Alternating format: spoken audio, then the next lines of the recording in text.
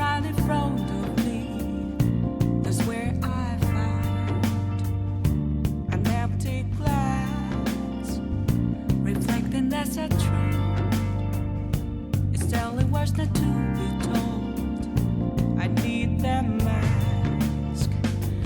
I'm a shapeshifter at this masquerade, heart in both face and mind, all free for you to draw.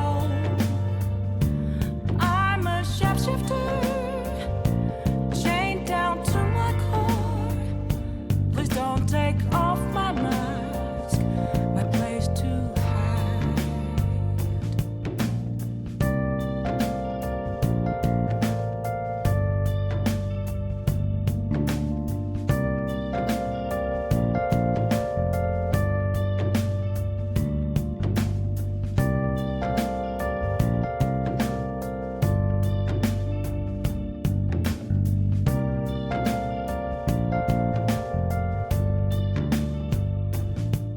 I can't tell you how to see me. Just a cage of bones. There's nothing inside. Will it unleash me, burning down the walls? Is there a way for me to break? I'm a shapeshifter at post masquerade, heart in both face and mind, all free for you to draw. I'm a shapeshifter, have no face to show. Please don't take off my mask, my disguise.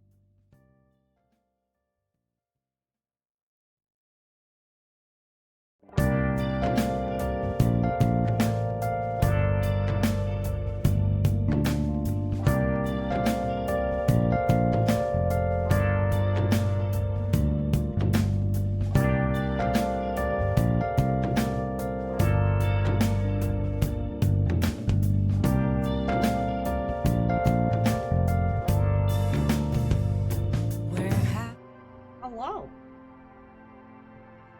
So,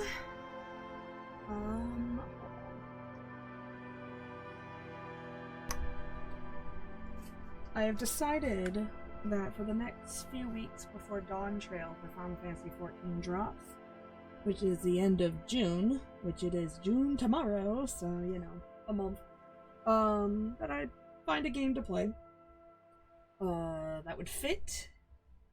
Like, I should be able to finish it, and I will be playing it both days, Friday and Saturday. And I was looking through my games, and everything was, like, way too long, right? And then Disco Elysium was there, and I was just like, 23 hours? I could do that. That's easy, right? As long as I play it both days. Welcome to the stream. I know you're a detective. That's all I know about this game. I don't know shit. Except the fact that apparently you can lose the game by being too weak to get out of a chair. That's all I've heard. I don't know what the fuck like, I know we're a detective. So clearly, like... Hold on, I'm trying to... Go down a little. Clearly crime solving and social stuff. That's all I know. But I love this art style. Like, it's very painterly, and I'm kind of digging it. But yeah, so this is what I've decided to go with. This was already on my list to stream anyways. It just happened to fit a time slot I need to shove it into until Dawn Trail comes out. Once Dawn Trail's out, Saturday will be freed up for non-Final Fantasy stuff. So maybe Hollow Knight, maybe something like that. But that's not till the end of June. So we're gonna play this. And we're gonna have fun, hopefully not getting stuck in a chair. Can we talk about your Liza P ending decision making? I mean, we can.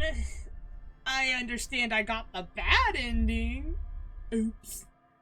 Look, I was called a good boy, and I was like, I am a good boy. And then I picked the bad ending. That's all it took. Not really good logic behind it, but that's what happened. And I can't defend that decision. And I'm sorry. I do want to replay it, not on stream. And get the not bad ending. I was very unhappy about it, but I was just like, I was called a good boy, and then I got my...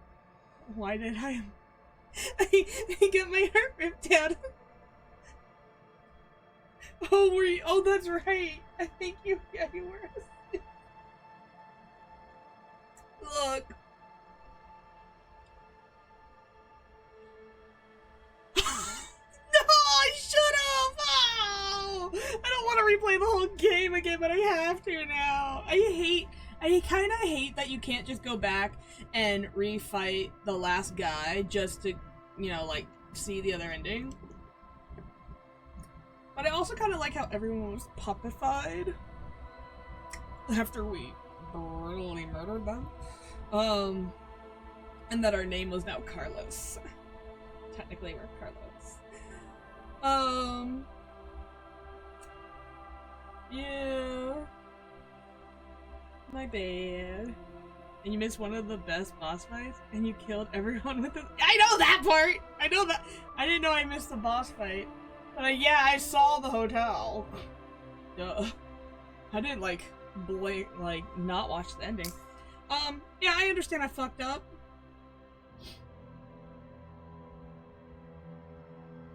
It's kind of like, Would You Kindly in BioShock, right? The person says it so much that it's kind of like your trigger word to do the thing. And in this one, it's good boy, and I'm just like, hee hee, I'm a good boy, and I'm just like, looking back, I'm like, I'm such an idiot. Oh, alright. Well, let's start a new game. Liza P will be a stain on my gaming career for the rest of my life.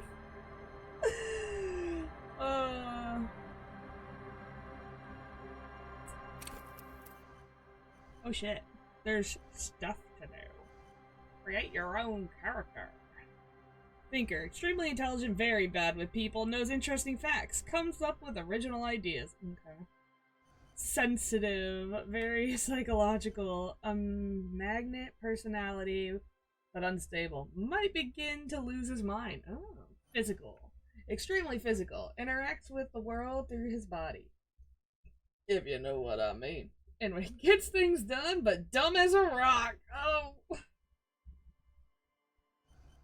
Encyclopedia, Inland Empire, I don't know what that is, hand-eye coordination, or we could just create our own.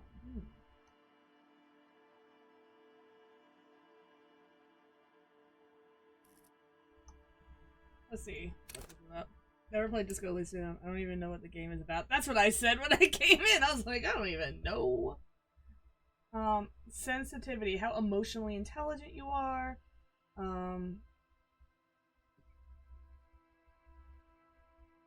Raw brain power, how smart you are. Your muscles, how strong you are. And your sense, how agile you are. You can go...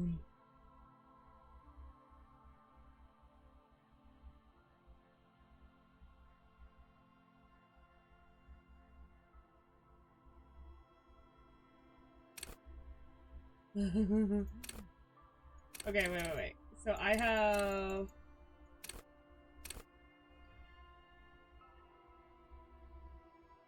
8 points. That's random. Oh. How agile. Ooh.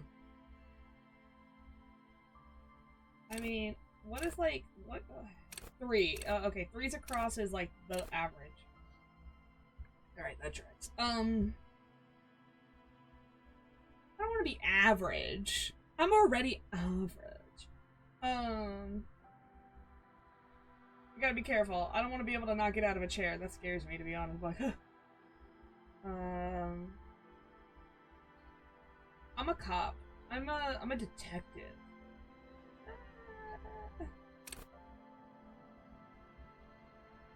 Detectives gotta be smart, yeah?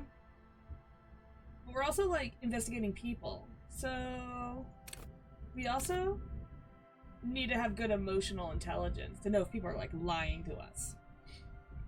You gotta have a good social skill. What if we're a clumsy motherfucker? What if we're just clumsy? If you're a cop, let's be accurate. Put one. No, I'm a detective. I'm a detective. I mean, you're right. But I'm a detective. I'm a smart cop. The smart cops become detectives. Or not. I don't know. A 2? Stop. Okay.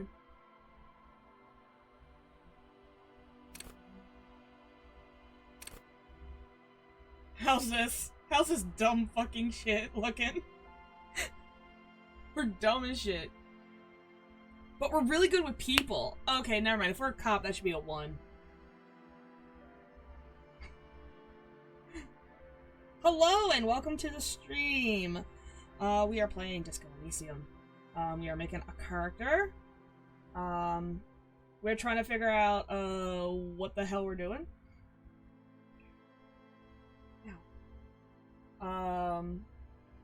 Just popped my shoulder and I don't know why. We're a detective, so I'm thinking we gotta be good with people. We gotta be good with getting information from people, which may involve some emotional intelligence. Also, technically, we're supposed to be fit, but I kind of want to be a clumsy piece of crap. Because I'm a clumsy piece of crap. What is this? Is this? What do we think? What is this train wreck looking? Bro, if I trip and break my neck in this game, I'm gonna laugh so hard. I'm gonna cry. It's gonna be so funny. I'm here for like 10 minutes. Listen about lies of P. What the hell? Why are people coming in here for lies of P?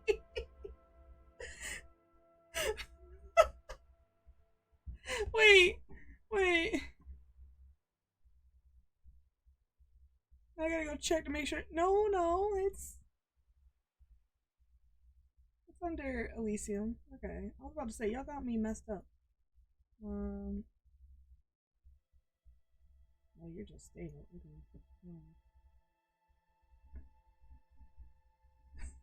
Y'all want me to just play Liza P again? Jesus. The VOD was difficult to watch Sunday morning. I came for Disco Elysium. Okay, I was about to say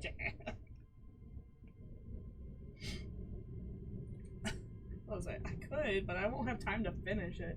Alright, maybe the VOD was difficult to watch. Was it bad? Bad? As in, like, badly recorded? Was my audio bad? I'm always concerned if my audio is adjusted correctly. I literally cannot make my I could get my mic closer to my face, but that's like literally it.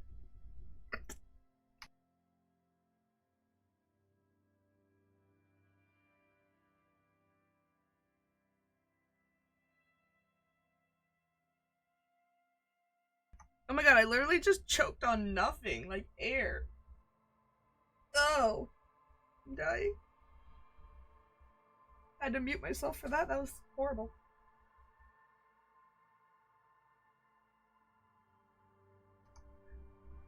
every right decision until the end because somebody said good boy. And I was like, let's go. Okay. Well, we're not very smart, and we definitely don't have a hand-eye. Wait, perception? Oh, perception's important. Wait.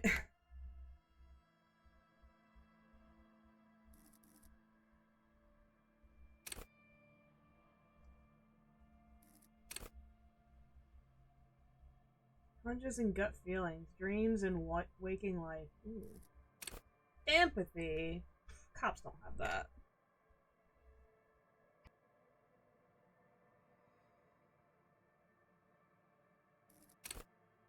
Intimidate the public. Assert yourself. Abso-fucking-lutely. Just all that.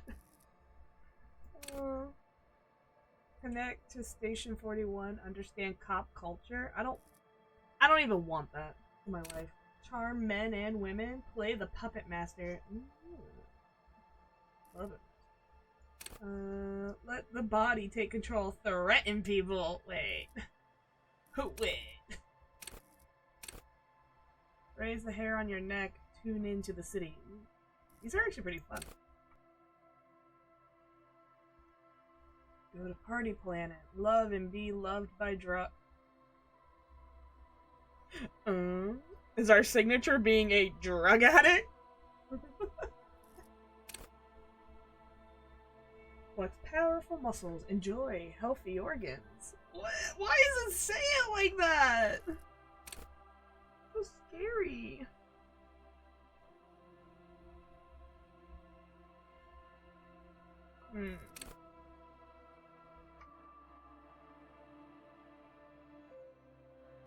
Don't let the world kill you. Oh. Radiating fire. See, hear, and smell everything. No detail. Okay, I kind of want to get this back. Why is it in perception? I mean, why is it in this? The quickest to react. An untouchable man. These pictures are wild. Peek under their noses. Stun with immense panache. Master machines. Pick locks and pockets. No! This is all rogue shit, and I love rogue shit! No, I want to be a rogue. Straighten your back. Oh, keep your poker face. I literally fixed my posture when I read that. I was like, oh, you're right. I'm a little gremlin over my keyboard. Yeah. Alright, we gotta go back. I'm sorry. I wanted to be clumsy, but I didn't realize how roguelike this was about. Let's be weak as fuck!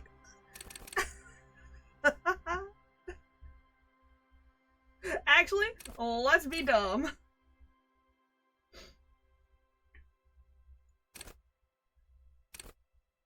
Perception! Yeah! Smart! I'm very... You perceive the world. You don't understand it. That's me! Let's go. Perception. You can't be a rogue. You can't tell me what to do! I don't want to be buff and stupid! I like having perception! What was the other thing I like having?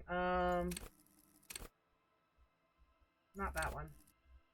It's just, if perception was in intelligence, I would 100% go there, but it's not.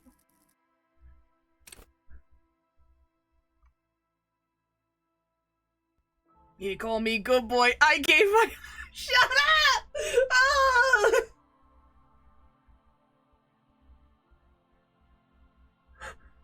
A stain on my gaming career.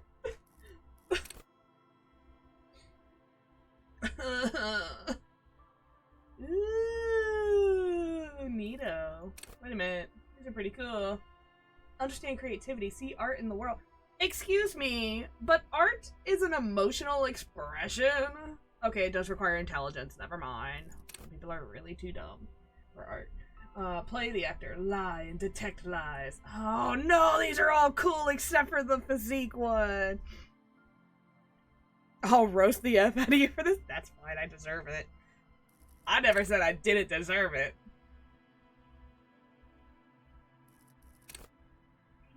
These are all so cool. Oh, I'm torn.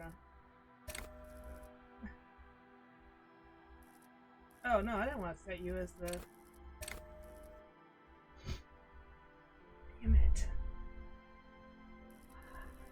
I'm actually not feeling the, well, actually, suggestion? Suggestion sounds cool.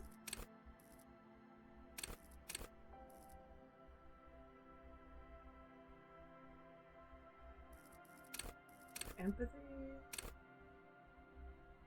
I don't want to understand cop culture. I don't really like some of these. Hold on.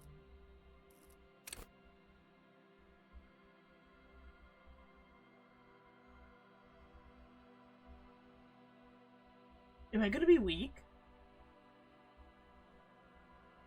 I'm already weak, never mind.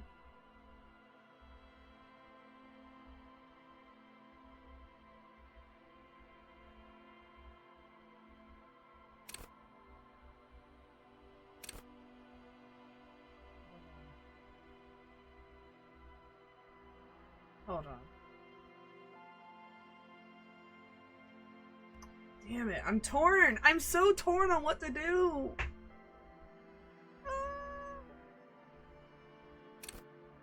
Oh, this is too average! I wanna be dumb! 3 for everything? No! Average! Oh no! I'd be basic as fuck! I don't wanna be basic. Oh man, character creation is the hardest thing in the world! Be a basic bitch like everyone. I don't wanna.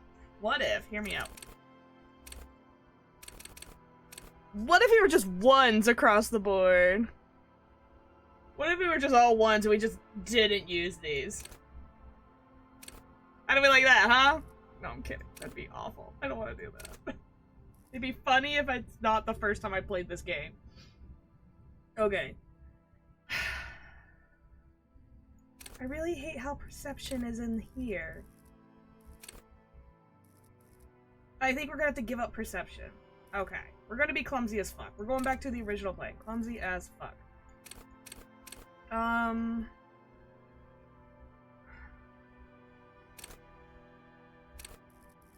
really into physique. I really like suggestions, so I think I'm gonna go intellect and psyche.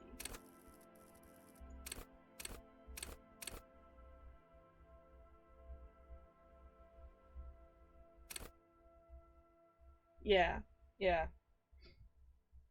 Okay, so we are a big brain.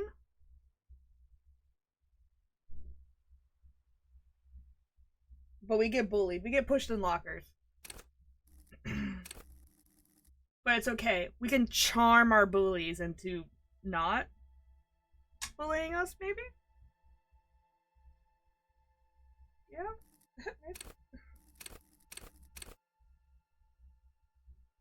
Yeah, we're nerds. Let's be nerds. Oh my god, what have I done?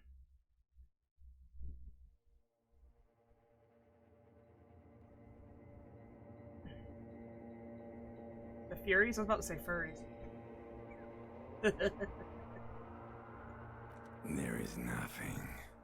Only warm primordial blackness. Your conscious ferments in it. No larger than a single grain of malt. You don't have to do anything anymore. Ancient reptilian brain. Ever. Ooh. Never, ever. Simply keep on existing. Never, ever, ever. Never, ever, ever, baby. Simply keep on An existing. inordinate amount of time passes. It is utterly void of struggle. No ex-wives are contained within it.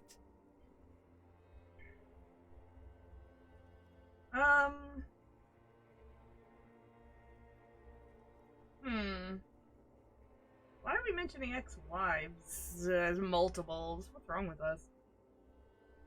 An awareness creeps up on you.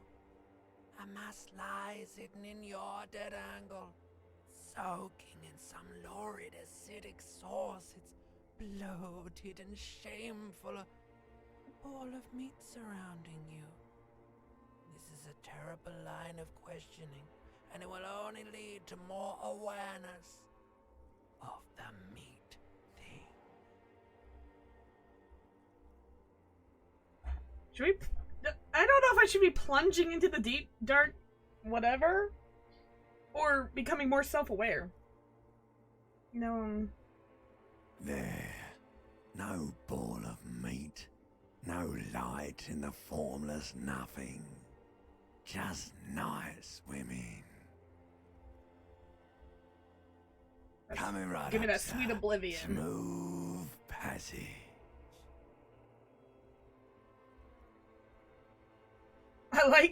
I want to get off now. I like pain and burning light and wanting things from people who don't want to give them to me.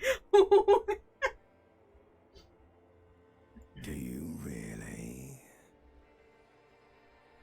Don't be naive, of course not. I want to sail the inky blackness until forever ends. I feel like that's a bad idea. I do. Let me off this crazy I wouldn't ride. like it if I told you what was back there. Why'd you think you had to bludgeon yourself into oblivion? Holy shit, what did we do? Or did you not sense yourself marinating? Poured so much on yourself, got a bit carried away, did we, Chef? Fear and apprehension. You should ask what's out there first. Wait. I did this to myself? Okay, so... You should ask what's out there. I'm an idiot. A brave idiot. Oh no. Wait, I did this to myself? Yes, your one disco mother. I don't know what that means. There's this Tell me what's giant waiting. ball there. And evil apes. Yep. And the evil apes are juking it out on the ball. Earth? You're one of them. It's basically all just evil apes juking it out on a giant ball. They're talking about humans fighting on Earth. How big is this ball? You can't even make out it's a ball when you're joking it out. It's that large. How small are the apes? Infinitesimally small. Oh. And this duking it out. I keep hearing about. What's that? Vying for resources. Hmm. It's just a stupid expression you picked up somewhere. The part of the presentation you want to take home with you is this. You have to beat the other evil apes in the face, or you lose. That's sad. Yes, it is. And you drowned in that sadness a long time ago. What do you mean by drowned? You lost. The sound outside, you recognize it. It's a Caprice Canema motor carriage. Open your eyes. Oh god, the noise. Oh god, wait! Okay, I have underwear on. I was like, oh no, am I naked? What did I do? Oh god. Naked. Oh god, look at our face. Look at it peeping out there, the fucking UI. How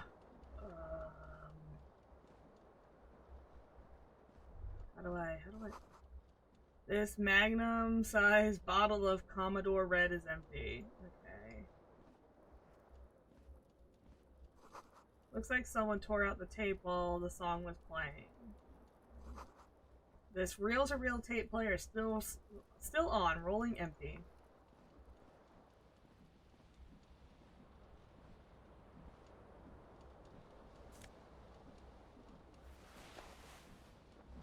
Let's put some pants on. He's like me, wake up only after. Wait, what's that? You hear a jingle. Keys are clinking in the pocket of your flare-cut pants. You do. It says "whirling in rags" on the aluminium key ring. There is a Aluminium. single key on the ring. The number 1 is etched on it. It should open the door. Okay, well we'll get to that. We got a sink perhaps to turn off. You see bottles in the bathtub, wine, beer, and sweet liquors. Shit. We really mix their alcohols on. Can I turn that off?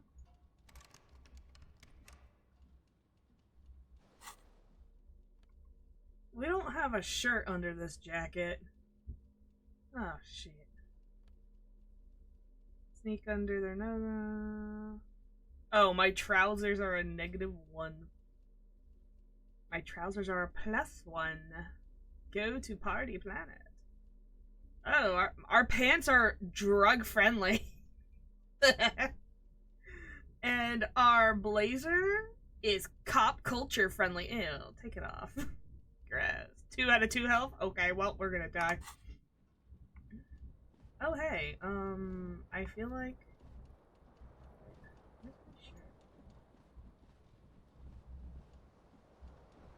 This fan has 2 chain pull switches.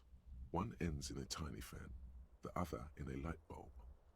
A truly horrific necktie has somehow attached itself to one of the blades. Or has it been consigned there as punishment? You feel as though this creature is your friend and wants to reattach itself to your neck so that you may continue your adventures together in this strange world.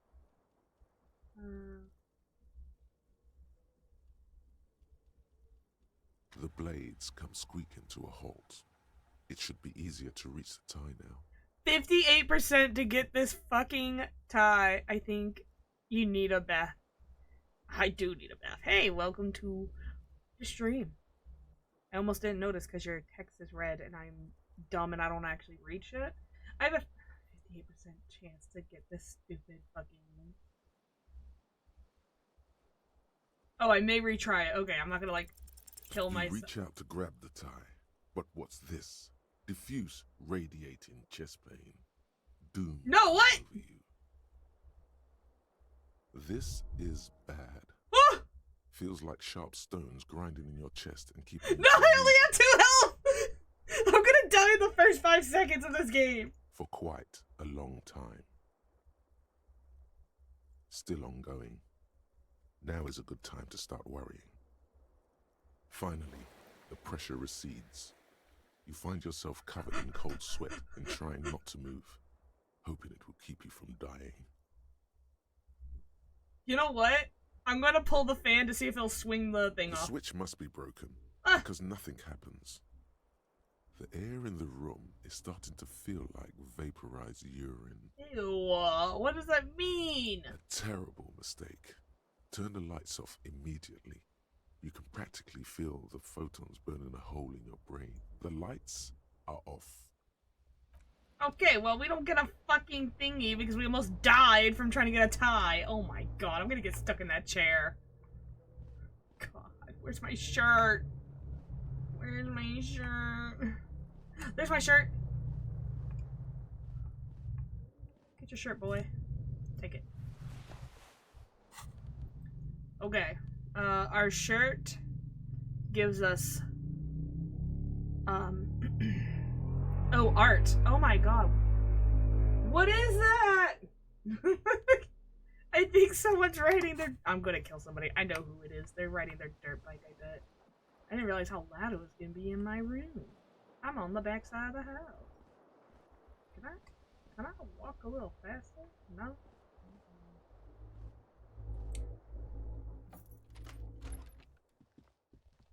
Oh, we're suddenly cured, huh?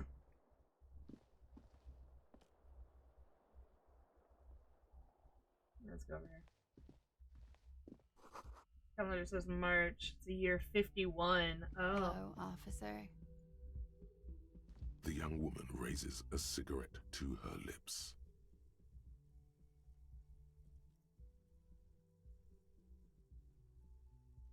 Officer? Am I a military personnel? No. Oh.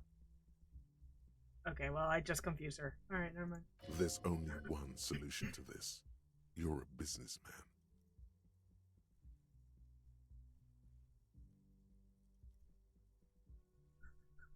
Wait, why? The young woman shakes her head slowly. Okay, Chief Technical Officer. No. You're a police officer, sir.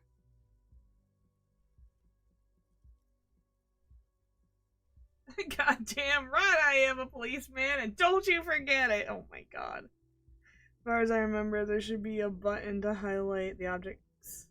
Ah, there should be.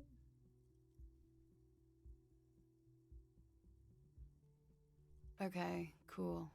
I won't. She means it.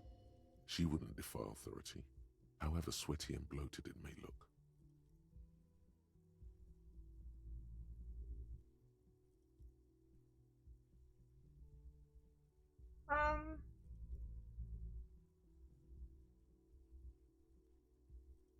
First, I have to ask, are you okay, sir?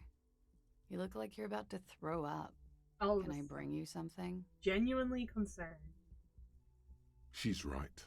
Something wants to come out through your mouth, right in front of her, right here. It makes you put your hand on your stomach and swallow. I feel wretched. Tell me, how do you know I'm with the police? Sir, you've been here for 3 days. On official police business, no less. For a moment, it looks like you're going to blow, but you managed to keep it in. Oh my god. What kind of Couldn't business? say. In truth, so far, mostly drinking. I don't really remember being a cop or anything else for that matter. Oh my god. Why would anyone let me be an officer of the law? I should get going. Try the expression on her. Let her know you want her physically.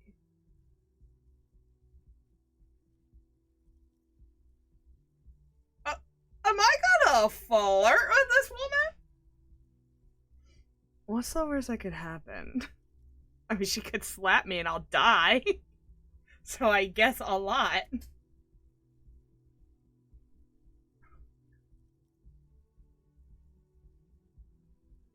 It's 72% chance. Smash her, punches her in the face. Okay, I'm gonna try the expression on her. Try the expression. Come on, why are you still doing this?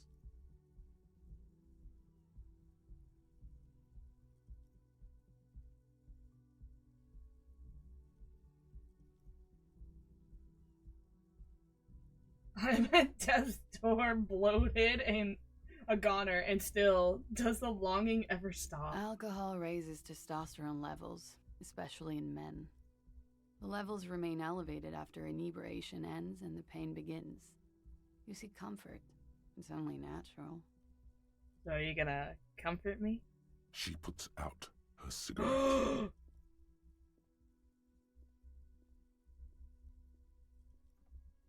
She looks back at you, a light glinting off her eyes. I don't know if this is stream friendly. And no, it never stops. Goodbye. Oh.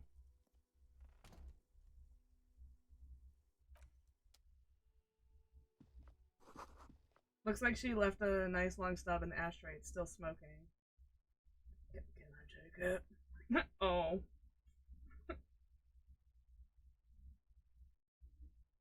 Well. No smash for us. We're the meme. No bitches. There's something on the table. Take all the money. Don't want to go that way right now. We're obviously not in a. I don't know where we're at. They said aluminium, so definitely like Europe or something. Not America. We say aluminum. This is the weekend edition of the satire. What's the fucking word that he's looking for? That I can't say because I can't read. Can I go down the stairs? No, I might break my neck. You're right, mister. We might break our neck. No smash. Becky wants some blue. That's an old name. Never mind. Let's open the door. Police work is tough. Take breaks. Oh shit. Oh, it's so bright out here. Oh god, what is this? The smell of the sea makes you dizzy. Yeah. What's this?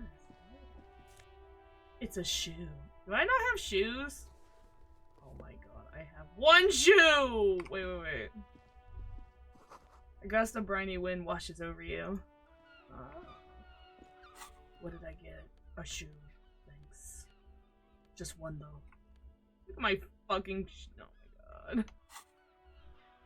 I wonder where my other shoe is. Is this you guys like my cop voice? I don't know how to get down the stairs. I'm too fucking hungover. I can run! What? Since when? Oh, you just click on them, never mind. Best cop voice I ever heard. Good. I'm great at this. Where am I? Hello. Oh, we're introducing the scene, I see. Has anyone seen my other shoe? It's the one that goes on my left foot.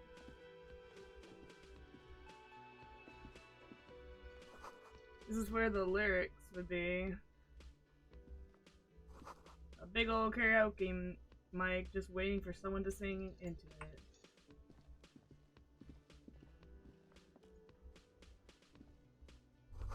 Oh wait, I should do my cop voice. The speaker is connected to the radio. The music is seasoned with static. You should totally sing karaoke here, the first chance you get. Your emotions need to be expressed. People need to know your vast, oceanic soul. My soul is immense. My soul is modest. It's normal size. My soul is puny. My soul's cubic content is obscured by a hangover. Discard thought. Of course, at this point, We're gonna go precise with the measurements hangover. of your soul can only be performed from the outside. It needs to be heard through a PA system by other people. What should I sing when it comes to it? You have not yet stumbled on the right lamentation, but it's out there. It'll come to you. You will wreak havoc with it. Don't Can't worry. wait. Lamentation sounds good.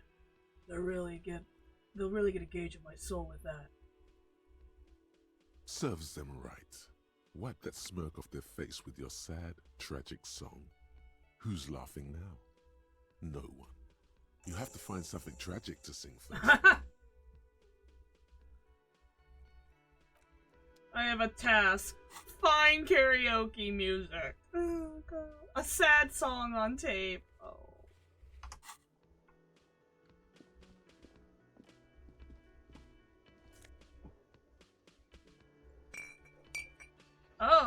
Oh, Nosepan. Really? Where did it go?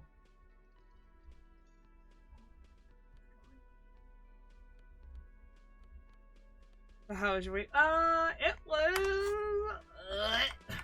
It's about the sound, I would say, to describe it. This is a water cooler and a large bubble is rising to the surface. I had to do end of grade testing all week. Ugh, and it sucked, but the menu has been wiped clean. Only the word Monday is written on it. A woman's hand wrote yesterday's menu. Today starts with a man's handwriting.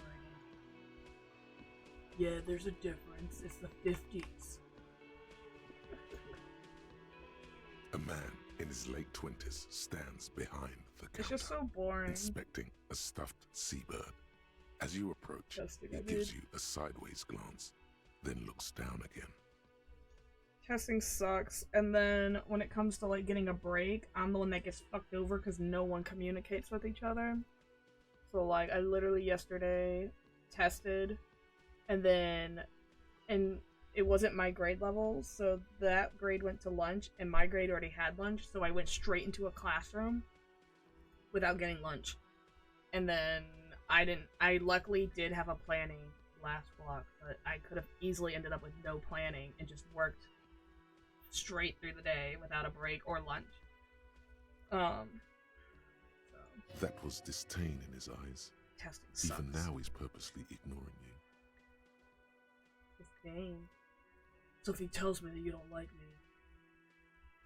Oh no, you're a hero. A real hero cop. He says without looking up. Oh. Here for like 2 seconds to say hi. Star. I haven't seen you since, well, in Stars in Time. Aw, doggo. Well, welcome to the stream for your 2 seconds. Hope you enjoy your 2 seconds here.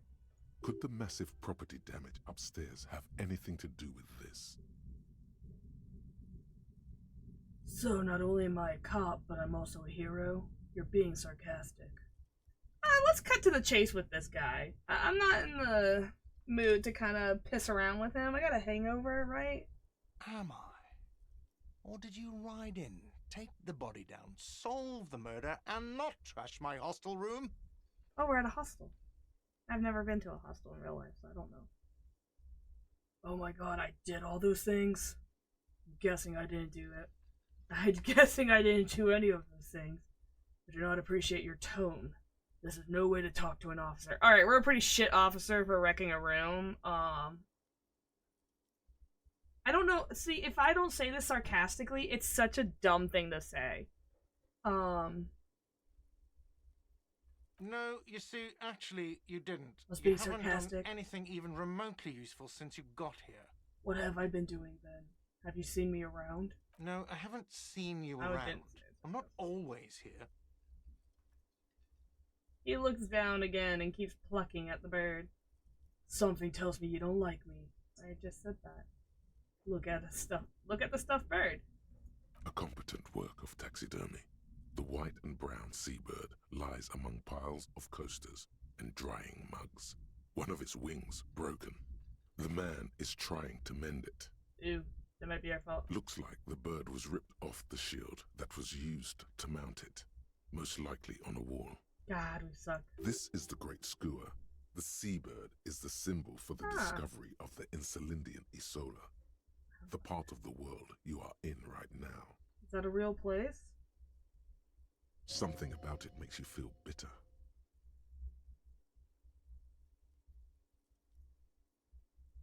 Can I help you with that? Look, your buddy is over there.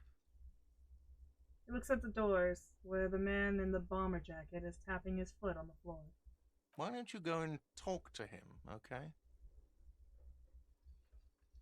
We're not gonna be that much of an asshole. What do you mean, my buddy? He pretends not to hear you, concentrating on the bird instead. Fine. I'll leave. Steals bird.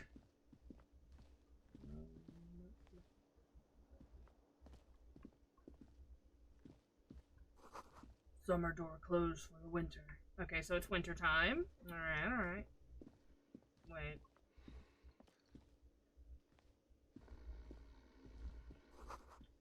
A bottle of rum that's been knocked over, a beautiful dark liquid is spilling out. Sleeping dock worker. A man is sleeping at the table, wearing mud cake boots and rolled down overalls. The back of his shirt reads Wild Pines, encircled by a logo with a tree. On the counter, rolled out of his open hand, you see a blister pack of headache medicine.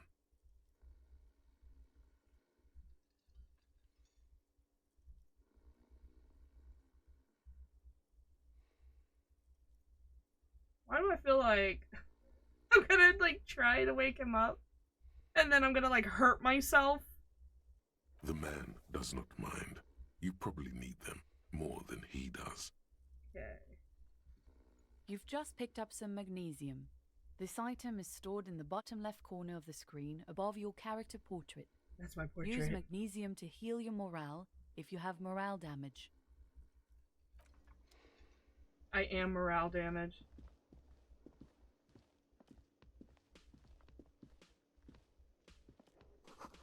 The sign reads, Mess Hall reserved for Union members. Doors open at 1600.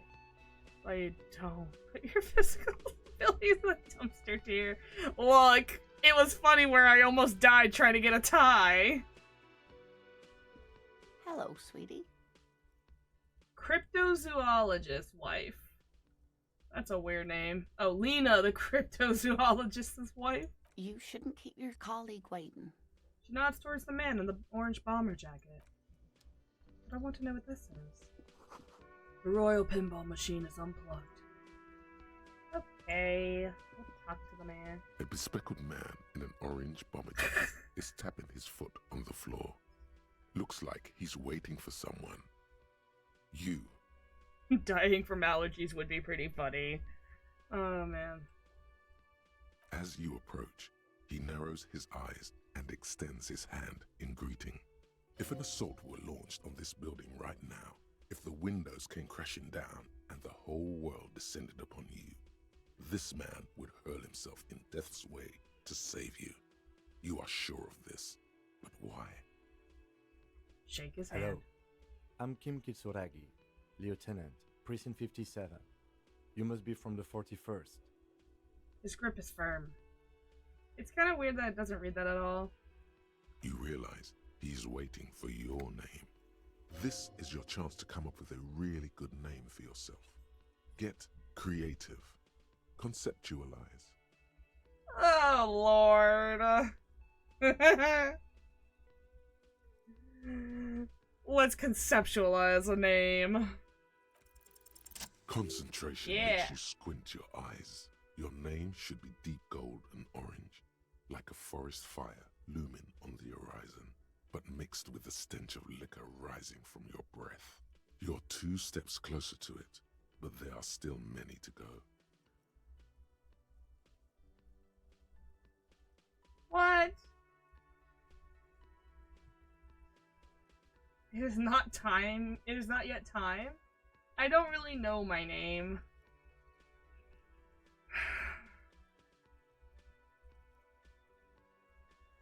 We'll be cryptic about it. Be cryptic. Okay then. He processes the information and disregards it. It looks like we had a little scheduling error on Sunday. Saturday too, actually. Have you had time to talk to the manager here?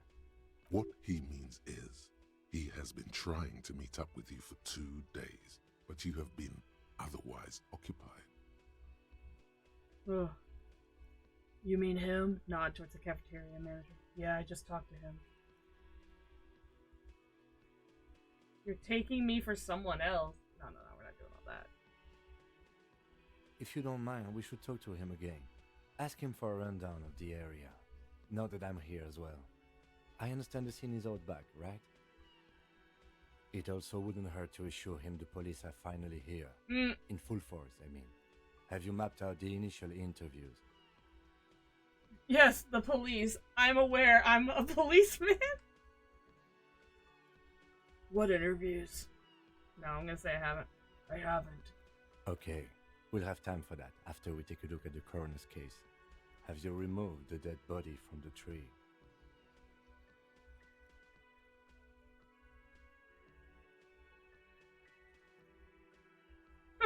Look, man, you know, yeah.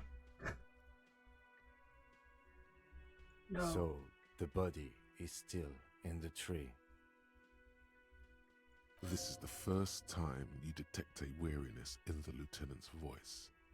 It is obvious he would have preferred for the body to no longer be in the tree. Where it has been hanging for 7 days straight. We should go there as soon as we are done talking to the owner.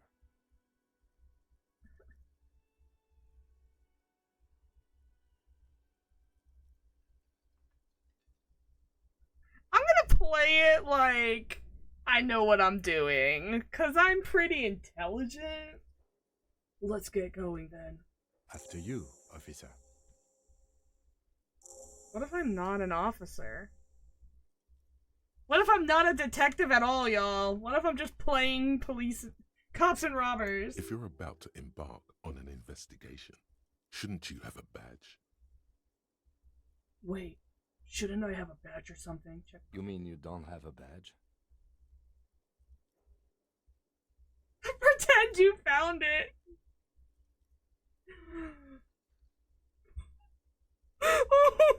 No, I feel like that's gonna get us in trouble when we can't present it later. It wasn't on me when I woke up. Losing your identification card is a serious matter. My vehicle has a shortwave. You can use it to report your badge missing. I advise you to try to locate it as quickly as possible. You play but another getting game. the body down should still take precedence. I'm gonna play Disco Elysium until the end of June on both days. Cause then Dawn Trail for Final Fantasy 14 will come out, and then I'll put that on Friday again and play something else. And this game should be over by then. So. Lieutenant Kitsuragi is now in your party. You can talk to him whenever by interacting with him. Oh god, okay. We gotta do that. We gotta do that. You need to report your missing badge to the 41st Precinct as soon as possible. The lieutenant said that you can use the radio in his motor car to call your station. Okay. Let's go do that.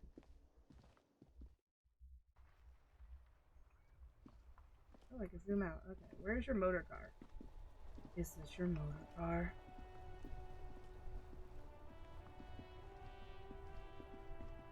Before you stands a motor carriage. The bodywork is covered in blue and white livery, bearing the number 57. Vapor emanates from the large engine on the back of the vehicle. It hasn't had time to cool off yet. This must be the infernal machine that tore you from oblivion. The Caprice Kinema motor carriage. In the cabin, you are welcomed by a set of steering levers, a radio microphone on a hook, a pull-out toolbox under the seat, and the soft glow of the fuel preheater gauge.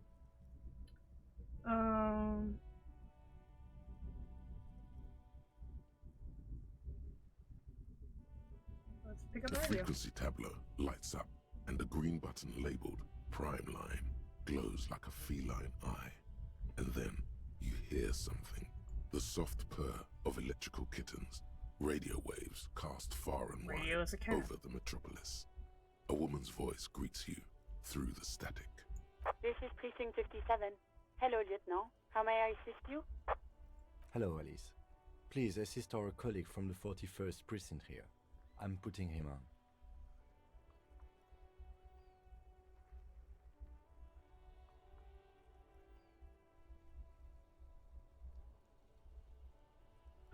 We're just gonna be nice. Both of these kind of weird. This is Officer Alice Demetri, Precinct 57. How may I assist you? Could you connect me to precinct? Could you connect me to Precinct 41? To 41st Precinct. I have something I need to report. Just a second, officer. She puts you on hold, and the static crackling softly like a bonfire. After a while, you hear an old man greet you from the radio. His rattly voice is oddly familiar. 10-2, 10-5. This is 41st. Come in. Over. A scrawny old man sits in a dusty cubicle, smoking, with a large white rectangle sewn on his vest. In front of him is a box-shaped apparatus with an array of wires and antennas. The radio switchboard. The man uses relay code. You got this. You're a cop, and cops know relay code. 10-4, Station 41. I've got an urgent business. Over. 10-4, message received. 10-5, relay message. What's your status? Over. Are we in France? I'm not just reporting in. I'm missing my ID. 10-18, state your message, sir. Oh, there we go. Definitely French. Yeah. Like, it's definitely French, but, like, interesting. This is like the first heavy French accent. I need to report my badge missing.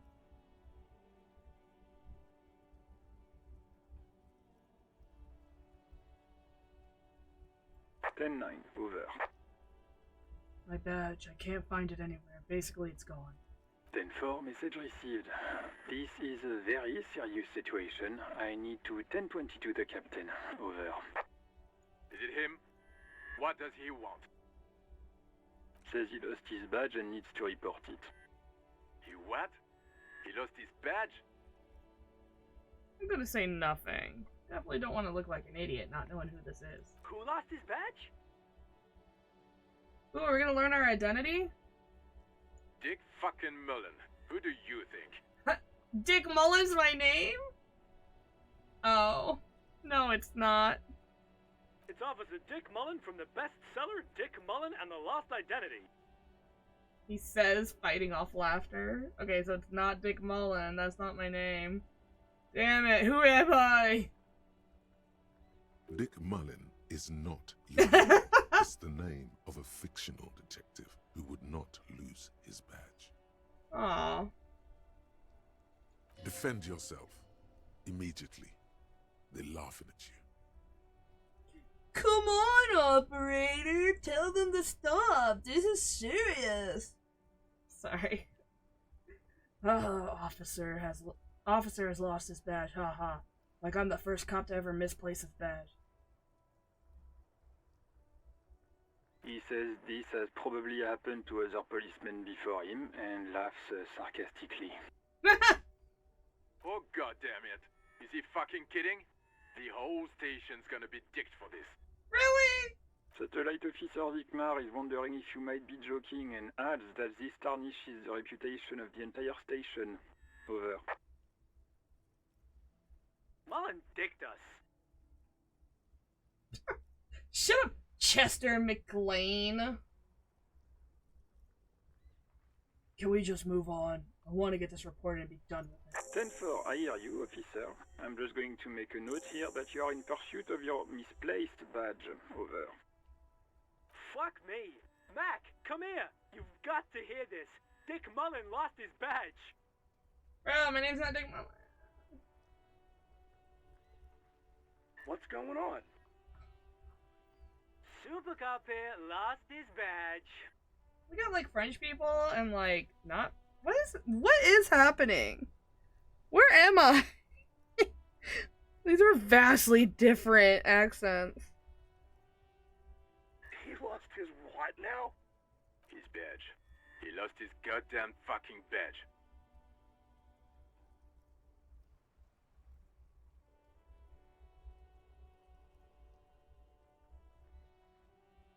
Could you all please just stop saying lost his badge for a moment? He asks you to please stop saying he lost his badge. Why? Did he find it? The room at the other end of the line erupts in volcanic laughter. They're all laughing at me! Sergeant Person was wondering if you found your badge yet. Over.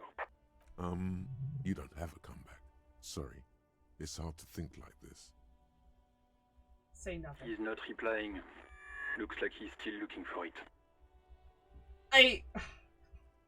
Enough with this now. I have other things to discuss. 10-9, come again. I didn't get that. Over. The animated conversation in the back is making it difficult for him to hear you. No heights even for Captain Sober. Ask him. Ask him if he's lost his gun, too. Maybe. Shut up! They're bullying me! Sergeant Orson wants to know if you lost your gun too. Over. Check your pockets. Check your... Holy fuck. You don't know where it is, do you?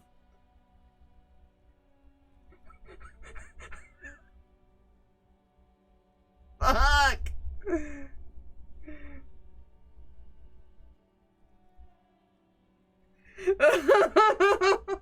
God! Oh God, it's not here. Okay, it's gone. Your gun is most definitely gone. 10-9, coming officer. Did you get my question? We were wondering about your gun. Over. Come back, Sam, you Well, we gotta try, right? Even before you can get the words out, everything gets scrambled in your brain. No, of course I didn't lose my gun. Fuck it. I didn't lose my gun. He says he didn't lose his gun. Or his fun, whatever that means. Ask him to describe it. His gun. Not his fun. Just the gun will do. Satellite Officer McLean requests a description of your weapon. Over. Oh, request a description, huh? We'll give him one. Describe the plasma gun. It's, for starters, it's massive. Literally, no.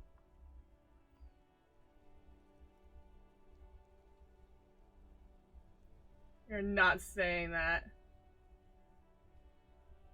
Maybe we should. Oh god, this is so dumb. We're so dumb. I can't believe we're such a fucking failure. They literally were like, would you like to be a failure? God. Should we go? I'm going with this dumbass answer. Got flare cooling vents along the front and hydrogen flask sticking out too. Then come again, please. Over. No! It's got a magnetic accelerator, an arc that accelerates the energized ball of periwinkle blue hydrogen-based plasma near the light speed. Imagine being a foreign to fucking out like that. I'm going to need to put you on speaker for a second. Over. In contrast, it detonates with the power of a dying star, erasing every living thing from existence. Oh, and did I mention that it's dripping with sexy blue plasma? The officer is describing his genitalia in exaggerated terms. No! No! Host in heaven. Did he lose his gun and his mind? Dear God, he lost his gun. Oh, I hate my life!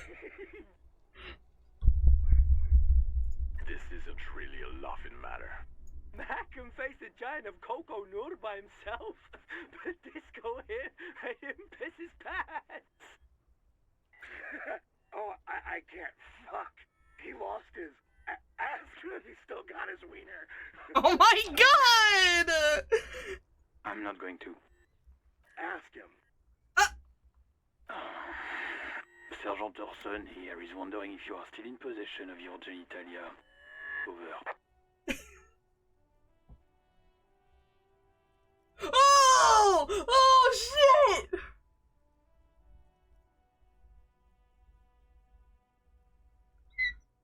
I gotta say it! I have to!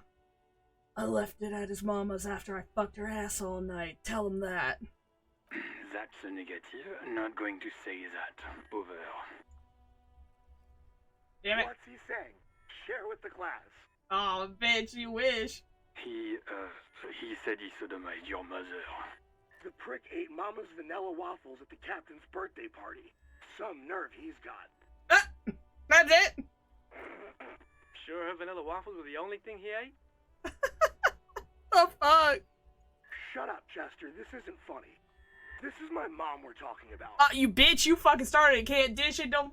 Or can't take it, don't fucking dish it. Tell him to apologize right now. Sergeant Orson requests that you apologize for the claims that you made about his mother.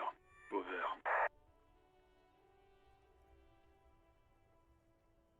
I mean, I'm kind of like on board with this shit where if you can't fucking take it, don't dish it.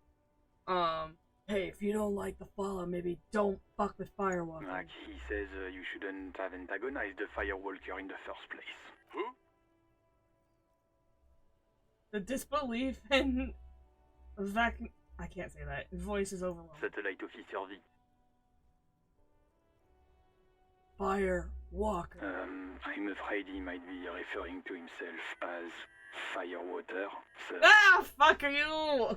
Firewater? He's lost it. Fuck it. Tell him to find his goddamn badge and gun. That's the only thing that matters. Satellite Officer V.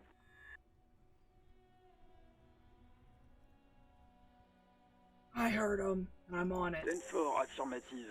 Officer is in pursuit of his firearm. They're static. Oh, God, The man is fighting back tears. Officer, do you need further assistance? Over.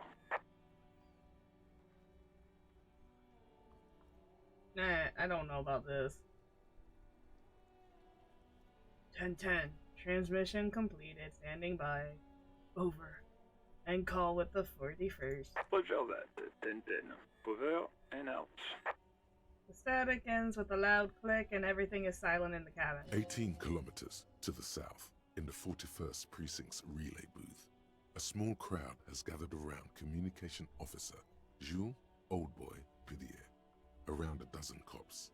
The small room is filled with cigarette smoke, abuzz with laughter, when Officer Judith Minnow enters. Her left arm is in bandages, and her hair trimmed short. What is going on here? Did something happen? She asks, startled. Jean, his French last name, turns to her and says, What happened is my partner made contact. It's not good. He's lost his badge and his sidearm. He seemed confused, delirious even. He stops to think. Mac, the torso Torson, is finger-fucking his fist, laughing hoarsely and apparently telling some dirty story to his partner, Chester McLean, near the entrance. Yeah, Mullen was fucked, alright. Sounded fucking drunk to me. Yeah, Mac's right. That was some gnarly shit there. Enough! None of this is funny. It's fucking sad. That's what it is. He's a cop. He's one of us, goddamn this. The commotion dies down. All eyes turn to Satellite Officer Vikmir? I don't know.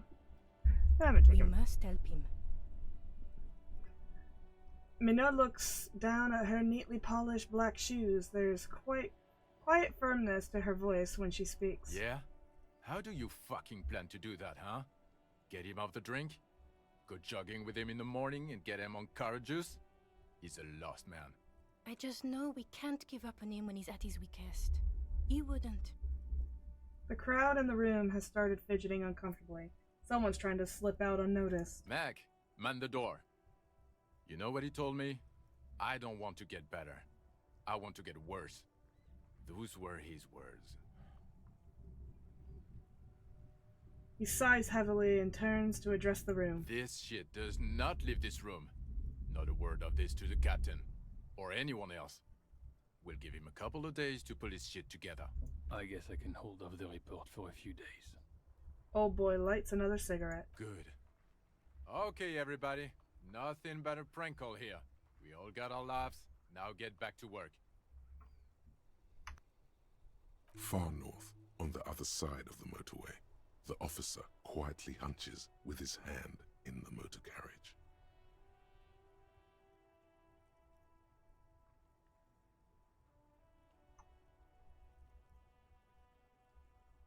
Close the door.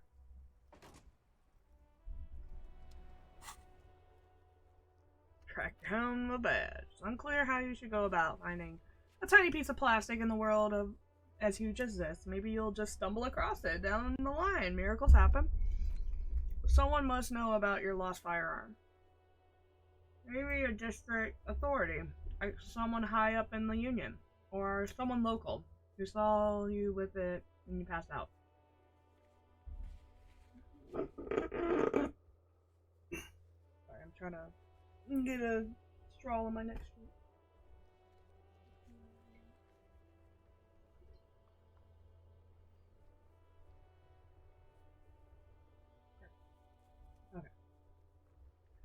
Okay.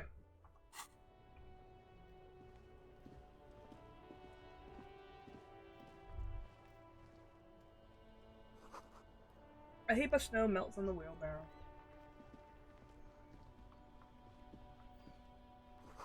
The street sign reads, "Fuck the police."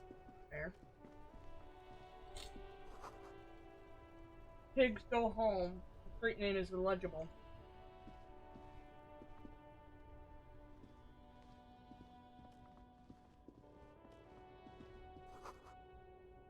Goods from the lorry haphazardly littered the surroundings.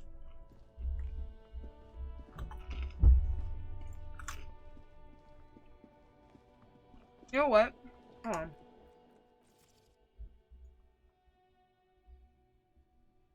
So, I'm wondering if I should turn on detective mode.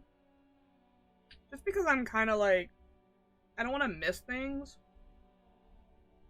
Or should I just like do that if I play this again? Like play it without at first? I don't know. But it would help like find things that are nearby.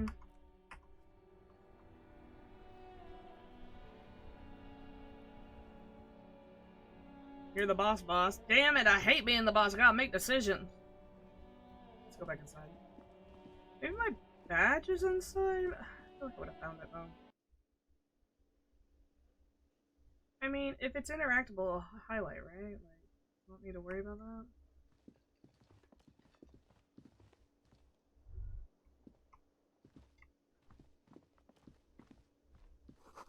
The door is bolted. The sign reads kitchen reserved for personnel until 1300. The man with the unimpressive beard notices you approaching. He drops the ledger he was holding and turns to the lieutenant. Mr. Gart, right? The lieutenant You run this glances. place. The lieutenant glances into his little notebook. Yes. He responds, carelessly? Whatever. I am Kim Kitsuragi from Precinct 57. This is an inter-district investigation, so joining me from Precinct 41... He looks, realizing he still doesn't know your name.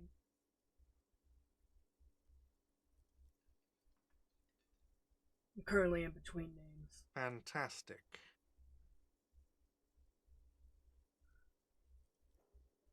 Kim is about to say something. Let him. Right. Now, I know it took us a while to arrive at the scene. It also took you a while to call us and report the dead body.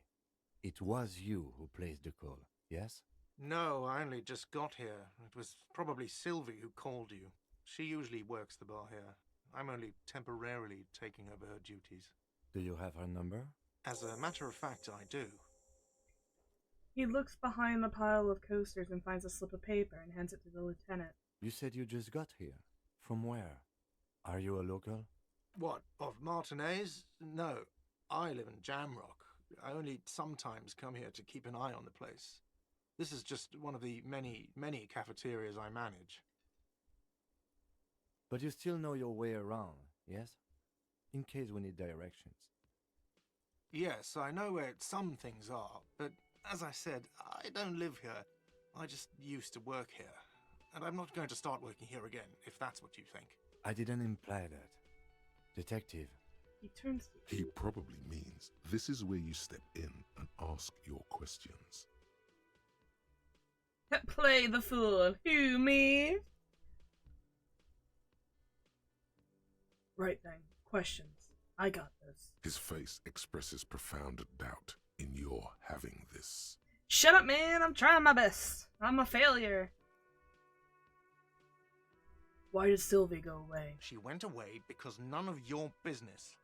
Have they not been telling you you're a cop?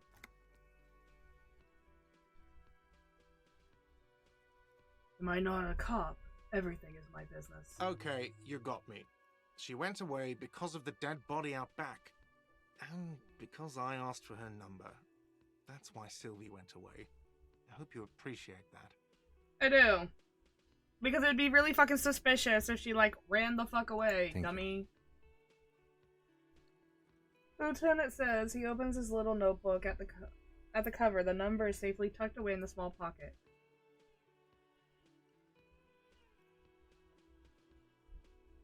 Didn't go well. I asked an employee out. She didn't want to come, but felt obliged to. It was a bad idea. Now, what is so goddamn fascinating about that for you? It's got nothing to do with the lynching. This stuff gets on my nerves. I'm a feminist. Bitch, you ain't shit. You're an alcohol bottle. Calm down. You fall over. You don't bleed blood. You bleed alcohol. I guess I like to be thorough. Everything has something to do with everything. I don't know. I just went for it. You're right. I probably shouldn't have asked. I guess I like to be thorough. Good for you. Was there something else? I'd like to get back to what I was doing.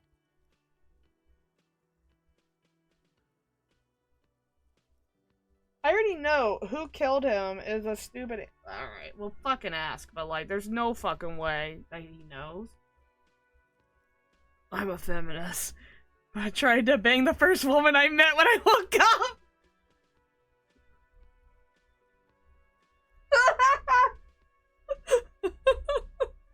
Clearly a lie.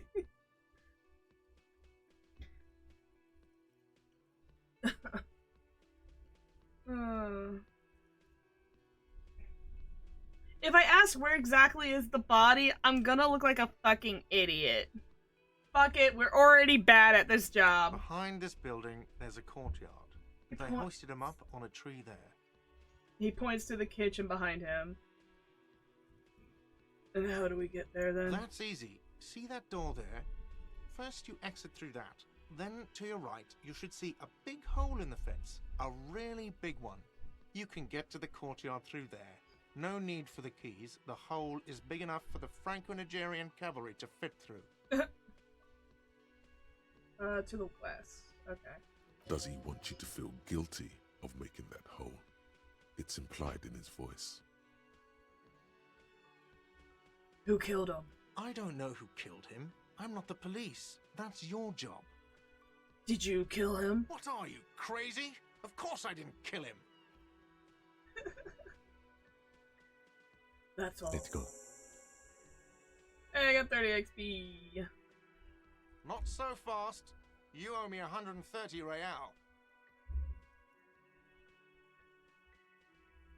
I don't know you shit. Oh no!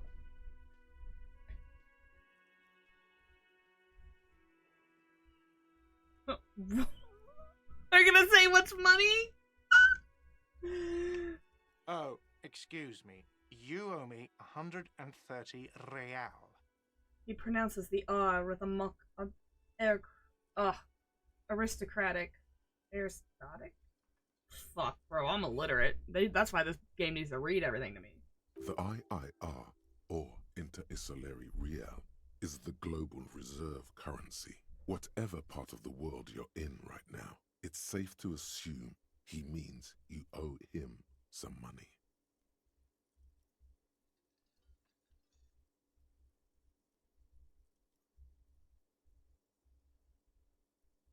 I'm not gonna piss this guy off. I've done so much damage. Oh, I understand. You mean I owe you money? Wow, you're a genius. I'm gonna Yes, punch this man in that's the right. face. Money. You owe this establishment 130 real. He points to the red ledger on the counter. But what exactly is money? You're under arrest. Nah! These are all stupid. Just pay the man. Oh wait, we probably don't have money. What do I owe this place for? Let's see. 3 nights at a tariff of 20 real comes to 60 real. Then there's the window you annihilated. The hole in the window was the first thing I saw when I came to work. So don't try to tell me you didn't. That will be 40 real in damages. Another thing you've annihilated is half the bar. You've run a tab of 30 real. Actually more, but we'll round it down to 30 for your hard work maintaining the stability and order of Revachol. That's 60 plus 40 plus 30 equals 130 real. And yes, real is still money. I'm not going to arrest this man. That's so stupid. Well, what exactly is money? What are you, a philosopher? Actually, I might be.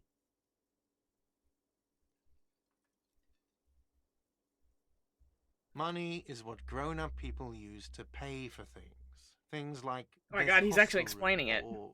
Or 8 bottles of potent blend and 9 packs of Royal Extra. We use it for everything, really.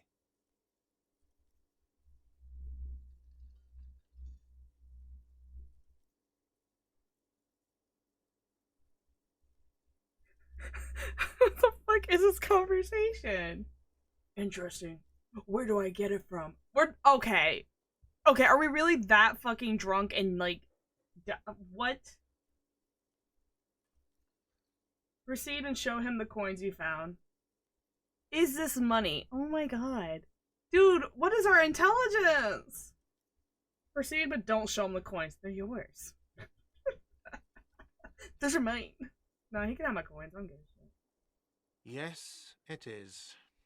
Count them and give them to him. That's 10 plus 10 plus 20, which equals 40. I'm down to 90, right? No, you see, that's 40 cents. Cents are a form of currency 100 times smaller than the real. This man! I'm not even going to take this. Come back when you have 130 real. This man is watching this interaction, and he's just like, okay. Speaking of, okay. He stands silently, looking at the coppers on the counter. For a moment, his antipathy is overcome by compassion for the sheer smallness of the money.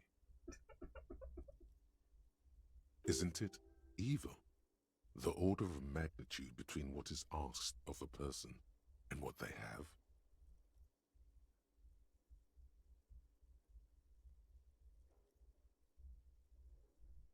No, we're gonna keep that one to ourselves and pick up the coins. There's a shuffle of nylon as Lieutenant Kitsuragi looks for something in the pockets of his orange bomber. That's cop 4. I haven't offered to pay because I don't have any money either. What happens now? I'm not arresting this man. Stop. I'm sorry, but he has to pay. I can't let him stay here any longer if he doesn't. If he doesn't have the money by tonight, then... He's shocked. At this point, you're all in for amnesia. Like, I guess, but it's like, what did we do to ourselves? Maybe you're better off working this from home for now. You live in Jamrock, right? It's not that far away.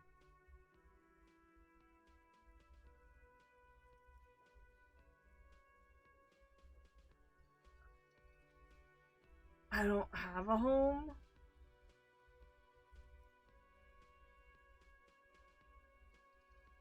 This guy literally is like, we have a job. We have to go find the killer to a body. And my guy is just like, who am I? Ah! And this guy's gonna be like, what the fuck is happening? Who did they give me? Explains our portrait, to be honest. I don't remember where my home is. Oh my god. I don't want this guy to hate me or think I'm the weirdest bitch on the planet, but I am the weirdest bitch on the planet. Officer, you really need to take this up with your station. I have a shortwave radio in my car. Call them, ask for assistance. We have to get this investigation started now. A pattern of creases appear on his forehead. Oh no! He hates me! Good luck. The man wants to say something, then thinks better of it. By the way, where is home? The address is coming up blank, and this place sure isn't it. I really don't remember. But you've been at this hostel cafeteria for only 3 nights. Where were you before? You had to be somewhere. I don't know, near south maybe? You don't really know, do you? I have only a vague blackened image. A vague blackened image doesn't sound like somewhere you can stay if you run out of money. Could I trace the way back somehow? To the exact street, the exact number on the building? I'll live in a dumpster, I don't care, fuck everything. Hobo cop! No! I wanna go home! You can try. Run some addresses in your head when you get the time. Maybe a street or an apartment will appear.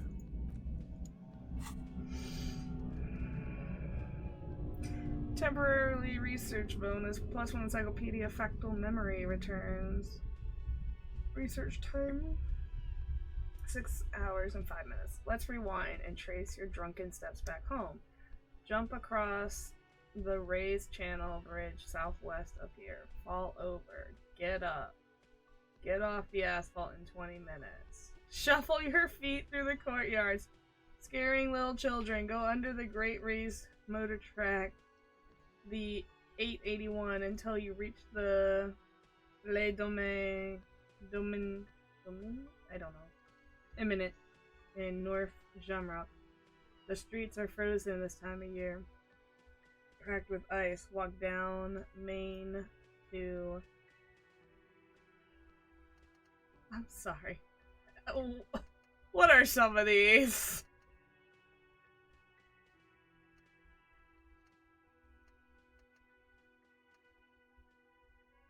Sorry, I got distracted. Walk down Main to Perdion. Perdi? Perdi? There, a side alley there, and your footprints in the mud. What does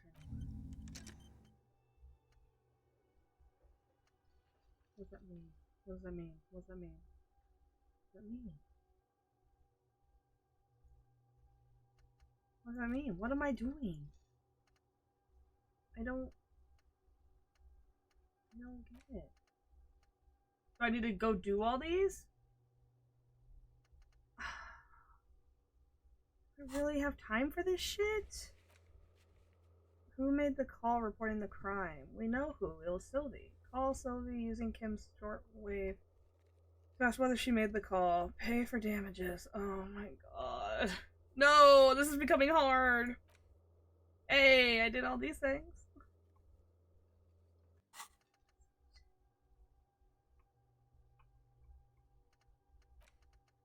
What?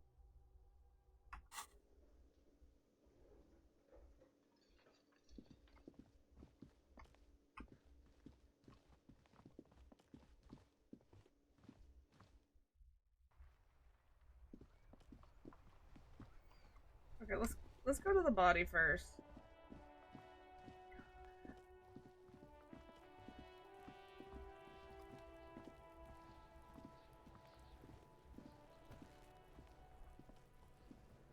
Kuno's got this.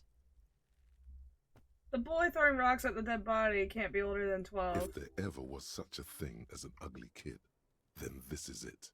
He's almost exquisite in his ugliness. Like Holy shit. Like a gremlin. Oh yeah, Nappa Gumpy Kuno! What the fuck did he say? Yells the other kid behind the fence. Hey kid, a word. Police business. Right in the dick, Kuno! Get him right in the dick! The children ignore you. Love it in the dick. Ah! I mean, it is the 50s, but a slur.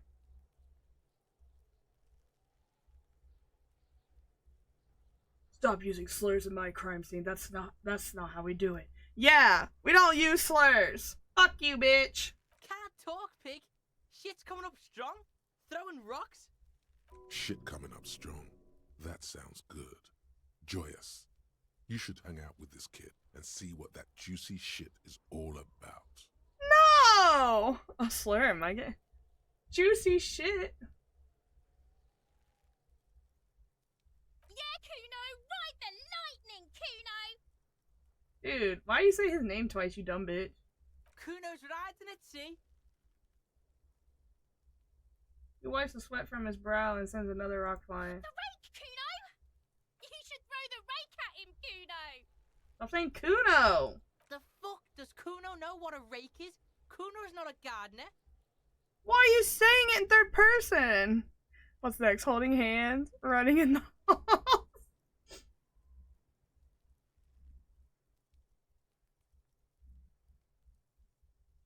Are you kids siblings? The fuck are you talking about? He's calling us Kuno! He says we're fucking each other!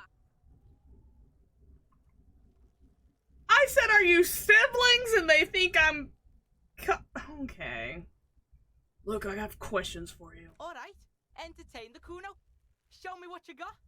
What you got there? He just his chin out. Show me what you got. Irregular speech patterns. Overconfidence. Could this kid be on drugs? This warrants further investigation into this Kuno. I gotta ask, who is Kuno? Kuno's Kuno, pig? The boy points his chest with both his thumbs. It's always Kuno, never I. Clearly the kid's using the third-person perspective as a shield.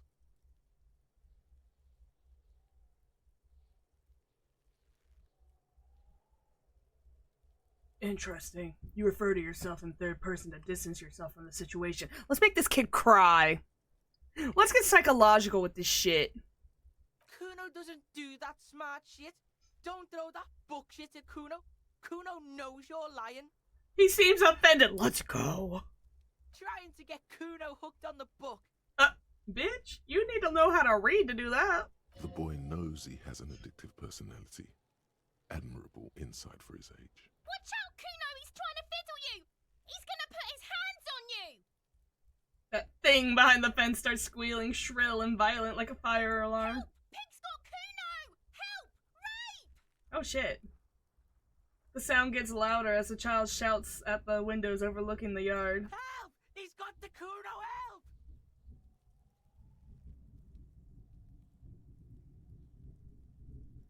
Bro, I'm not even touching him. Just answer the questions. Help! He's digging his dick out! Bro, I'm just standing here. Escalate, Kuno! His dick is out! You're afraid! Pigs in here, Kuno! Somebody, please! It's full blast now. The wind carries a message far and wide across mayonnaise. How did we get here? How did this happen? This makes no sense. I'm not punching this There may child. still be a way out. Just appeal to his reason. Are you high right now? Don't punch him. It's a bad idea. I'm gonna punch him. Appeal to his reason? Bro, this is a child. They don't have reason. I would know. I teach them. It's on 17%. I'm gonna look like an idiot. No! Y'all didn't like it when I had the bad ending for content. Now you want me to be a fucking pig in the mud when I fall on my ass. Not doing that shit. It's funny if you succeed or fail. No, because if I put my hands on this child, it'll just prove the point. Are you high right now? Help! Misters, help! Bro. He prances around, eyes bulging out of their sockets, rolling hard, yelling at the window. He's having the time of his life. Total ecstasy. Fuck the pig. He's flashing Kuno! He's showing his genitals! If you don't help Kuno now, it'll be too late! What is this 6 charade? Is there really no way besides punching this kid? No! Get up, Kuno, you sick fat fuck! The nearly psychopathic way they could slip in and out of the act implies you're not the first victim. I do not want to punch him.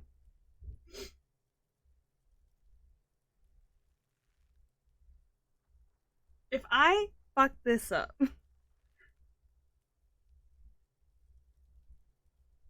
no, it's such a bad idea. So really, there's really nothing I can do besides punch him or fall in the mud on my face. You know that's what's gonna happen, and it's gonna be like piggy and mud and whatever. I'm an ugly little gremlin child. I don't have brains and I'm illiterate. I'm not punching this man. Man? Rodent. Roach. This is a fucking cockroach. Look. For emphasis, a ghost is saying this. A shit-eating psychopathic ghost with an ace up his sleeve. Ugh. I know you wanted to hit me. You got that I'm gonna fuck that Kuno up look that Kuno's dad gets. The murder look. The rage look. Relax. He can't read your mind. He doesn't know you were thinking that.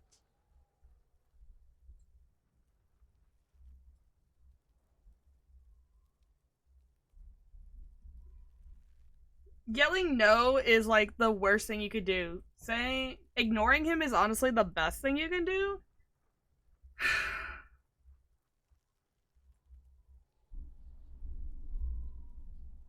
I know what you thought. I'm gonna fuck that Kuno up. I'm gonna shut that shit down. You know what? You should've, because now He raises his voice again. you're nothing. You're a joke to Kuno. Kuno laughs at you. King Kuno! The whole charade was about establishing dominance over you. You backing up means he's succeeded.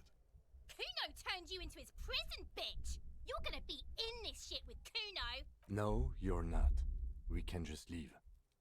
Bitch, you're gonna be in this shit with Kuno forever! The Pipo-headed critter doesn't let him finish? Peepo is a type of hat, by the way. Oh, thank you! Nice peepo. You don't talk to me about my fucking people. You don't know where I come from. You just Kuno's bottom bitch. Whatever. I had some questions about the crime scene. Okay.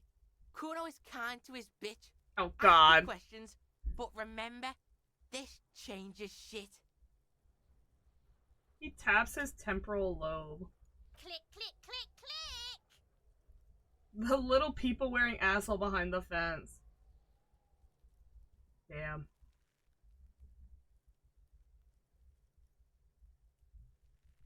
The body. What do you know about it? Shitload, pig. What's your question? Don't tell the pig shit, Kuno.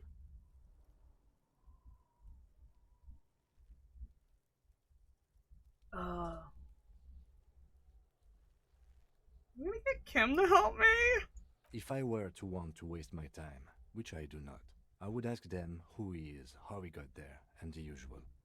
The usual being, have you seen anything out of the ordinary? Or have you seen anything suspicious? Do you know who he was? Kuno's fuck imp. Kuno uses the fuck imp for target practice.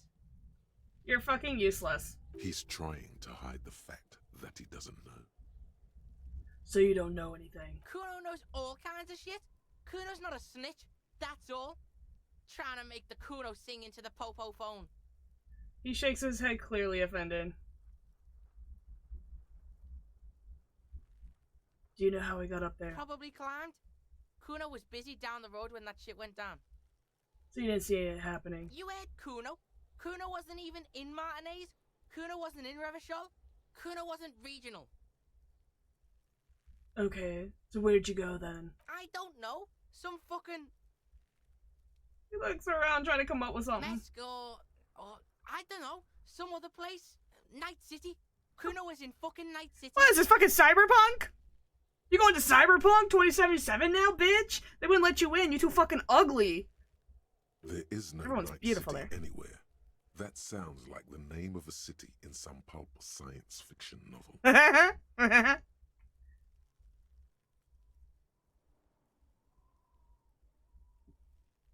That's a fictional city name. Night City doesn't exist. Why you gotta be riding Kuno's ass? You haven't been where Kuno's been. You haven't been in Kuno's head. You wanna know where Kuno was? You wanna know what Kuno's been fucking up to? Don't tell him that, Kuno. It's lame. It's not fucking lame. Kuno's building Kuno's City. Night City. Rage City. The City of Rage. That's it. And it's not lame. Lame. That's the name of Kuno's City, bitch. Get the fuck off Kuno's back. This shit ain't about that. It's impossible to deduce what it is about, at least for the moment. If it's important, it'll come up later. Focus on the case. Have you seen anyone suspicious around here? I mean, we did get him to kind of like admit to his lame idea. Just a couple of pigs sniffing around in the dirt. That seems pretty fucking suspicious to Kuno. Yeah, you tell the faggoty, Kuno.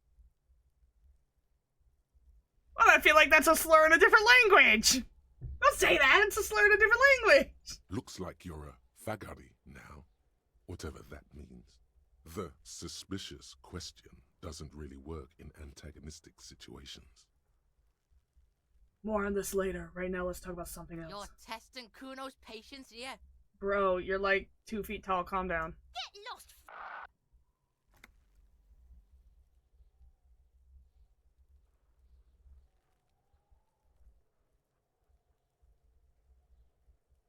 Oh no, I got -1 for backing down, and my empathy is a 5. Well, I could get a double 6.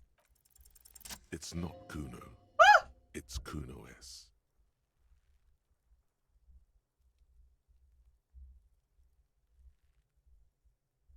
I got it! I succeeded! Hold on. Let me allow that. Oh, fucker? Okay, because, you know, it's a FAG, so I'm thinking some slurs, and I'm just like... Not okay with these slurs. I just want to kill these kids. I need some goldfish. Oh.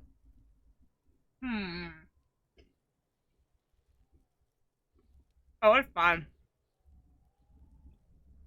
I don't want to be striking for the dumbest shit, though.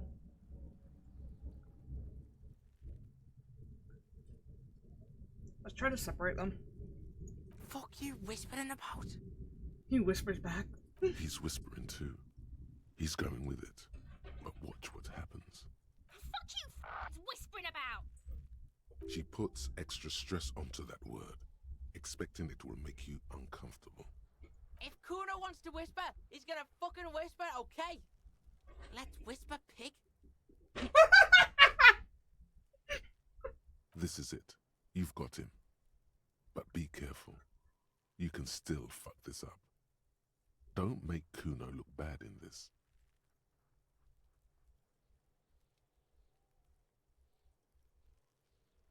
Hmm.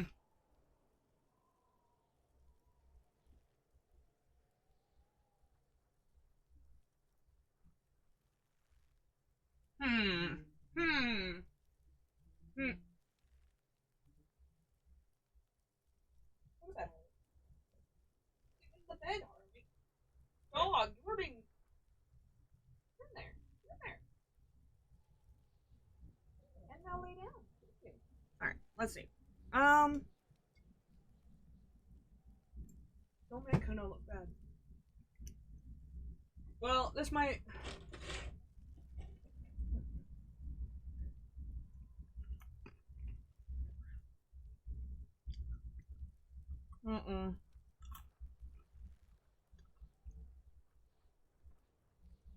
Glad she's out of her hair. She's fucked up. She's not fucked up. Everyone's fucked up. Stop judging shit. Wrong move. Oh, shit. But he's whispering still. You haven't lost him. Just don't mess up again. Or you will. There are no guarantees here. Okay, so talking bad about her in like a kind of just like deflammatory isn't gonna work. So let's say she's trying to control. It's okay. The pig's trying to pit us against each other. Not gonna let him do that. Oh, That's it. You let him off the line. That was a bad, manipulative thing to say. You should understand. I got you this far. I couldn't get you all the way. Well, empathy, you fucking suck. Try to fuck my Kuno. Try to fuck my Kuno away. Me and Kuno are tight. We ride for life.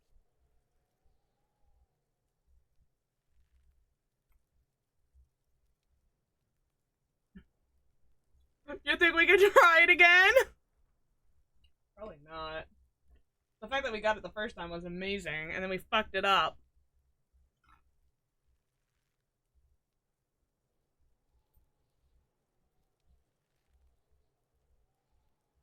Stop! Decisions are hard. Honestly, I'm kind of done with these kids. They fucking suck. Kuno doesn't fucking care. Okay, well...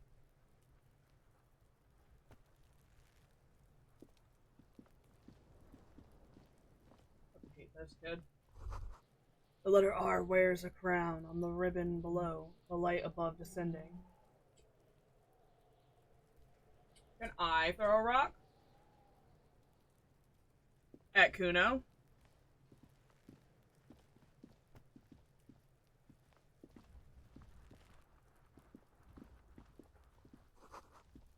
Something is trying to grow, or someone is trying to grow herbs in the greenhouse.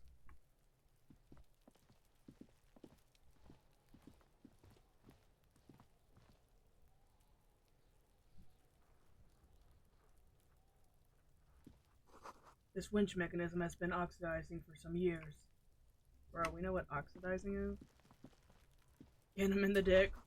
The kid's ladder is rickety but still climbable. Ladders for kids won't hold the weight of a grown man. The corpse looks at you with bulging white eyes. The face around them does not look human. It's swollen and ready to burst. His lips are fish-like and his tongue like a ball gag in his mouth. You seem to be holding your breath. A cargo belt twists his neck at an unnatural angle. The body below appears stiff. It's letting out an ungodly rot. The smell seeps in, even through your clenched nostrils. Absolutely not. God, what is that? Why is it so bad? Active decay. It's okay to throw up of his own. No one is judging. No, bitch. He's about to blow! Cop's gonna blow, Kuno! Oh my god. The smell is repulsive. It pushes in from your mouth, more instant and more familiar than anything you'd expected. More fever than odor. It fills your mind, flushing you from within. Well, let's vomit.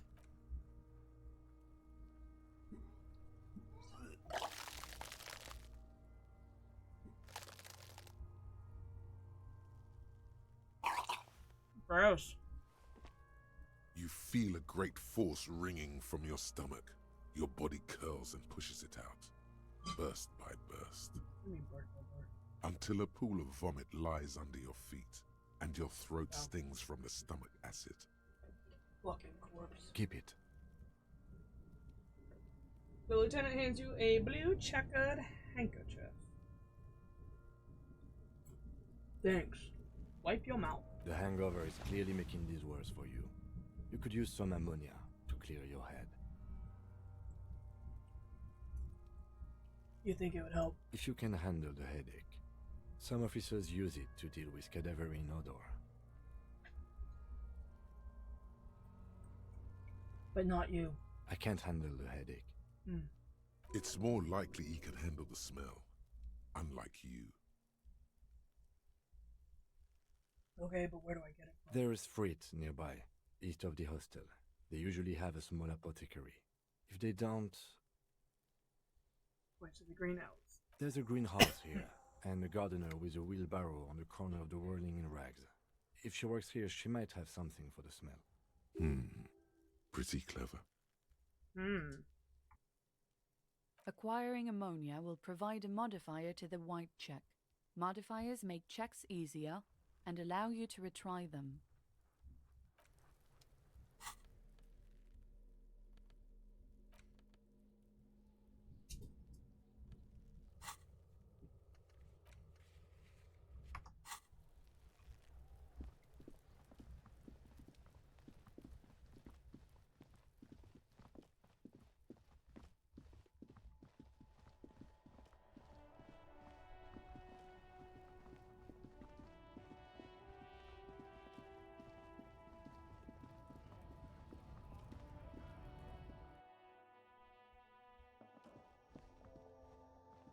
Welcome to Frit. Feel free to look around or something. Everything is out on the shelves. Returns to her magazine. What's that magazine she's reading?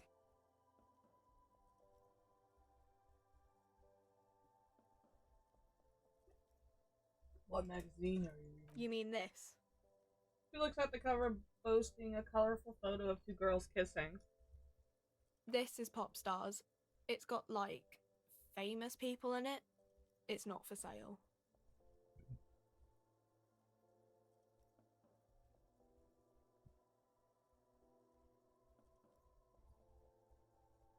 I approve of this. Very futuristic. Taps on the girls kissing. What a creep! Oh my god. You're gonna creep. Why are we so close? I'm not even interested in the magazine. I don't know why I asked about it. Yeah, me neither. Okay. I'm not really supposed to be chatting to anyone, but... She puts down the magazine. Do you have any ammonia for sale? She looks up from her magazine, eyes filled with tired ennui. Yes, what we have is there, in the medicine cabinet. Go take a look yourself. Can you tell me anything about the dead body? I don't really know anything. I mean, I know it's there, but I haven't seen it, so... Okay. Uh-huh.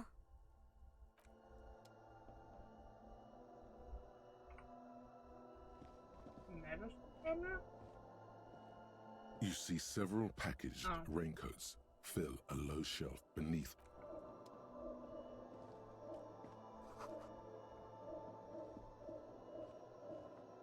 The tear machine stands in the corner. A sign says, 1 bottle equals 10 cents.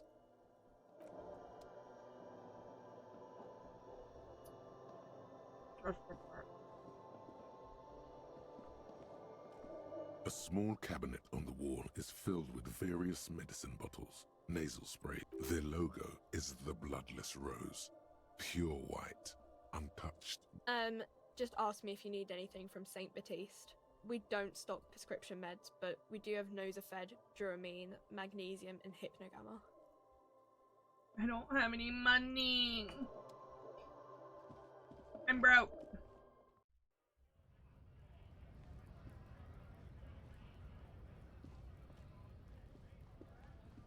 Welcome to Rivachol.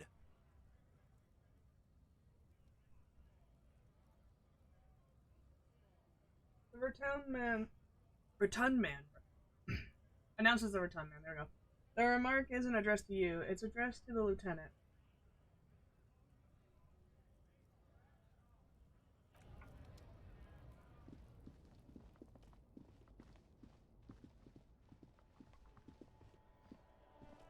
The RCM in Martinez. What can I help you with? The young woman looks up at you. You sound surprised. I don't see a lot of police around here. That's all. I have some questions for you. Of course. What can I help you with?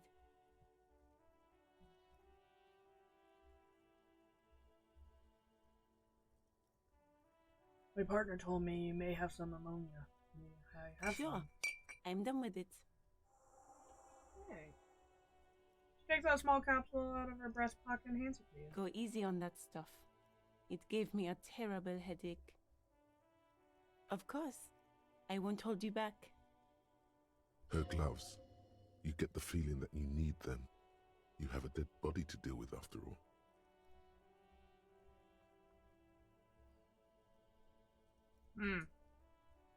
Finally someone nice, yeah. One more thing. Can I borrow your gloves? Sure. Keep them. I have another pair. Aw. She's so nice. Thank you. Oh, we're getting auto save. We've made progress! Woo!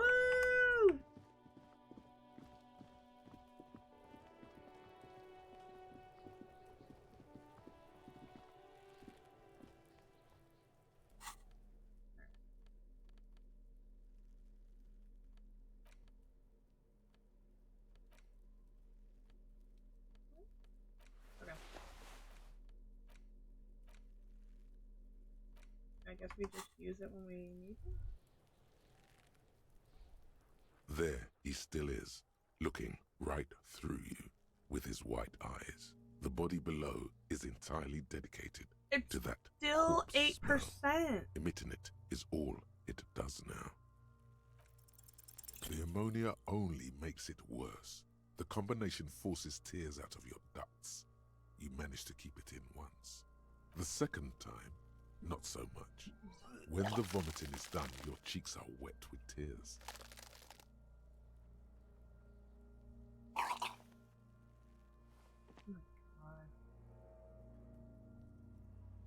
The ammonia didn't help at all. Nor does the wind right now. You feel the lieutenant pat your back rhythm? Oh, he's pitying me! Fuck! The weight is reassuring, like a crenel on solid fortification. Pat, pat, pat. I've seen strong men turn themselves inside out for hours. You are facing tough odds here. Alcohol withdrawal makes it considerably harder.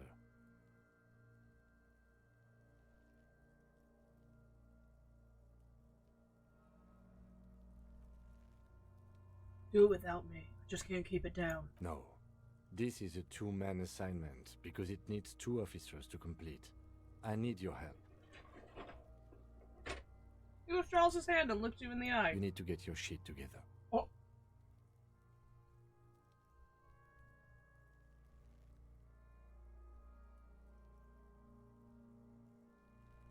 Okay. We should go talk to the locals. Find something else to do while the wind changes. It's pretty bad right now. You've gained a thought. When this dialogue is over, go to your thought cabinet and internalize it for special bonuses and effects. Give it half an hour. Get yourself together. Then come back and have another go.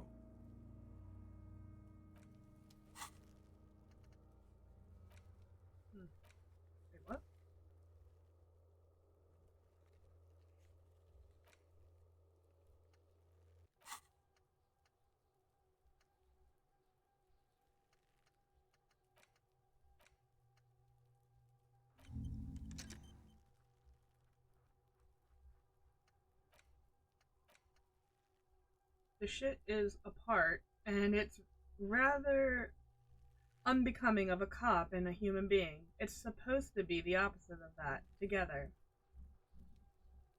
Compressed in a small area. To achieve a solid level of shit compression, squeeze your butt cheeks together for 30 minutes? Do something similar with the two hemispheres of your brain. Talk to people, maybe that will help. Oh my god. Not this fucker, that'll make my brain just bleed out.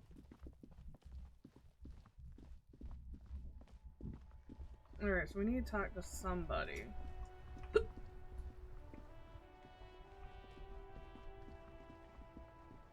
Oh, who's this?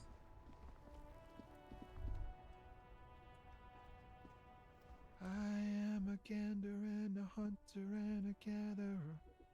Feel like a traveler. The man mutters to himself, accenting the beats as he goes. A simple little cadence.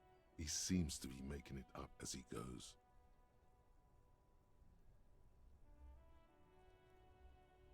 What's going on here? It's the jam, my man. Motion towards the sprawl of lorries with a sweeping gesture. What's the jam? It's a traffic jam for the ages. Harbor gates up the street are shut tight. No explanation given. Workers on strike, scabs agitating, an all-around clusterfuck. Meanwhile, we're all stuck here in long-haul limbo for days upon days upon days. Upon days. Limbo, huh? So that's where I am. How long have you been here? Feels like forever. Like I was born on this here roundabout and this was all I ever knew. Just me and the metal and the tires, the oil and the fumes of mazout.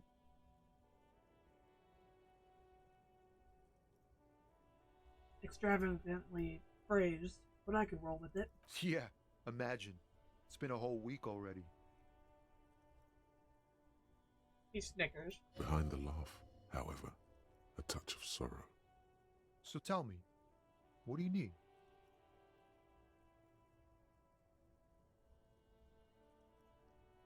Tell me, know anything about the dead man, the one hanging behind the hostel there? He ain't one of us drivers. I know that. All accounted for. Otherwise, I haven't really asked about that. Been wasting time right here. Keep him busy. It's easy to see he's telling the truth. He's kept his nose out of the dark stuff.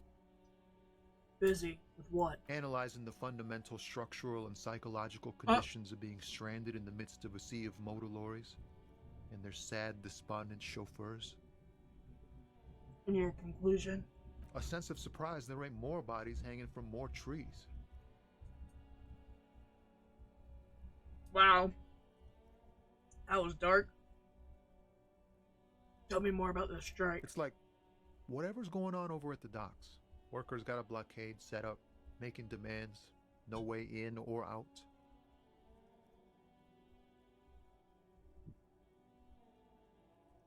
What's the union demanding? Some pretty wild stuff, I hear. Like a giant new power crane in half the company? I forget what exactly. Good on them, I guess. I've heard talk there's a company rep in town, too. Like a strike negotiator type. They'd know what's up. Precise demands and so on. Ah, yes, from the Wild Pines. We'll meet her soon enough, I'm sure.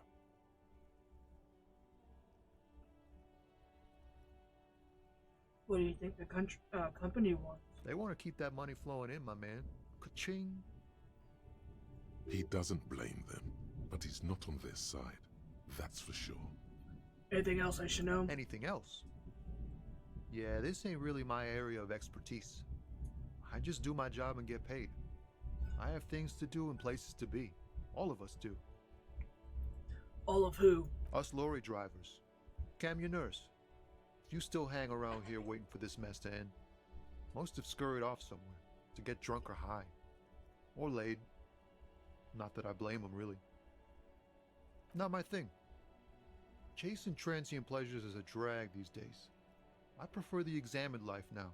Thinking, reflecting, observing. He glances down the road towards the horizon. A glint of something in his eyes.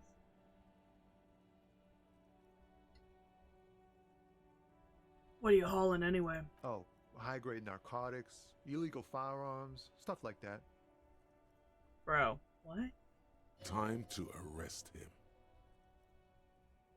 Relax. He's merely joking. Okay, what are you actually hauling? Can't even get a few jokes past you, my man. I've got another haul of found cargo. Mostly sporting goods, tracksuits, and that kind of thing. I really love how Authority was like, arrest him! And Rhetoric was like, chill, bro. I kind of like the how quickly the thoughts are like fighting each other in my head. It's a really interesting narrative, like, structure to have those different parts of your thoughts just being like, ah, and then the other one's like, bro. They usually get shipped to Grodd in the Occident, though we've been making headway in the Il Moran market lately.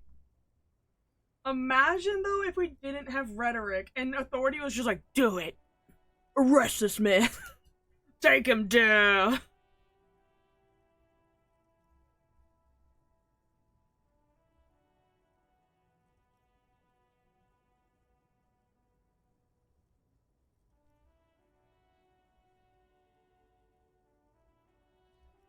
What's that machine behind you? This rockin' beauty. Sure is. Like a rash you can't get rid of. You interested in heavy-duty cargo machinery?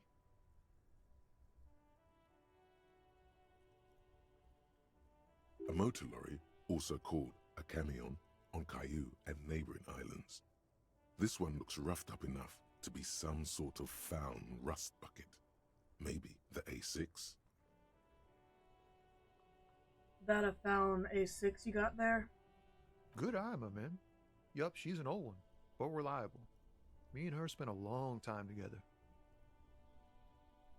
He gives the side of the lorry a friendly knock. Is the lorry the truck? There it is again. A little touch of sadness beneath his cool. He thinks he's spent too long in this lorry.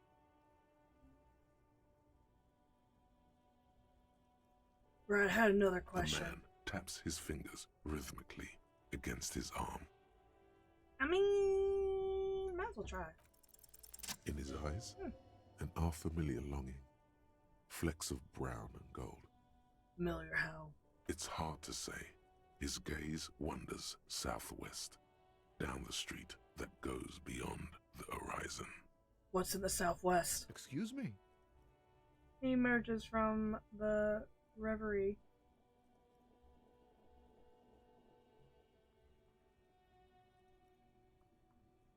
Hell, I get longing. I felt something similar since I woke up. Man, I don't know what to say. Not much anyone can do. There's no helping in absence, you know. I miss my family. They're all I have. My wife, second kid on the way. Damn. Waiting all the way in Diora. And here I am stuck in this shit, so far from home.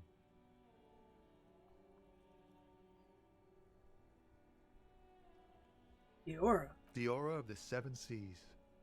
It's on the other end of Le Caillou, pretty much. On another island called Laurentide, off mainland.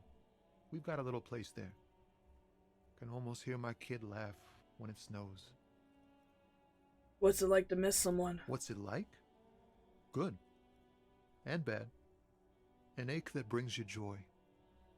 I think of them a lot. I dream up these silly scenarios in great detail of living with them. It comforts me. What about you, Copman? You missing someone? Is that what it is? This feeling? No, it's scarier than that. You're pursued by a hunter, smelling of apricots and sorrow, and the past.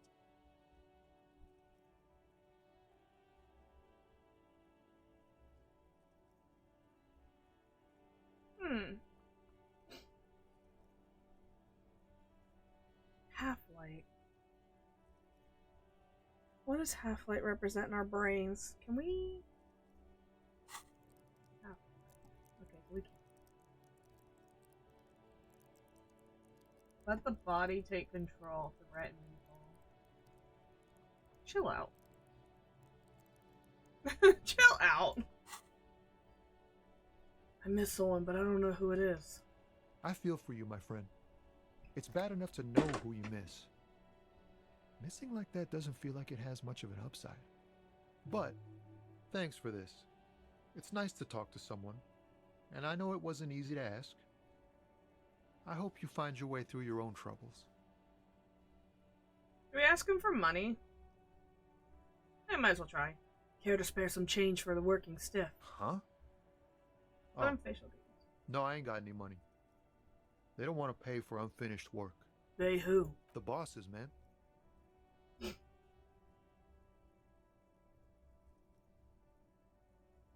You're broke. Got it. Well, sounds like a good arrangement for them. Yeah, it sure ain't good for me. Or you. I'd spare a coin or two for a city cop down in his luck.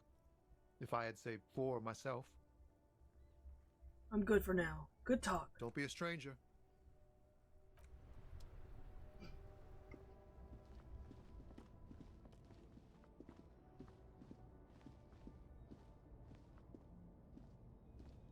Oh.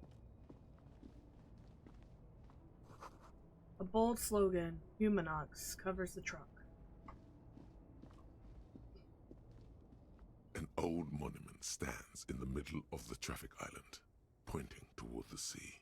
It looks as if it's been reassembled piece by piece, secured and mounted in the air with the aid of numerous ropes and rods.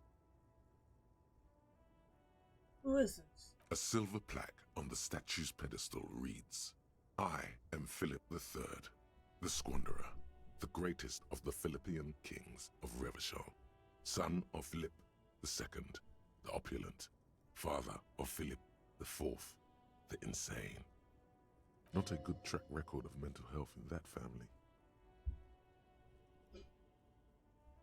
What did this king do? Even by the standards of the Philippian kings, old sumptuous Philip was known for his profligacy. That's funny. I don't know what that means. In what way? Well, he blew through the whole national treasury, starting the decline of one of the penultimate century's greatest superpowers, the suzerain of Revachol. His own maladministration foreshadowed the fall of the monarchy. During the anti-centennial revolution, an end to his family line and the monarchy on the Insulindian Isola. Half of this shit I don't even know what it's talking about. How did he manage to blow through the entire national treasure? Fair enough, I have other questions. Stop the knowledge from pouring it now. Stories have it that he had his bedroom converted into a treasure chamber, where he stored unfathomable wealth. Krugerrands, bars of gold, ornate weaponry, armor, and various chalices. He called it the Sol Aurum. It was obscene. There were whispers he slept on a huge pile of Bad for your gold-dipped bones, but feathers, okay. like some obese dragon, instead of a bed, like a normal person. Obese dragon. Hustler style, no. A deplorable farce. No wonder everything went to shit. But wait, you haven't even heard about his fabled cocaine addiction. But what now? You see, old Philippe wasn't just good at squandering the national treasury on gold and ceremonial weaponry, he was also a prodigious snorter of nose candy. Guillotines solve most problems. I will admit that. Okay, what is nose candy? Okay, we're not fucking stupid. A bloated druggie. That's what the revolutionaries said 150 years later. Right before they emptied out the royal mausoleum and dumped His Majesty's mortal remains in the Insulindian Bay. Oh shit. This is a lot to process. His Majesty's courtiers said it helped him connect with the higher realms. Okay, what is nose candy? Come on, it's cocaine. Cocaine. Okay, where is he buried now? Beneath the cold waters of the Insulindian Bay. Yeah. Thrown there by the revolutionaries after they cleaned out the royal mausoleum. What happened to the statue? The original was blown apart by communards, then further damaged during the landing of the coalition's airships during the turn of the century revolution, when Martinez was leveled. Most historians think the Coalition's hasty landing may have ultimately saved the statue. If the Communards had more time, they would have reduced it up to even finer pieces. Who restored the monument? Some years ago, a group of liberal, artistically inclined individuals, designers mostly, thought it would be ironic to restore the statue of the most wasteful ruler of Revachol in the poorest part of the city. God, that is in such poor taste. I'm gonna turn the volume just because I don't really talk during the talking parts. Because I do want it to be heard. I don't want to read this shit. This is literally like the Met Gala. This is literally the same fucking tone-deaf ass shit The statue people do is here. supposed to capture the moment it was blown apart, like an instant frozen in time. Oh, maybe. A rare butterfly trapped in amber, floating on a sea of shit. Okay, well, if you put it in that way, then yeah, okay. But it's such a... It just looks like it's under construction. Too much talking for me, brain hurting. Aww. Little baby brain. Okay, so, like, if you're trying to capture the moment of it exploding, why does it look not like it's exploding, but more like it's being under construction? For me, I would want, like, the horse head down here and the body almost looking like it's flying off. It just looks like you're trying to place it back in. No, I get art. As an art major, it makes sense. I just think it's poorly executed. It's not nihilistic.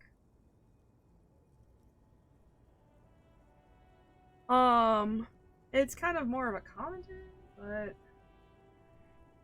it's just a shit way.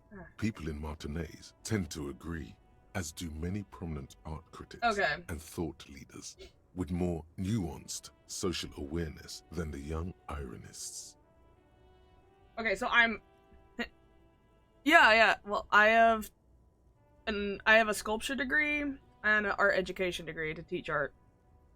And my professor in sculpture was like, you should get a master's. You're pretty much just making master's level work. And I was like, bitch, who's gonna pay for that? I got no money. So, here we are. Not Philip doing that. III, the Squanderer, however, with his bronze face up in the air, doesn't seem concerned about what the hoi polloi think of him in death. Not that he ever did in life either. Sure.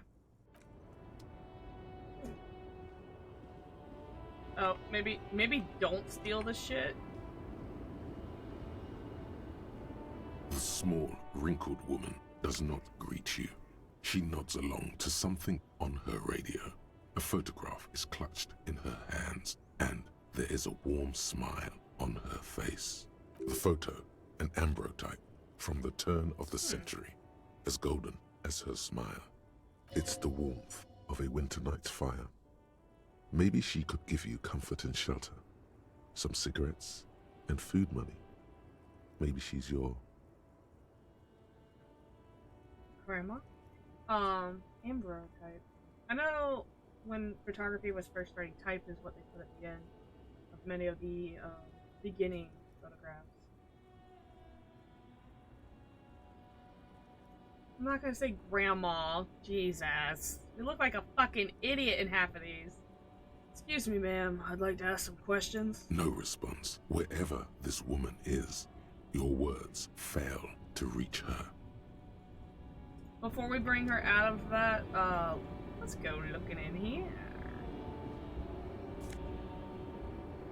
Money!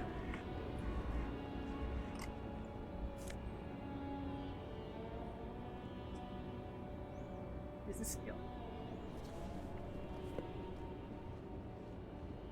We going here? Ruins full of snow. No one lives here anymore.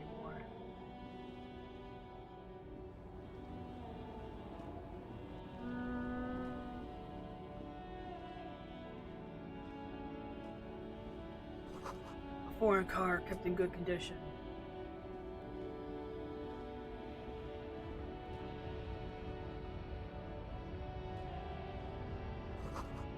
The lorries probably stored fuel here. Now they store booze.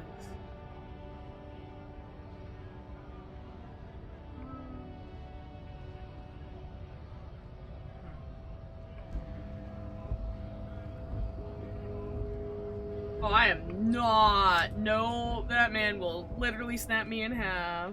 So what's your job if it's not doing... Oh, I'm an art teacher for middle school, so 6th grade. Age groups 11 to 14. How the hell did I get out of here? I was like, what is middle school age? 11 to 14.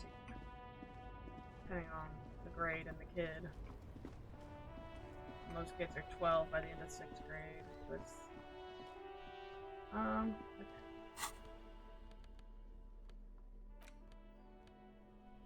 Suggestion and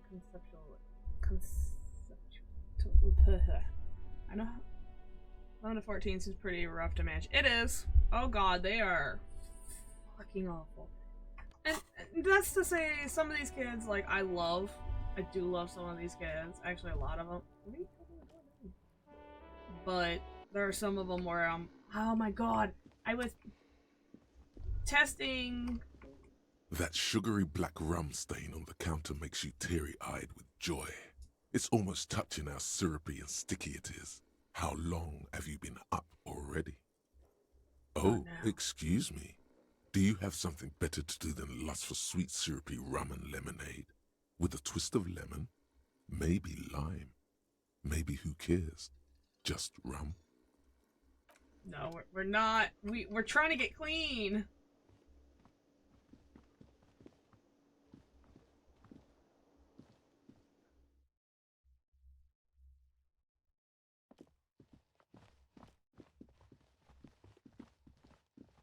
Also,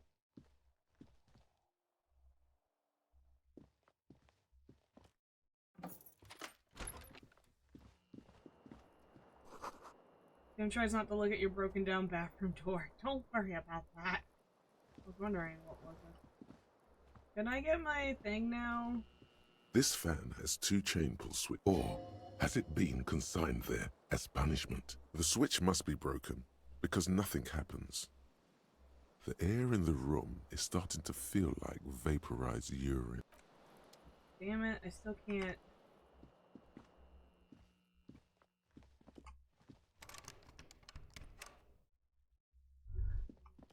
Kim also tries not to look at the pile of taped viscera on the carpet, or the weird suitcase on the hat rack, or the potted plant dying in the corner.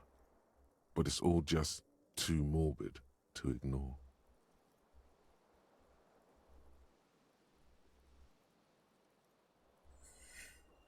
Oh. I'm sorry for this. No problem, officer. Take a step towards the door like you'd like to leave. Oh, I got 5 XP out of it. I can leave.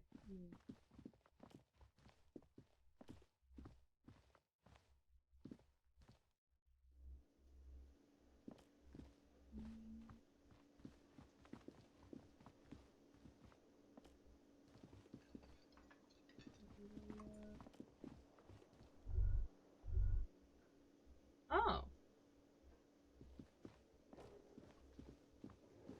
I found the button where you can look at all the stuff that's interactable. There's money.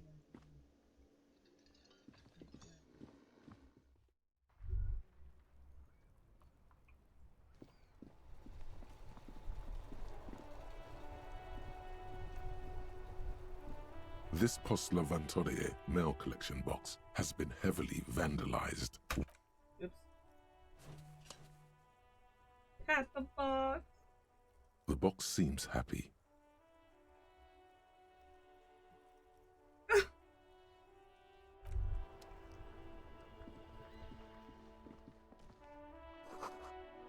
There are bottles inside. You could pick them up if you had a bag.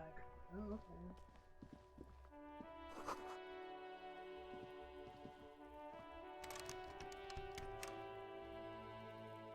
An old call box with a matrix of push buttons lists all the companies in the East Delta Commerce Center.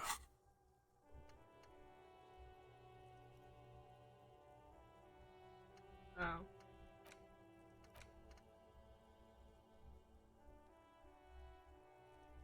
I was just wondering what.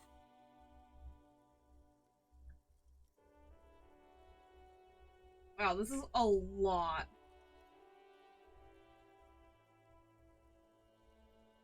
I'm gonna just not fuck with that right now.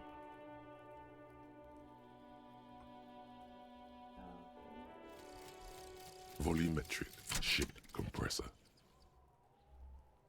Ew. Bizarre scientific news from Revachol West today, where a police officer's shit has been observed at a pressure of around 495 gigadecimals. These metallic hydrogen levels of shit togetherness were thought to exist only at the center of collapsing stars, not law officials. It remains to be seen how long the shit singularity lasts. Okay. Great. So all endurance white checks unlock. Learning cap for endurance race to the floor. Okay. Real quick, we're gonna take a break. I gotta go to the bathroom and make sure my dog's okay. We'll be right back.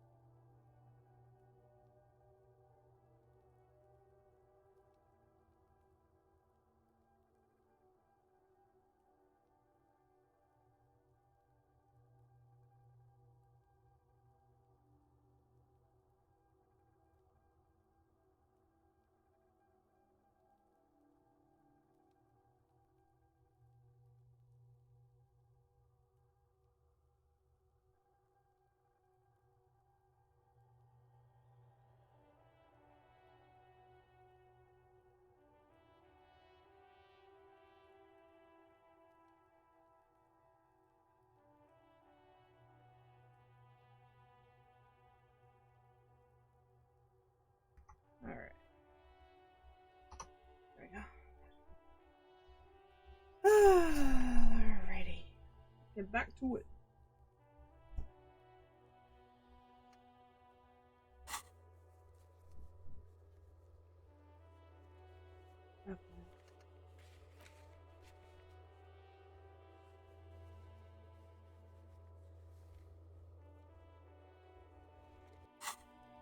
Oh.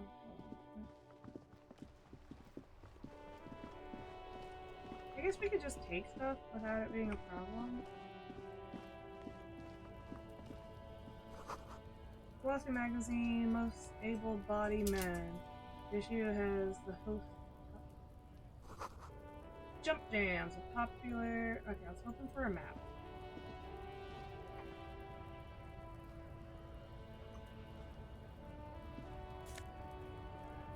Ooh. Yeah, let's get that. Yeah, apparently people don't give a shit if you're like in the trash can. This ain't no Stardew Valley. Just go through the trash like crazy people.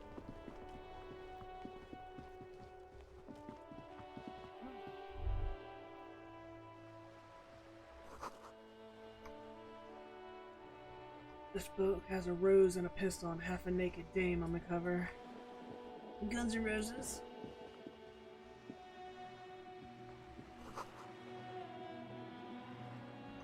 This book is about Maite? I forgot how to say that A. I don't actually know. I just know what women outs are, and that's not the same language.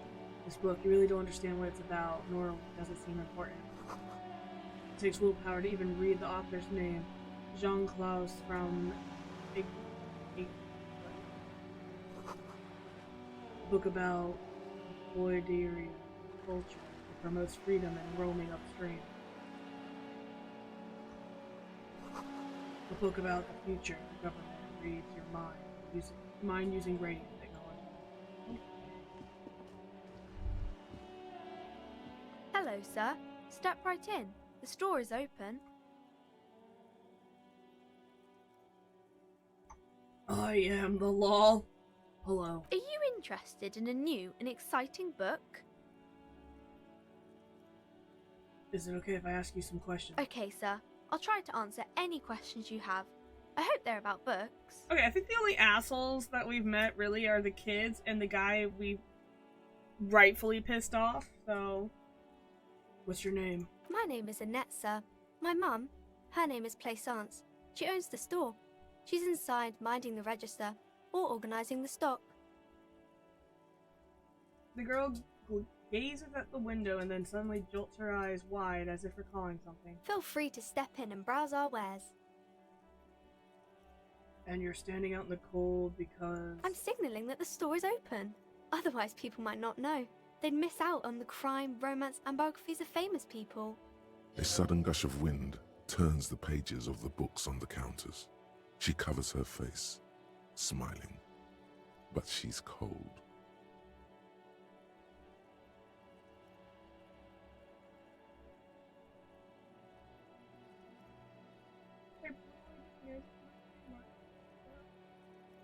You're cold.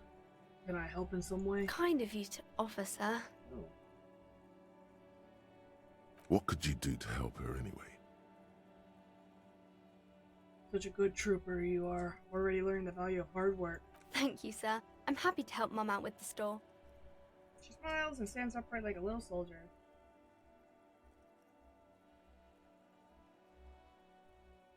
Okay, bye. See you around. Let's get back to the body.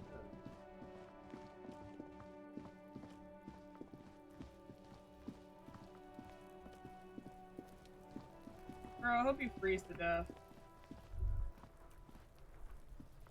There he still is, looking right through you with his white eyes. The body below is entirely dedicated to that corpse smell. Emitting it is all ha ha ha. Again, the corpse laughs at you. Oh my Pus dripping from its mouth. You will never be able to hold it in.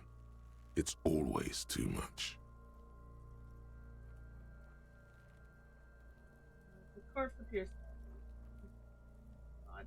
Black froth bubbling on its lips. Every molecule in its body reeks of death. It's still too much. Every time it happens, it gets worse and worse. There's nothing more to throw up now. All that's left is crying and convulsing dryly at the same time. Aww.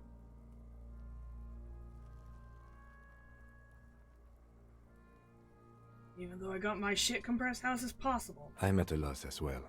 I could swear your shit was together, detective. Sometimes even that is not enough. Life is unfair. What do I do now? Officer, you just need to be stronger. Learn to keep it in long enough for us to work. There's nothing else to do. You can open this white check again by going to your character sheet and spending a skill point to upgrade your endurance. Gain new skill points by exploring and completing side tasks. Relax. It's okay if you don't make it today. The bloated corpse isn't going anywhere. I give a shit.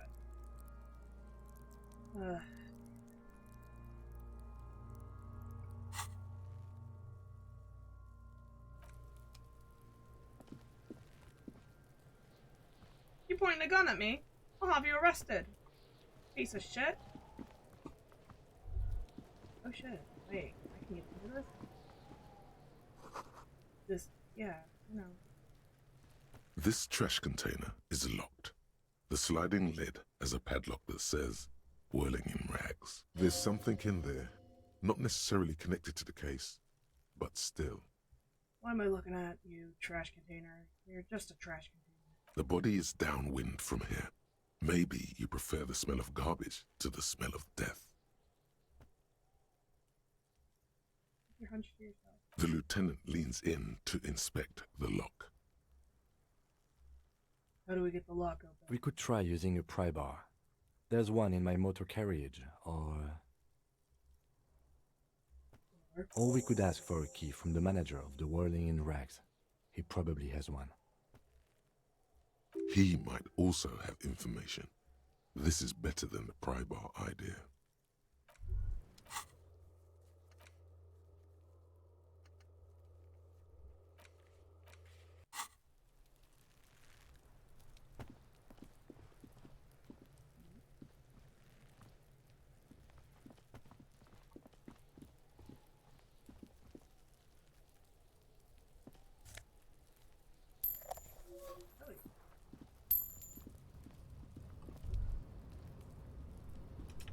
An inconspicuous pile of the roofing material, Eternite.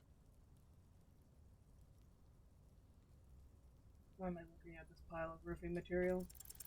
Because there's a secret door hidden behind the panels of Eternite. That's why they're too orderly. Well, thank you for joining, and see you next time. Have a good night. There it is. You see a shabby little door.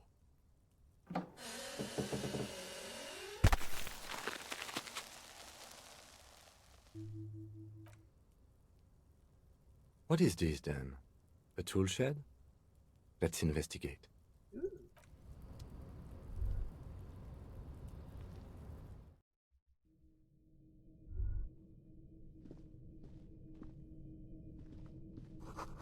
A silver plate with traces of bone yellow. Be still, my beating heart. It's amphetamine. Sweet amphetamine. The lieutenant isn't studying the powder in the mirror. He's studying you. There's a good vague way to ask where he stands on drug use. Professionally, I mean.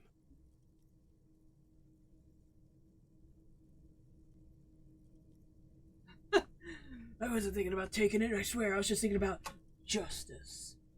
I heard amphetamines make you really a good detective. Are you a really good detective? Oh god, it's so dumb. Someone has taken narcotics here. Perhaps the police should interfere? Perhaps not. This is below our pay grade, detective. However... He points to the ladder in the corner. See that ladder there? It's probably another way into the industrial harbor, no? A secret path the local kids use.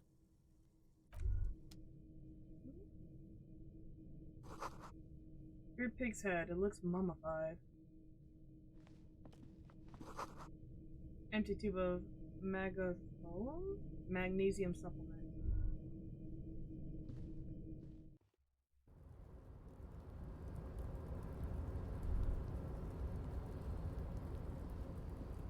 I feel like I shouldn't be here yet. It just says get out of the way or get fucked up.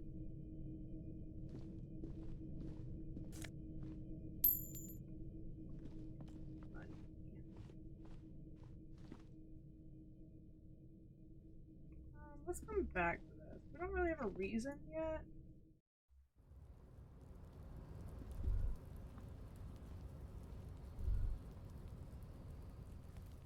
Oh.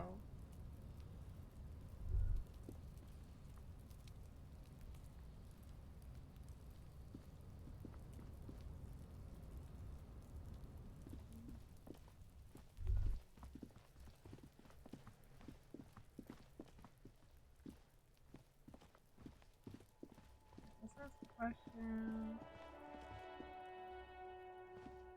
An old call box with a matrix of push buttons lists all the companies in the East Delta Commerce Center. Oh, I thought this would be...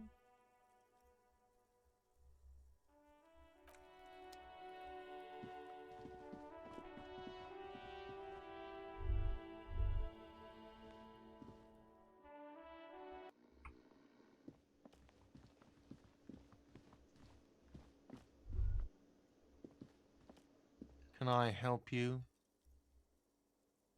Is the trash container out back yours? Mine? No, it belongs to the Whirling in Rags. Thank you for clearing that up. Why do you keep the container locked? Why? To keep the hobos and drunks out. That's why. And the neighbors too. They put their trash there and they don't pay for the garbage company. I thought as much. And are you the only party with access to the trash container? Well, yes. Us and the garbage disposal company. It seems a little callous, doesn't it? Something stirs in you. I wonder what this feeling Prod is. at him and find out.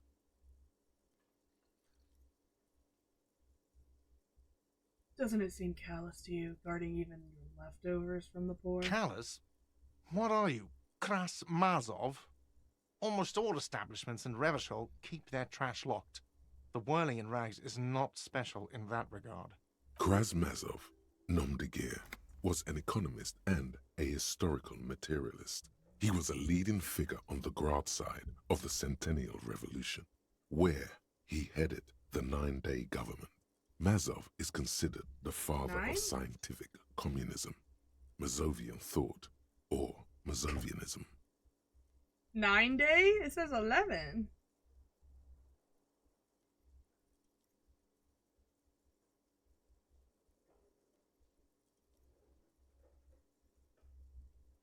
Maybe I am Krasmo. What are we talking about? Was this not about the trash container? Yes, let's return. Was there something you wanted? We need those keys. What for? Mazov? Are you planning to nationalize my trash container? It concerns the case. Please cooperate. The lieutenant's voice is harsh and sudden. Just bring them back once you're done, please.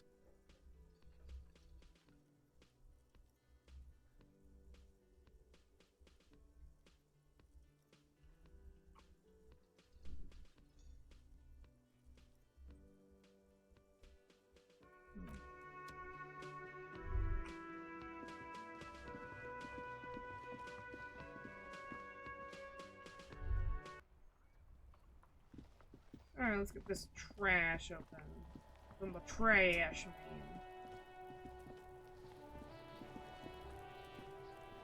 This trash container is locked. The sliding lid has a padlock that says, with a well-oiled crack, the lock pops open. It should now be possible to simply raise the lid. Don't. Maybe you shouldn't. Didn't I just have a premonition that there's something in there? There is, but you won't like it. Sweat forms on your brow. Your hand is still on the lid. The smell of rotten food rises to greet you. You see soggy cartons, dirty rags, and organic waste. We're just in time. This hasn't been emptied for over a week. Pick up the rag. Among the threadbare kitchen towels, something catches your eye. A pair of denim trousers. As the legs of the slime-covered jeans begin to unspool from the garbage, a rank corpse smell fills the air. Shit. The victim's clothes? Cadaverine odor is faint. If these belong to the deceased, they were removed when he was still in the early stages of decay. Drop them in here, officer. The lieutenant produces a black plastic bag marked evidence from his pocket. Guitar marked blue jeans. Pockets empty or emptied. He wore them with a belt, too. A white belt. The loops appear stretched, but He looks into the container. the belt is missing. That's it. Do you see anything else in there? I have another bag here. Something slimy catches your eye. A drab, long-sleeved shirt, olive-colored, appears from the food waste, dripping with pus. This is a military-type overgarment. No label or serial number. This is the kind of rib-knit shirt that's worn over light armor to conceal it in an urban scenario. Anything more? The rest of the rags are just kitchen variety waste. A yellow old mug that catches your eye.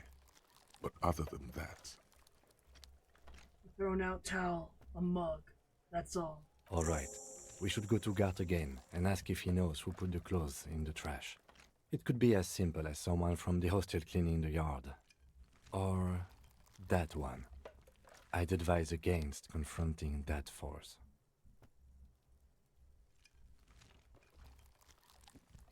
You think someone from the whirling might have been involved, maybe?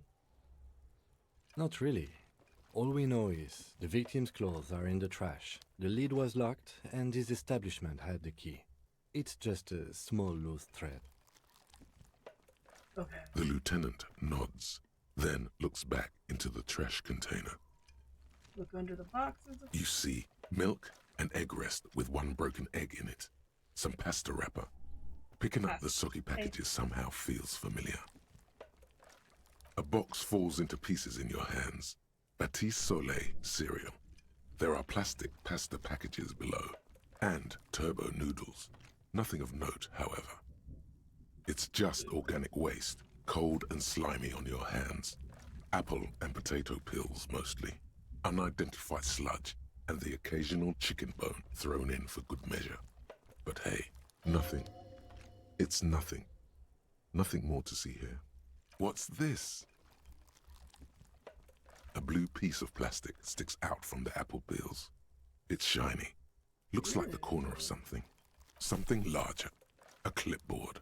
A blue plastic clipboard with moist papers hanging from it. They look badly damaged, but you can still make out forms and notes, written in a man's handwriting. Officer, is that your paperwork? I don't know what this is. It is. Look, the plastic has the RCM street grid on it. You've even got an autopsy form in there. A miserable-looking slip of paper sticks to the board. If you don't mind me asking, how did this get in the trash?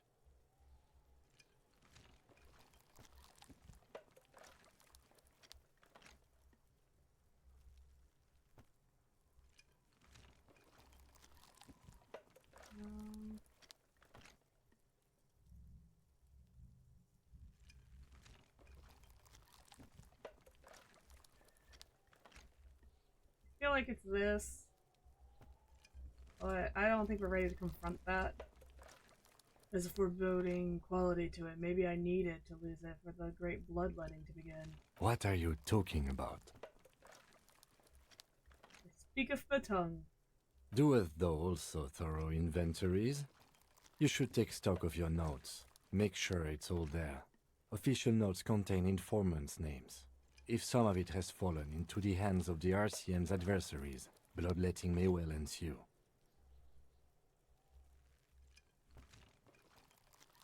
Sounds like an order. I don't take those. Jesus, calm down. Okay, I'll do that. It would also not hurt to start taking notes on the case. Now, tell me what your eagle eyes see. Or are we finished? Some items, such as the ledger you found, are interactable. Go to your inventory and select the Interact tab to read your paperwork. You pick out a broken mug with an oddly racist depiction of the yellow man frolicking in saffron. Only in its social sensibility. Don't take the mug.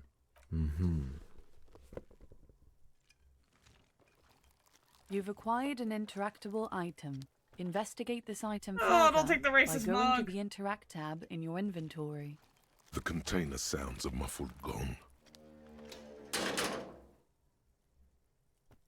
That's one thing off the list. I think we got it all.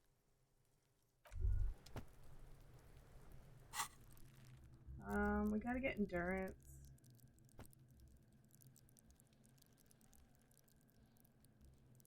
Because, you know, we gotta retry it.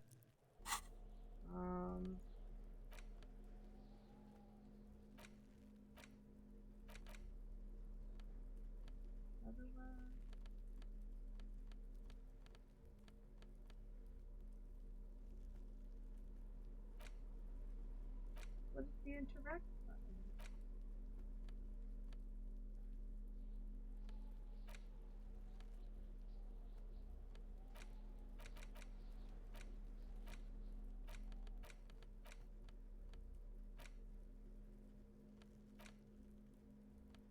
How do I interact with it? It's the Oh, legend right there. found in the Fucking trash. stupid. A pitiful cabbage of white and yellow papers hanging from plastic board, barely held together by a metal clip.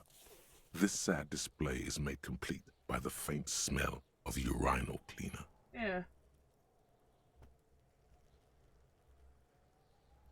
Anything else? There's a piece of toilet paper, or is it cleaning tissue?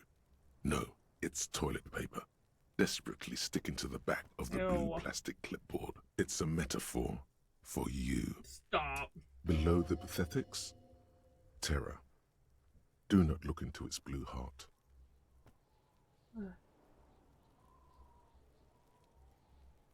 Don't smell the ledger. Inspect the toilet paper. It's just toilet paper sticking to the back of the plastic clipboard.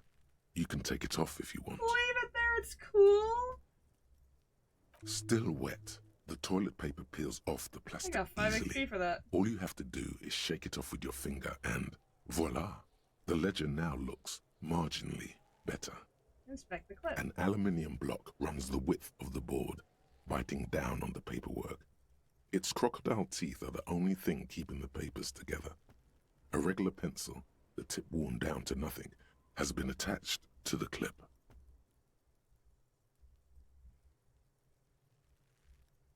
Run your finger across the The aluminium. surface is interrupted by a silvery sticker. It's rectangular, sparkling with iridescence. You don't know how you didn't notice it before. Hey, Lieutenant, what's this?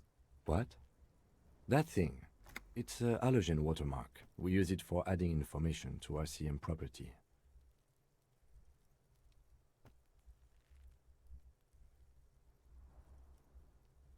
Interesting. What kind of information? It depends. Aside from an anti-counterfeiting stamp, mine has my station number and address. The information varies by date of issue.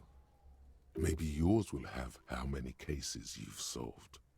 How many years you've been on the force, he's thinking. It'll have that. How can I read it? Any capable light with the right wavelength will do. Like, for example? All RCM vehicles have headlights designed to reveal halogen watermarks. Mine too. This means you can read the watermarks if you just turn the lights on. That's all. Thank you. Okay. While a bunch of sodden papers sag from the clipboard in your hand, it's a sorry sight. Browse the They're white not paper. exactly white. They're yellowed in patches by sunlight and alcohol, and covered in dense blue handwriting. Ink escapes into watercolor patterns, reaching its tendrils across entire pages. The paper itself is checkered, with faint red lines, forming short paragraphs. Once in a while, there's a red stamp that exclaims, "Case files, commit to paper." The case files themselves are plenty. You count more than 100 sodden, crumpled up, earmarked pages falling apart in your hands. They appear to be sufficiently organized and extremely dense, if mostly illegible. What is in there? What are they about? Work, strife, poverty, the Jamrock Quarter. These are handwritten logs of investigations dating back to January 51, this year. The exact number is hard to estimate due to missing pages and an odd naming convention. But there are at least 20, maybe 30 cases undertaken, not completed, mind you. It's the middle of March. You have attempted 2 cases a week on average.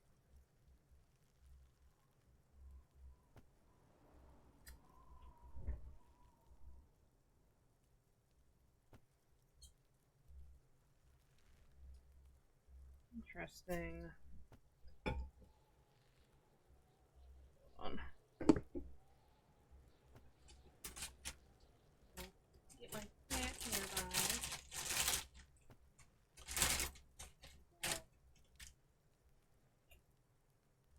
Rattle, rattle. Just 2 cases a week, a good caseload, Lieutenant. Huh? 2 complex cases to undertake is a lot, yes. You really have to push yourself. I would not suggest it, lest you start making mistakes.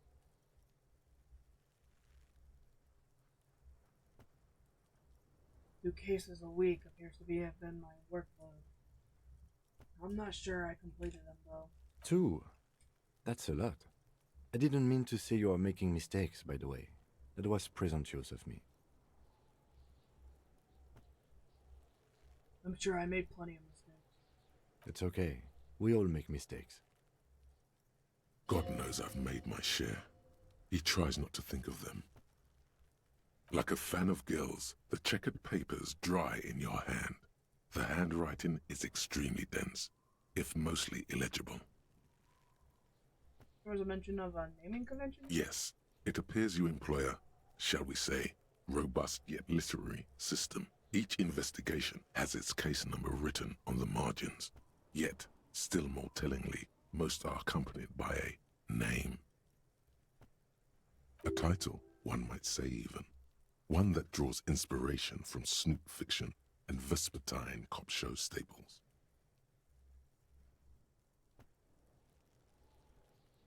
Oh my, they're written in capital letters too. Yes, all caps. One is called The Next World Mural. Another, The Square Bullet Hole Murders. Another yet, The Unsolvable Case. Others appear more light-hearted. The guys on a couch in an unexpected location, and the murder at the hookah parlor. Even the rare article-free collapsing tenement. Murder features prominently throughout. It's going to take an effort to piece these case files together, but it can be done. Once you're done inspecting them up close.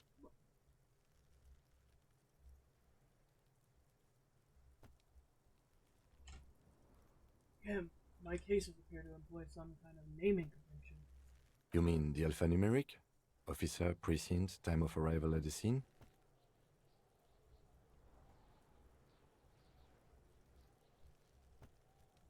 No, I mean a non-numeric one with titles. Oh, you mean the titular? Yes, well, so do I. In our defense, almost everyone in the RCM does. Why is that? It's a holdover from the early days of the RCM, right after the revolution, when the organization had little idea how to do things. It persists in an unofficial capacity. Officers use these titles to refer to their work among themselves.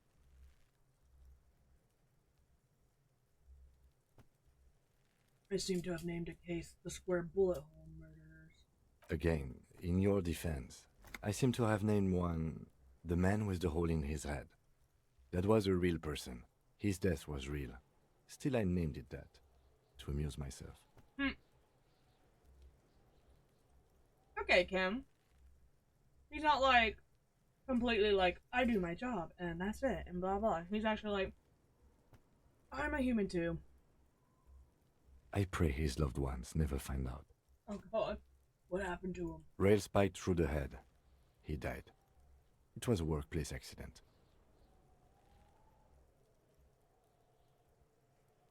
I have to open an official case as I run. There is, for precisely one more.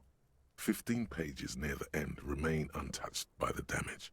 The checkered grid forms a structure of passages, breaking the case into subtasks to accomplish. Once all the tasks are accomplished, the case is complete.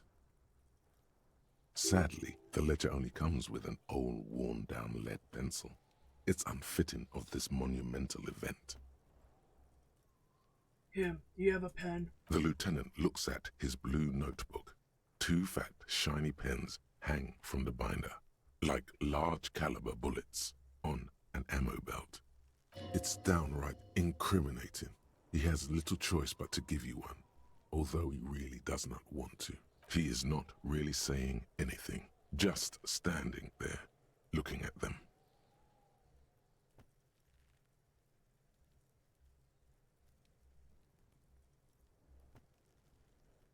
Can I have one? Know that I give this to you with resentment.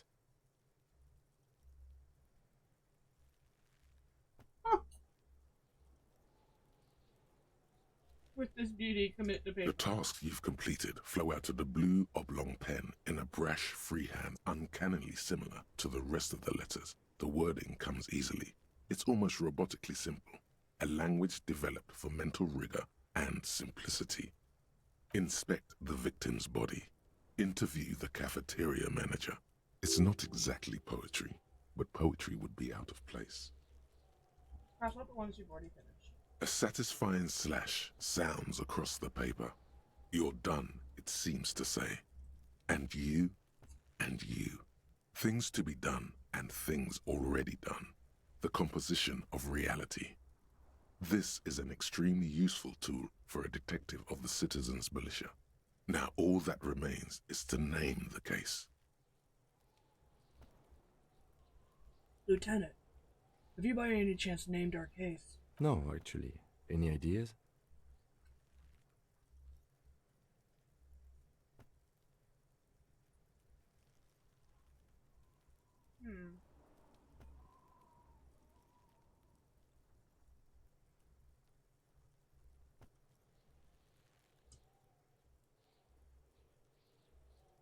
Who wanna knows?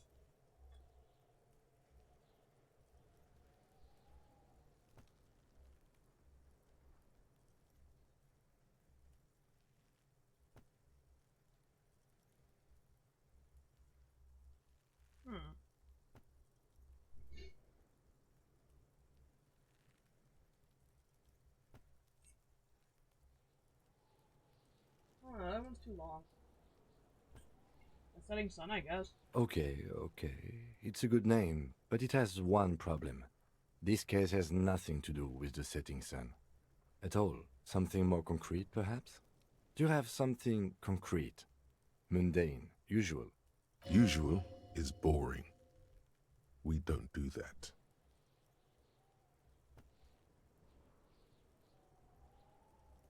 Ah, yes. I have to tell you, officer, I don't appreciate ironic titles. Other officers will have to use this as reference. If it's idiot or cockfinger, they're not going to get it. They're going to think an idiot and a cockfinger were on this case. So, do you have something less funny?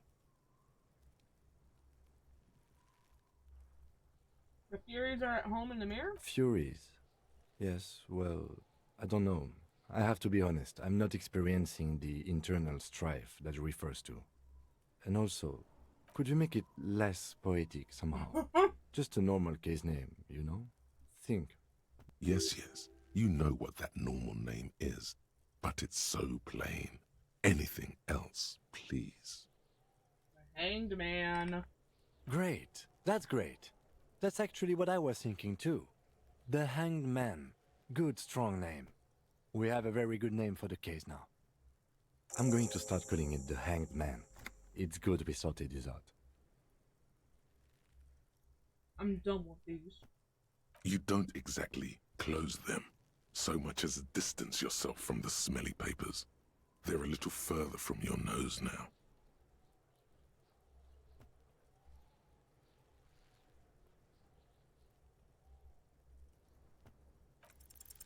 Yes, you can piece them together using the alphanumeric code on the margin. It always begins with HDB 41, then date of initialization and time of arrival on the scene, followed by the title. For example, HDB 41120111700, the Next World Mural.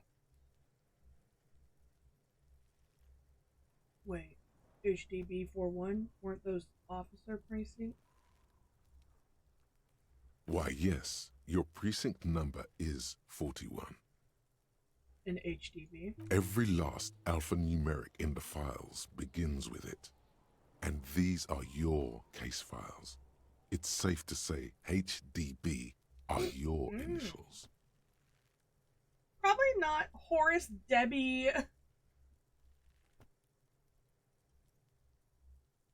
Wow, I don't know what to say. I got nothing here either. Logic really isn't the best faculty to have this conversation with.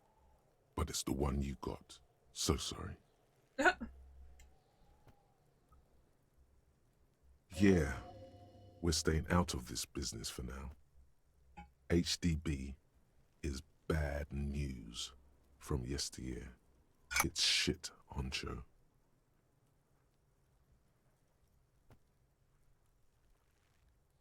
It takes about half an hour to piece one together, using the system you've devised. Where do you want to start? Not much has changed in the meanwhile. A bunch of sodden papers still sags from the clipboard. In the back, you see thin, translucent copier paper. Some neon yellow, some bright red, all covered in boxes, like marching armies. These look like official forms, waiting to be filled out. Then rip them from the binder and hand them out, according to type of form. 3. The topmost are misconduct fines. The middle ones are station calls. And the bottommost are field autopsy forms. Each is easy enough to make sense of. You don't have to be an intellectual giant to do police work. A monetary penalization ranging from 20 to 250 real. Severe cases allow for 1,000 real, but that requires special paperwork. The details of issuing these fines are spread out over the rest of the fields, but they appear pleasantly vague. These are quite sinister in turn. They give a date and time for the person to appear at the specified precinct police station. Below the call are the criminal charges you risk by not appearing. A dozen pages of thin copy paper, bright red in color. You see the parameters of a deceased human form, waiting to be filled in. Age, sex, condition of internal organs. Yes, all that remains now is to fill those forms and hand them to people. Fines for wrongdoers, interview requests for bad guys, and field autopsies to dead guys. What delicious power hid within this pathetic mess. You feel better. The rest of the stinking cellulose is much worse for wear. Being sandwiched between the board and the rest of the paperwork must have spared the fragile copier paper. It's made of dark blue plastic, hard enough to beat someone to submission with. The edges are rounded, however. The U4 size board feels thick and heavy in your hand. Light shimmers on its wet surface. On the back, you see the embossed letters, RCM. What did you say the color was? Oh my god. Dark blue, idiot. Shake the ledger. Something rattles inside, ever so lightly. It's permeables. It's not hidden per se. The compartment is made for permeable materials that would get damaged if something happened to it. The plastic shimmers like lapis lazuli, but it is not see-through. You cannot see to its center. How would I open it? With your hands, U4-sized pages hang from the clip screwed to the top of the board. Is not what you end up doing. You squeeze the plastic to slide it open, but nothing happens. Then you bend it some, then crack it. The goddamn thing is stuck. The ledger quivers in your hand. As it shakes, the pages rustle. This pathetic mess, suddenly afraid of you. The acidic stench of rotting food is rubbed off on the cellulose. It now forms the base of the experience. This base surrounded by a faint air of spoiled meat. The stuff of death itself. It's just a racist mug. What's there to read here? Not much. There's quite a lot to read here, actually. Look at all that content. Oh boy, here we go.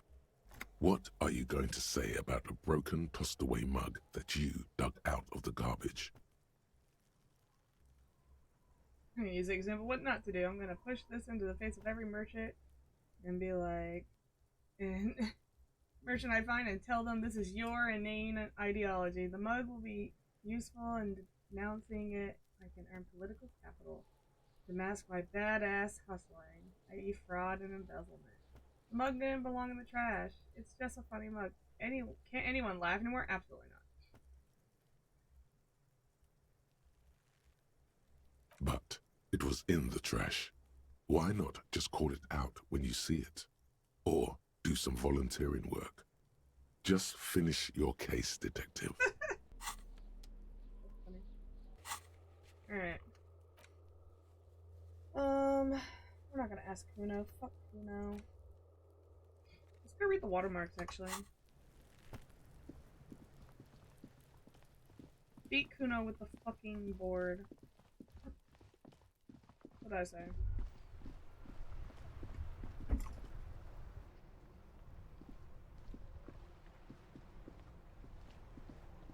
Inside, you see a set of steering levers, a radio microphone, a pull-out toolbox, and the soft glow of the fuel preheater gauge. Kim, how do I turn on the headlights? Alright. Ready? I turn, you press start. It's next to the preheater. He's downplaying his excitement. The lieutenant is more than happy to show off his precious carriage. The dashboard lights up with orange glow. The rounds per minute gauge jumps, and the engine of the Caprice Canema comes to life with a whiny growl. Press the button labeled headlights. The lights unfold with a little click, casting electrical light onto the ground before the vehicle. There you go. I'll turn them off from the remote once you're done.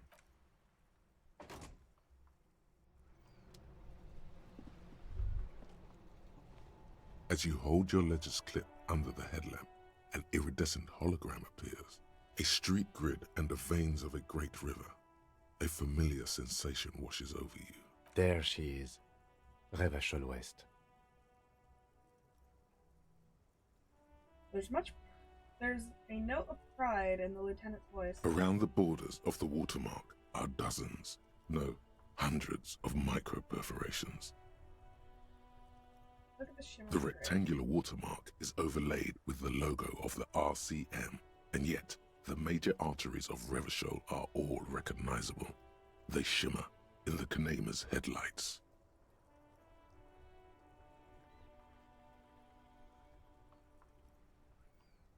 A rat brazenly darts past you and disappears amongst the stopped lorries. In the distance, a child somewhere shrieks. A woman reprimands her in a voice no quieter than the child's cry. Ah, Martinez. He smells the air and says, "Where are we on this?" Points to the Let map. me see.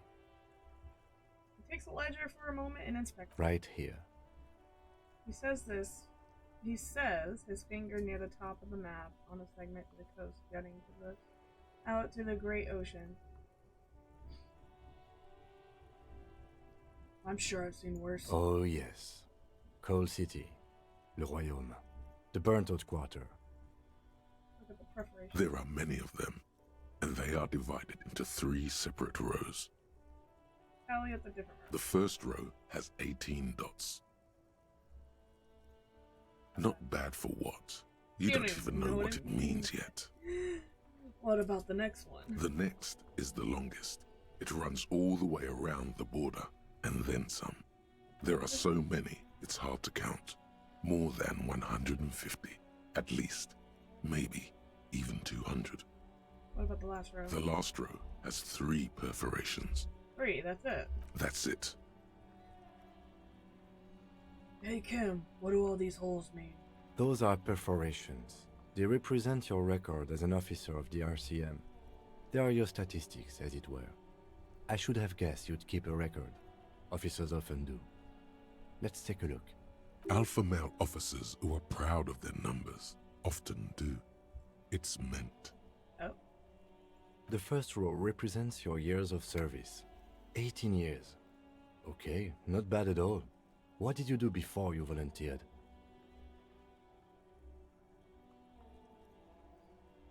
Got drunk like a megastar. Telling whores and liars at the end. Oh my god.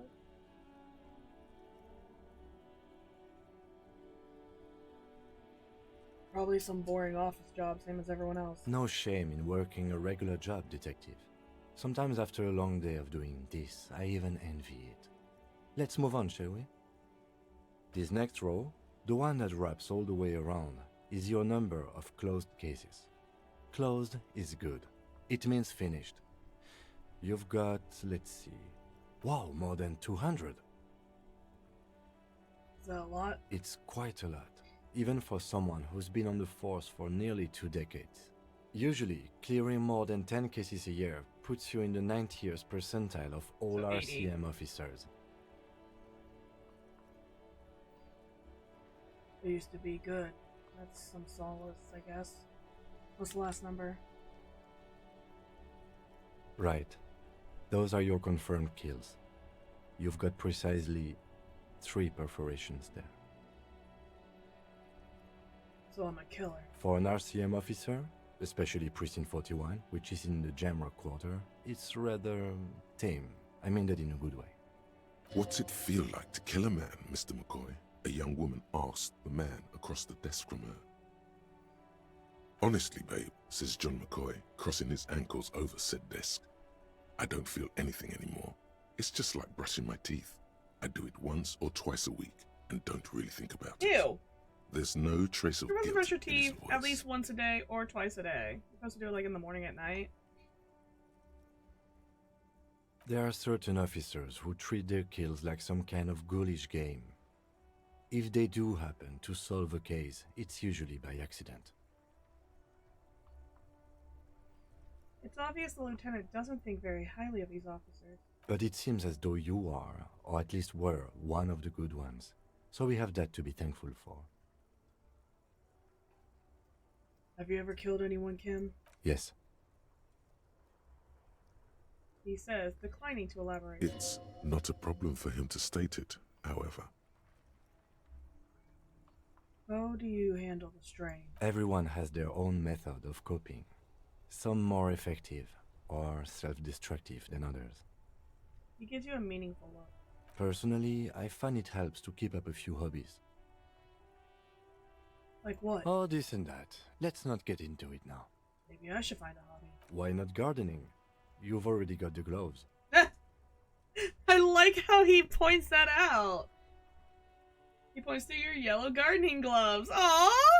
It made a difference in the conversation. I love that. It's meant in earnest. Please don't mistake it for a jab. Thanks for this. The lieutenant nods. Okay, let's go. Right. I'll go turn off the lights. You can now see your statistics on your journal page, to the right of the task description.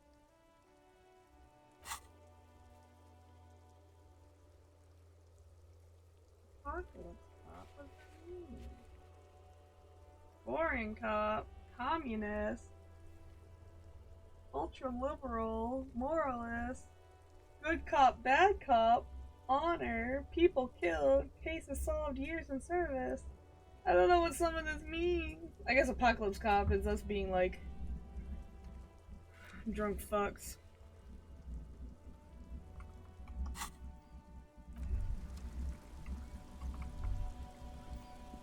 Alright, let's go.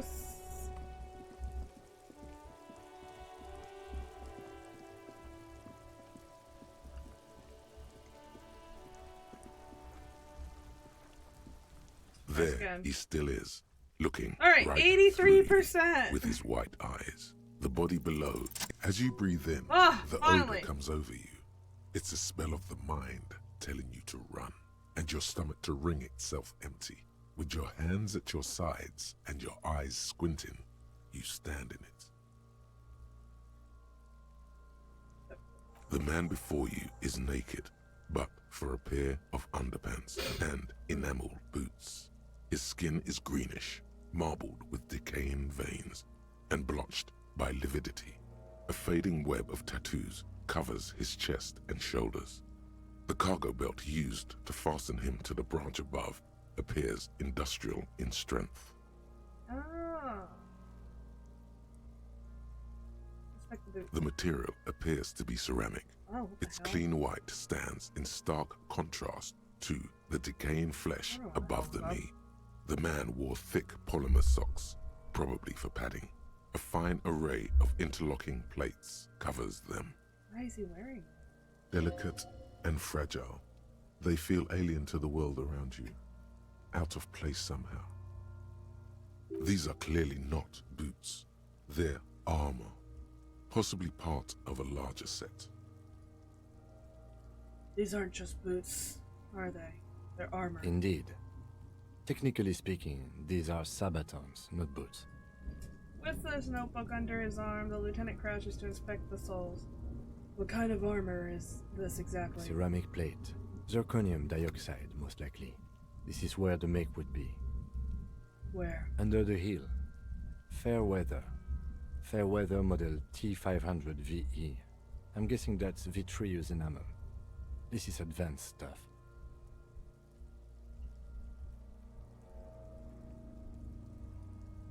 What happened to the rest of it? The locals probably scavenged it. It would be odd if he had more on after 7 days. We should keep a lookout for these species. The armor could yield information. This is one thing he might actually know. Maybe he was just wearing these boots and there's no rest of the armor. No, I think he had something precious underneath the clothes. They had to remove the jeans and shirt we found to get to it. And this kind of armor is often worn under fabrics. Nice.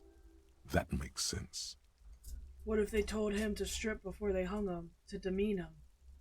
He could have been walking around naked for... They usually hang them completely naked for that. La puta madre, the Mazda, the Besmerties and the like. This one still has his underpants.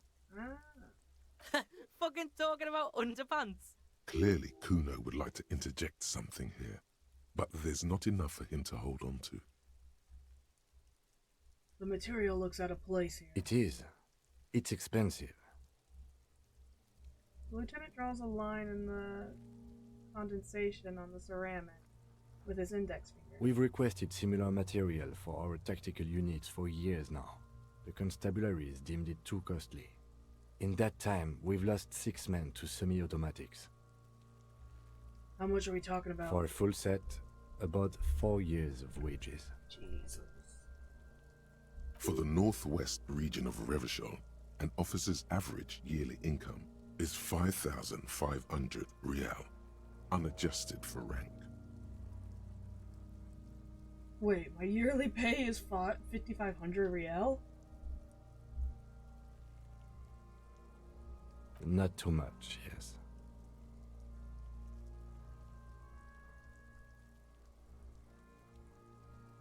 Sounds puny, no wonder I can't pay my hostel bill. It's a sorry situation, I agree. How can this man afford such expensive hardware? That's for us to find out. My initial report on the area suggests he was a security guard for the harbor company, but that's just hearsay. These look pretty advanced for a security guard. I agree. This equipment is way beyond what a guard can afford. A small bell-like sound fills the air, like tapping on the side of a porcelain cup. Sounds fragile. It's anything but. This material is a kinetic redistributor. It spreads kinetic energy horizontally, from plate to plate, dissipating it entirely. See? He points to the bead. Faint, organic lines cover the plates where they separate into smaller ones. These plates then divide into smaller plates until there are hundreds of them altogether, like whirls of floorboards. The design looks organic, influenced by highly resistant wood materials, like lignum vitae and ebony perhaps. If trees were made of porcelain, this is what their cross-sections would look like. Run your fingers along the line. The smooth, glossy surface fractures into ever more intricate interconnections, peaking on the right sabaton, where you notice the whirls are in the shape of a letter and number combination E50 100, 1000. Looks like there's a serial number on the right Sabaton. Good. Can you read it to me? He tips the drying ballpoint of the pen on his tongue. E50, 100, 1000. We have a make and a number. That's something. We can use the radio in my kinema when we're done. Either station can chase it for us. Pull the boot off. This feels dangerous. Are you sure?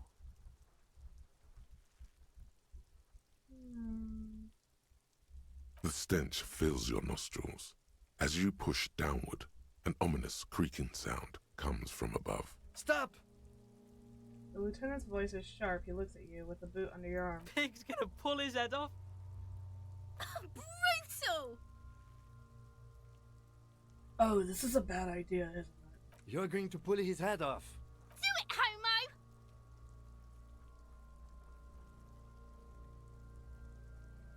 Do what? Pull his head off.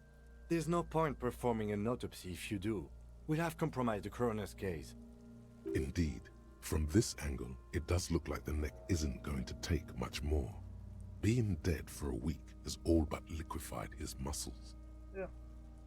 What are you trying to achieve anyway? Why are you hanging on to that boot? These boots go super well with my bell-bottom pants. No. Are we not detectives? There may be clues inside the boots. How many clues do you need? You already found a number. Besides, there's no way you're getting them off.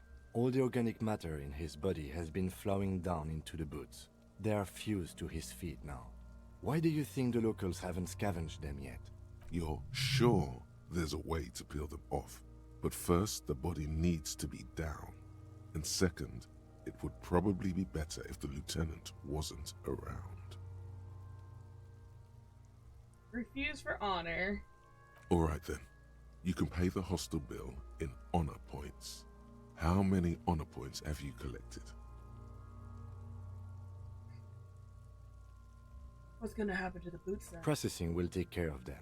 With the situation in the morgue, it will yield nothing. But we must pick our fights. Should we continue?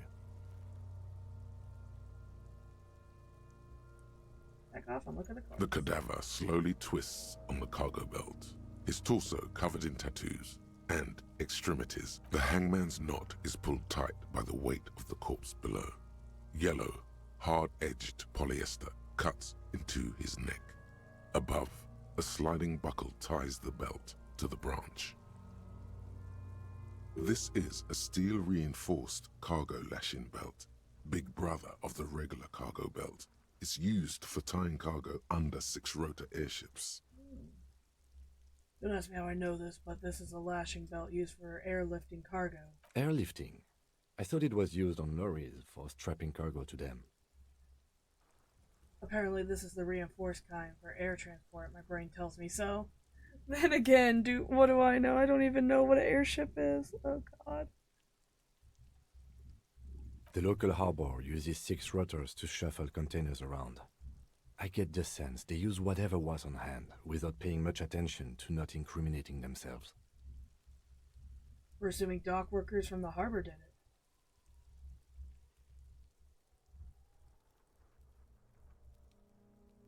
The brief suggested as much, politically motivated by the ongoing strike. Did you not get a briefing?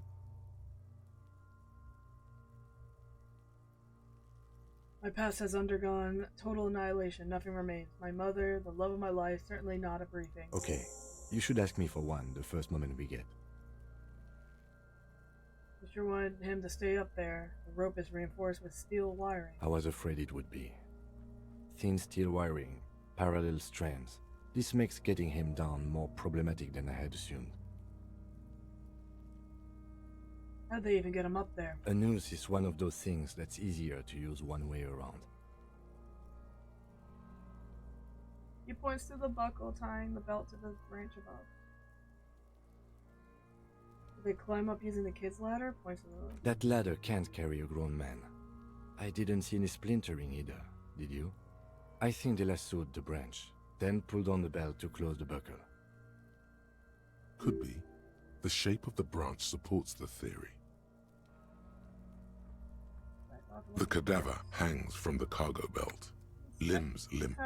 An intricate web of blue lines stretches across the torso, from the right shoulder to the solar plexus.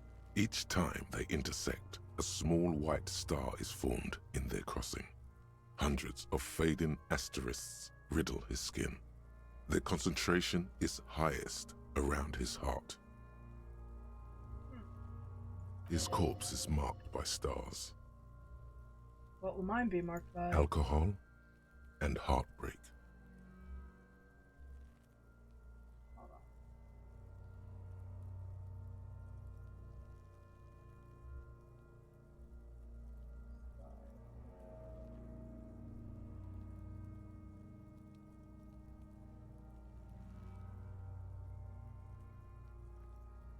I don't think it's the night sky.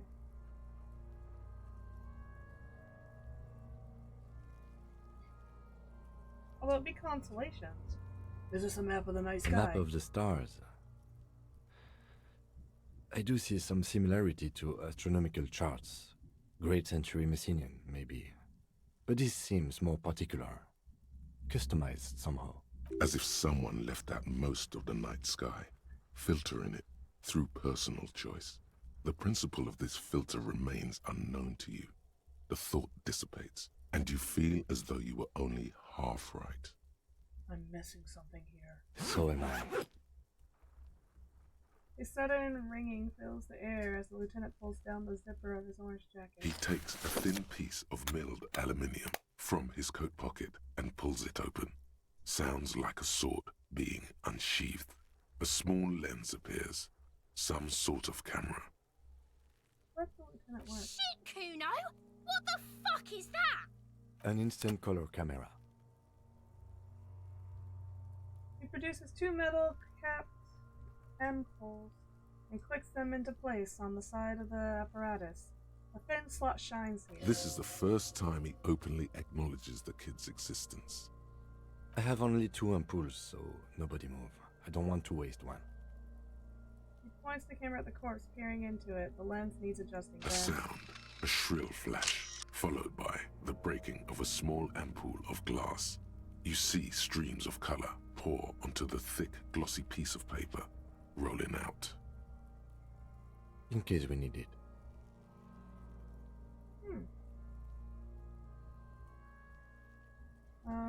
The lieutenant says and shakes the paper, letting it dry in the cold wind. On it, a color-perfect copy of the dead man's tattooed chest. Cool machine. Yes, it is pretty cool, isn't it? What do we need this photo for? It contains insight to the victim's person. By his build, I'd say this was a man of physical violence. The story he wanted his body to tell was important to him. It is his letter, to us. Someone should decipher it. We'll need to show it around.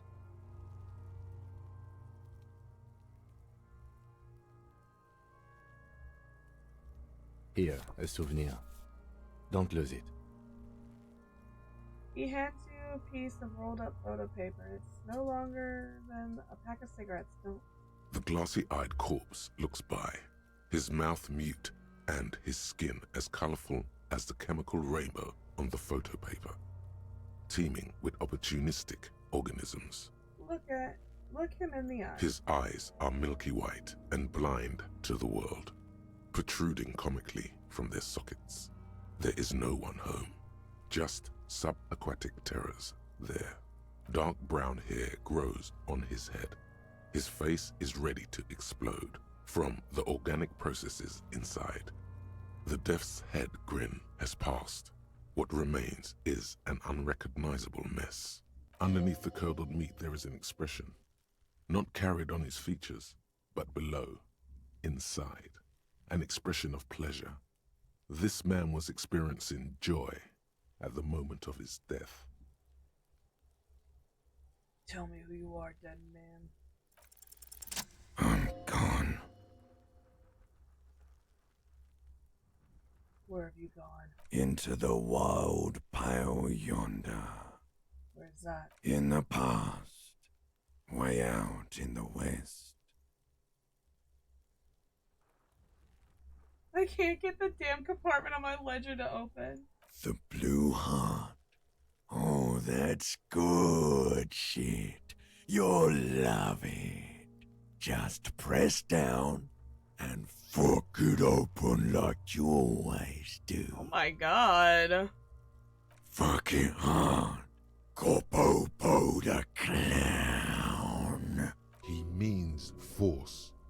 It'll work. Jesus. I can see you're gone, but who are you? I'm a joke. Look at me. You are now, but who were you when you were alive? A killer. A motherfucker. And a killer. I have another question for you. Go ahead, Corpo. What's happening? What do you mean? I'm talking to you. It's the power of your Black rocky liquid starts bubbling on his lips. imagination. Go ahead. Ask me more questions. Why do I love You questions? fucking love questions. Because you're a copperoony. Look at all of them go. Do you want more questions? Give me a comical amount of questions. Coming right up. Oh my god. Oh my god. This is getting upbeat now. Is my name Rooney? Fuck no.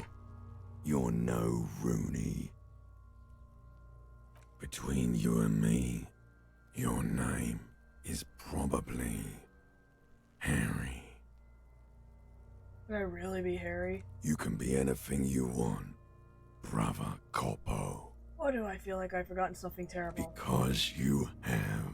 Who killed you? Love did me in, brother Corpo. It was love all along. Can you ask me a question? Sure, Lobo. I can ask you a question. Why are you doing this? What? Looking at my face, motionless, looking into my eyes, standing here. Why are you investigating my murder?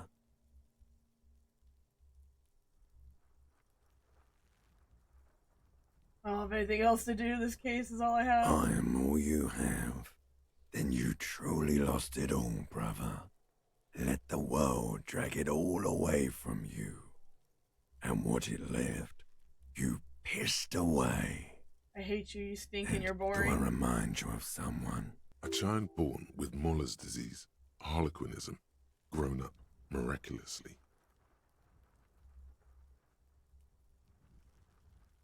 You sure wriggled out of that one, Coppellini. Why were you feeling pleasure when you died? Maybe I was getting my rocks off. First, you have to speak like that. What dialect is that anyways? So you were feeling sexual arousal when they were hanging you? Do I look like an erotic auto-asphyxiation type to you?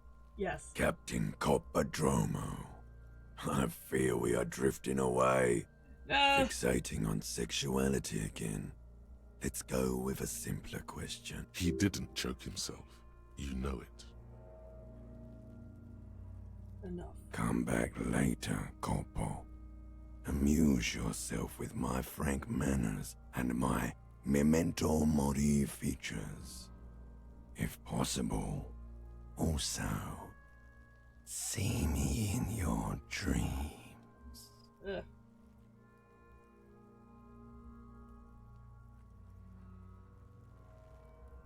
How do we get him down? Are you sure we finished the preliminary examination of the cadaver? We might miss some of these things once he's done. Stops to think and then check his out. Step back and have another look. The cadaver slowly twists on the cargo belt, his torso covered in tattoos. Of course. You have questions, don't you? Come back later, Corpo. As you narrow your eyes, the monster before you blurs into a violent mess of This is a trick. You've done it before. Pink is where the blood settled in the first hours post-mortem. You can use it to see if the corpse has been tampered with. Does his position at the time of death match the discoloration? Only the lower extremities are pink with a dash of blue. His fatted hands, thighs, and his neck, just above the noose. The rest of the corpse appears dark green in the cold spring air. His face and hands are pink. Thighs too. I see it. His neck too. The lividity goes right up his chin. We have good, well-pronounced discoloration here. The monster comes back into focus, an explosion of color, coursing with dark marbled veins. His stomach appears pregnant with something. Black liquid streams down his thigh and onto his boot. So, what do you think? I think he's dead. I think he was up right after death. His hands and feet and neck are discolored.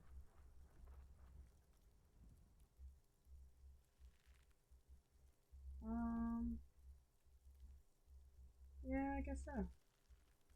Agreed, especially on the neck. The belt acted like a tourniquet, keeping the blood in his head. Yeah.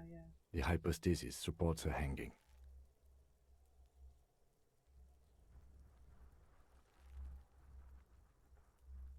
Yep, seems like a lynching to me. Everything here seems to corroborate that assumption, but we should still get him down before assigning a probable cause of death. He's beaten up. See the bruises? I do. Most of them are post-mortem. Maybe even all of them. The delinquents have made our jobs harder with their little sport. Stop talking in riddles, coin slot. He means you fucked him up good, Kuno. Fucked him up brutal-like. Something's coming out of him. A pool of blood and feces has eaten into the frozen mud below the man's feet. Purge liquid is dripping into it, drop by drop. The victim appears to have contained no more than half a kilogram of digestion at the time of death. The fuck he's saying? Talking about shit.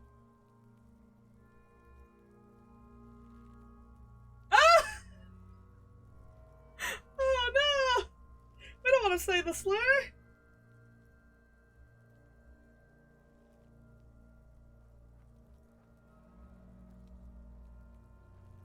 Maybe he went to the toilet sometime before death. Maybe. I think he's dead. I agree. There are crow's feet in his eyes. He's laughing silently. His personality is no longer a part of the world. Totally dead.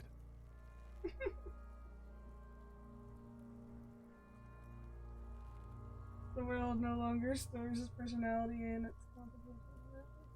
It's time for that. I know it's ended 7 days ago.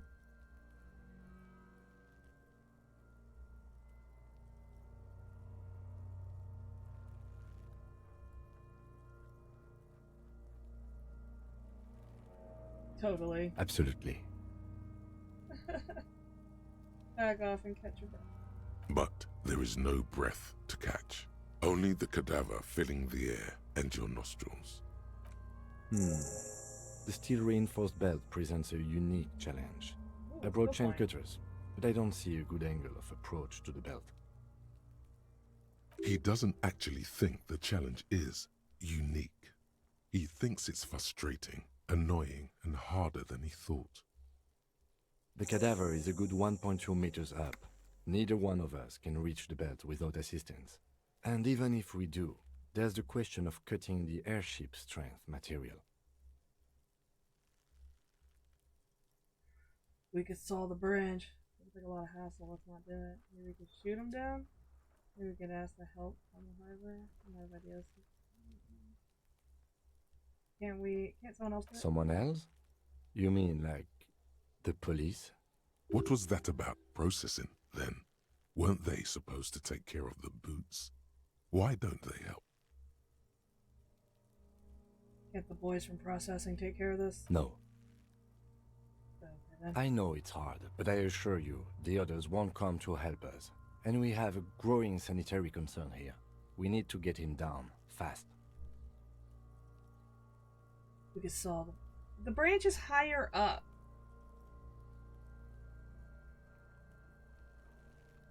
Climb up there and saw the branch? Yeah.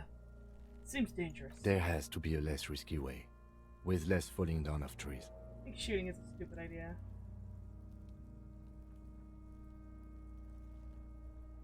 Maybe we could ask help from the harbor. I was really hoping we wouldn't. The Union appeared to be suspect in this case. It seems like a dangerous route to go down. Yeah. Wait, let's reconsider. But what other options? The corpse twists on the belt, like chicken on a skewer. We could shoot him down? Yeah! Bang bang time, pig! Shoot his head off! How? Where the buckle ties the rope to the branch.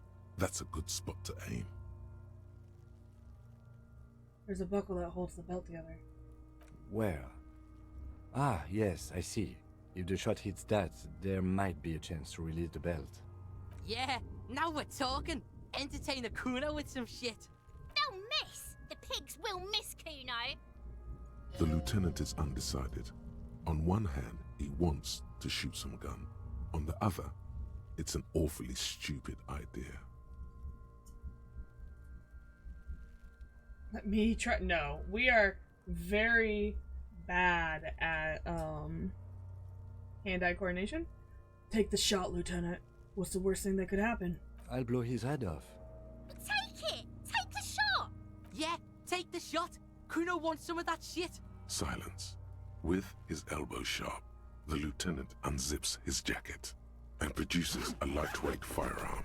He drops a paper cartridge in the barrel, separates the scouring stick, and gives the cartridge 5 tucks. That's a Kiel A9090 Armistice, mass-produced muzzle loader, ascetic, frugal, one of the most common firearms in the world. He then steps back and assumes the fellow's desk position, taking aim. The corner of his eye twitches. His finger is on the trigger. I don't want to distract him. He's gonna fucking miss! The kid's voice is drowned in a shrill blast that echoes off the walls of the surrounding tenements. A cloud of smoke slowly parts in the air as the lieutenant steps back and says to himself, God damn it. He feels bad about it. About his eyes mostly. Just having bad eyesight. Probably from a young age. Whatever you do, do not console him. Fucking idiot! Mookabat asshole! Kuno could have hit it easy, but then Kuno's not fucking handicapped, is he?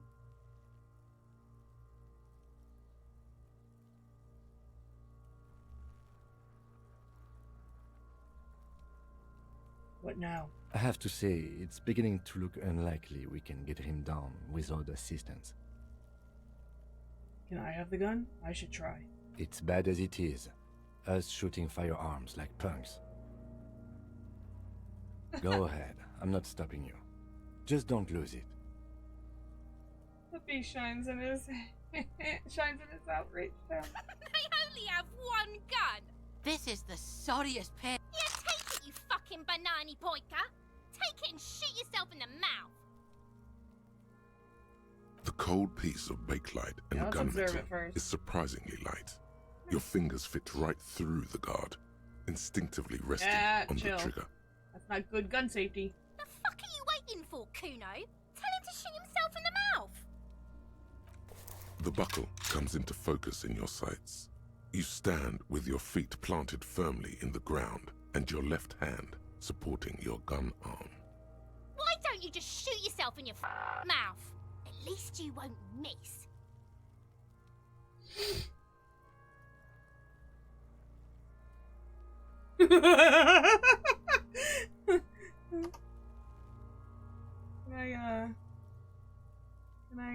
Can I F5? I can't save. Okay.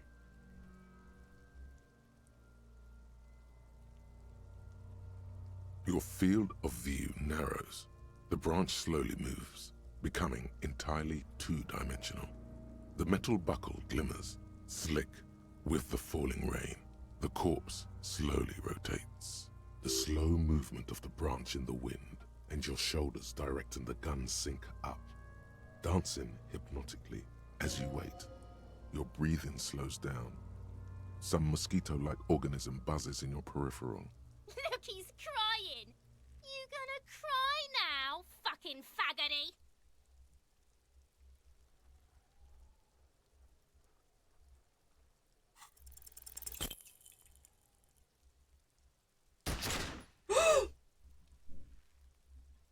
A plume of smoke erupts from the barrel. Your hand goes numb from the explosion. With your ears still ringing, you lower the weapon to see what happened.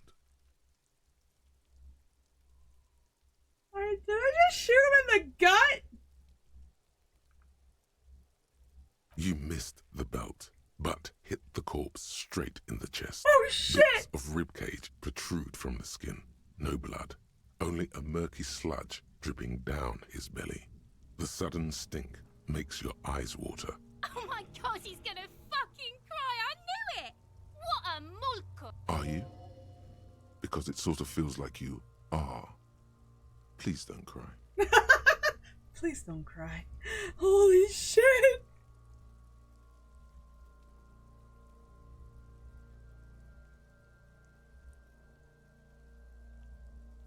What now? We try something else. Oh my god, what a fucking boring cop. Nice shot, though. Fucked him up good. He doesn't mean it in earnest. It's a cruel jest. He's going to say as much too. Just you wait. Actually, it was... Kuno just said that because he felt sorry for you, pig. It's not your fault you can't shoot. It's your pig hands. Pigs don't have hands. They have, like, fucking hooves or something. Kuno has hands.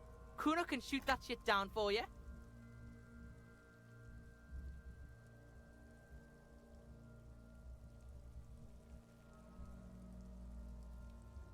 No, Kuno, if I can't shoot him down, no one will. Cop's bitter because he fucked that corpse up, Kuno.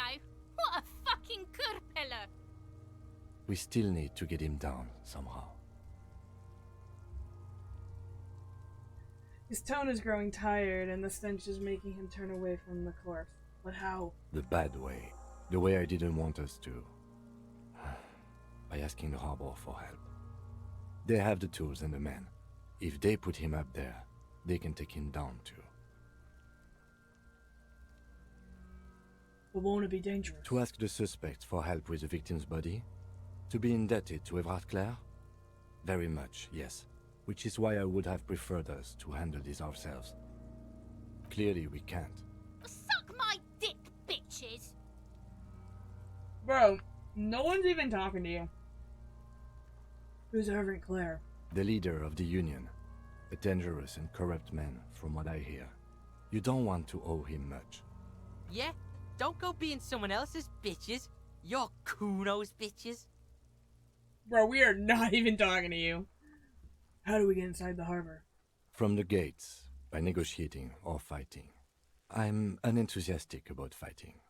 Or we can try to find some secret third path. It's unlikely. Already found it. To the gates. Let's negotiate. Let's get to it then.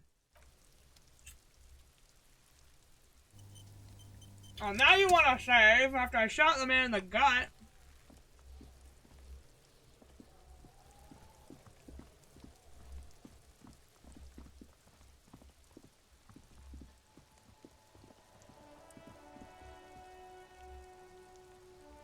Yes? Okay.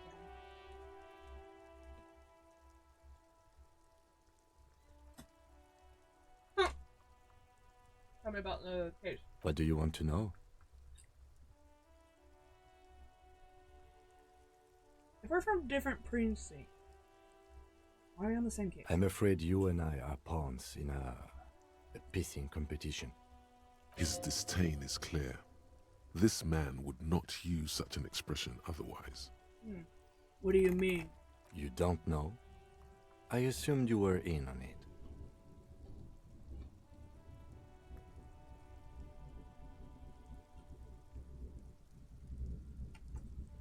Retrograde amnesia. Better still than an imbecilic cop-off. Cop-off? It's just stupidity. What kind of stupidity? The cop kind. Our precincts can't decide if Martinez is part of Jamrock or the Industrial Harbor. Yours or mine, as if we somehow own parts of the city. Typical street gang mentality. So we've let the Union make a mockery of law enforcement here, and now it's come to its natural conclusion. Then why send me? So this is a struggle over who runs Martinez. Well, sort of. It's less a matter of who gets to Police Martinez than who has to.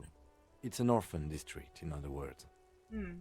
I think the dispatch desk just told both our stations about the hanging. There was quite the brouhaha at the 57th, I can tell you that. Time to settle it, they said. Cop off. But I assure you, I am not their finest or toughest with 102 cases solved. What I am is least interested in a pissing competition.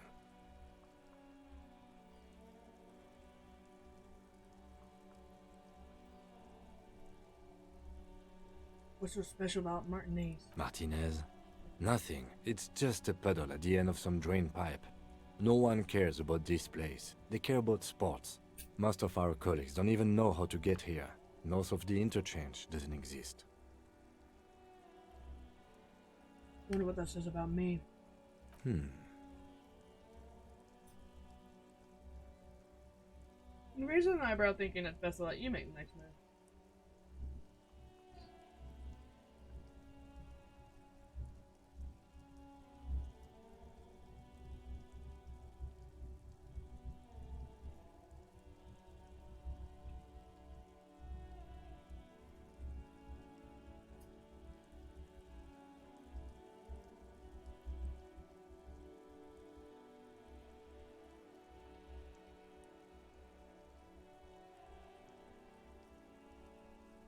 I'm gonna leave why I was sent as an sent unspecified. The silence carries. Okay, enough of the competition then. Tell me something else. Yes, it's a wholly pointless matter. Forget I ever mentioned it. He's actually glad it's addressed now. I'm not surprised. Because you're the best qualified. No, that doesn't seem right. Dumb brain, I'm good for nothing. You look dumb if you Oh, keep shit. the lieutenant waiting for too long. You look dumb if you keep... I think I should let you know that I can't remember anything. No response. He just arches his brow. He's having trouble processing it, believing it even. I really don't remember anything. There was drinking involved. Have you tried concentrating on something other than your personal affairs? There is a sudden, harsh edge to his voice, like he's tired of hearing about your personal affairs.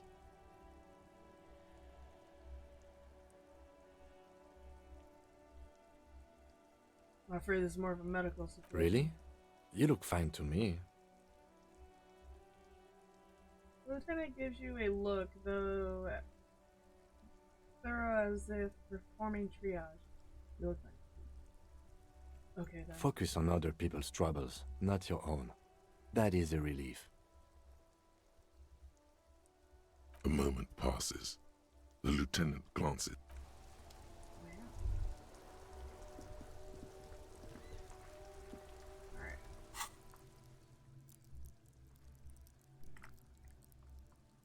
Hmm.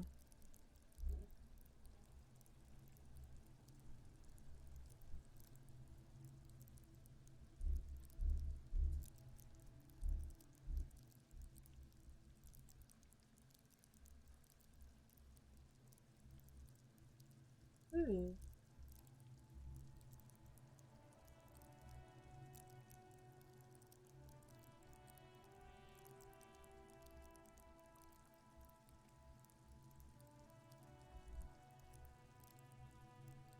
Let's put in perception, because I want a perception, but then I realize I don't really care about the rest of those.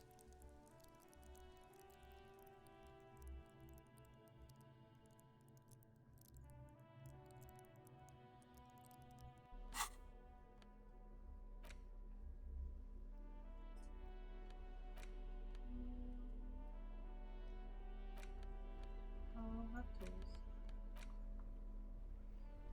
An intricate web of blue lines stretches. It still kind of looks like a map of the stars in the night. And we'll come back.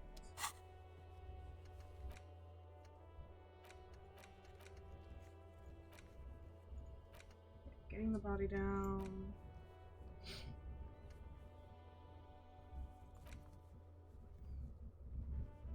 Okay. Yes? Tell me about the case. What do you want to know? Literally anything about it. I can't remember a single thing. Ah, yes. The case brief you missed. Now I remember. Brief, yes, that sounds good. 3 days ago, the RCM Emergencies Desk received a report about a security guard who was found hanged in Martinez. An anonymous caller said there was a dead body behind the Whirling in Rags hostel cafeteria. The cadaver had been there for 4 days. No one had come to investigate. During that time, the victim had been stripped of his belongings. The caller did not identify him, but used the word lynching. There is an ongoing labor dispute between the local dock workers and the logistics company Wild Pines. I was told we should approach the death as part of this dispute. Wait, does the briefing say who the victim was? A security guard or worker of some sort hired by Wild Pines. This was just hearsay from Martinez, of course. We need to find out the truth. Why didn't we know anything about the caller? They didn't identify themselves in any way. The tone was muffled using a device of some sort. The desk could identify neither the caller's age nor sex. Why hide themselves? There's a strong prejudice against involving the RCM in what's seen as union matters. The dock workers' union is the de facto police in Martinez. Now it appears they've started executing too. We cannot allow that.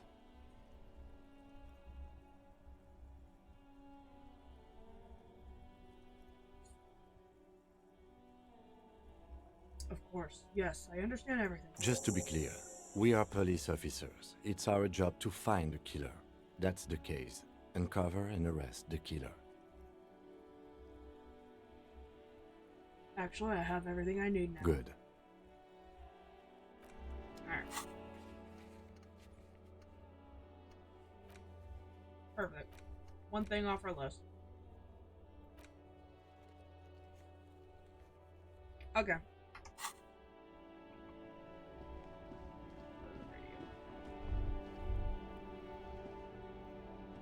Inside, you see a set of steering levers, a radio microphone. This is Precinct 57. How may I assist you?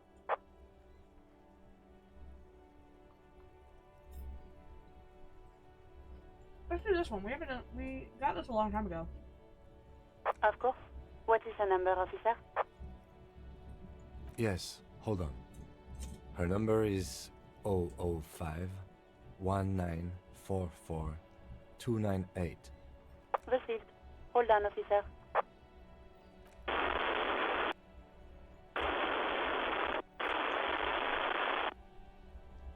Lieutenant Kitsuragi slowly begins to tap a little rhythm with his right foot. Quite a lot of time has passed. Officer, I have Sylvie Malaika on the line for you. Yes, hello? A female voice greets you through static. It's like she's a million miles away from here. Hello, this is the police calling. I have questions about you about the last days of work. Oh, right. Hello, officer. What can I do for you? You can hear resentment in her tone. She's not thrilled to be talking to you again. Was it you who called the police? No, not me.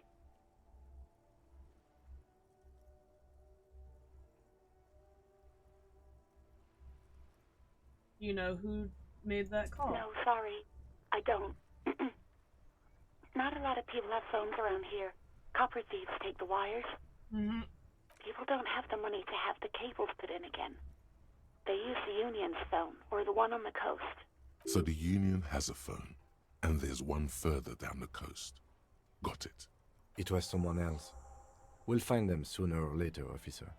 It just might take a while. Why didn't you call? Didn't the corpse behind your workplace bother you? What? Of course it bothered me. But I thought the union already knew about the corpse.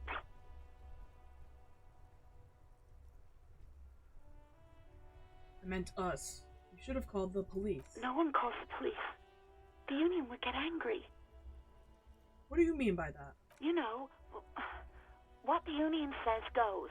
People listen to them and they take care of their own, which is like everyone here. Garbage.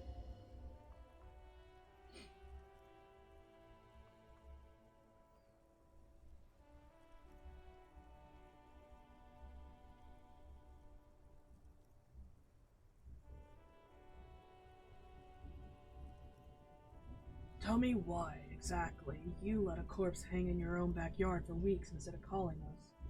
I didn't want to get in trouble with the others. Push her further. Show her the error of her ways. No, don't push her. It sounds as if she's about to cry.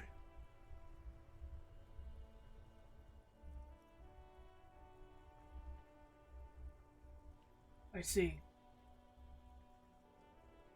Kinda wanna know what others.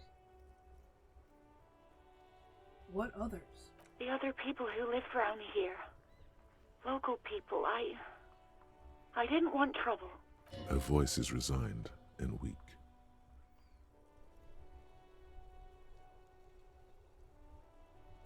What trouble? You don't live here. You don't understand. Squealing is frowned upon here. Everything is dealt with, well, by the Union, internally. Please, I just didn't want any trouble. I see. Don't worry about it, I understand. You do? What else can I do for you? Okay, next question. Yeah, go on. Why quit your job at the Whirling? You mean, why did I leave the bar? Honestly, I'm not really comfortable discussing it with you, sir. Why not?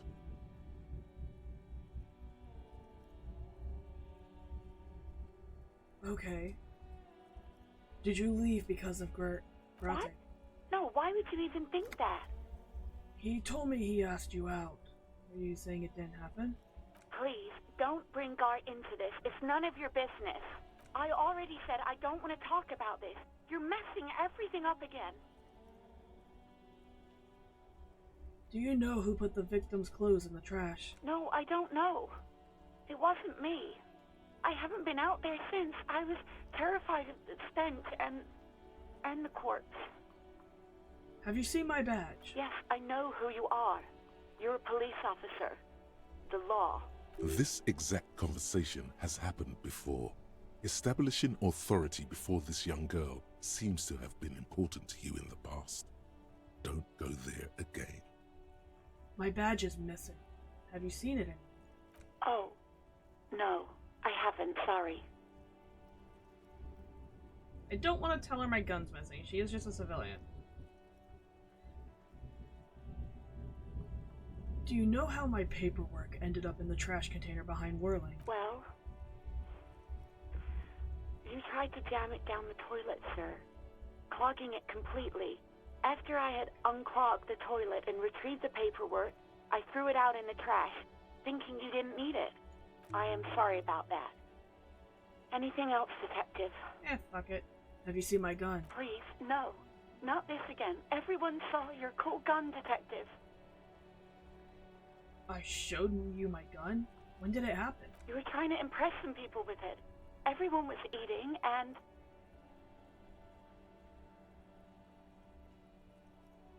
And what? What did I do? You were waving it around in everyone's face, begging them to describe it. You said it calms you, and then you started making suicide jokes. It got pretty graphic. Oh, shit. Oh, those again. I have been trying to wean you off them. Off of what? You know, when you put your gun, your actual gun, on your temple and pretend to shoot your brains out, off of that, people don't like that. I remember this. You were screaming things like, "My brains are all over the wall, painting them red. I won't be seeing it, 'cause these are my brains.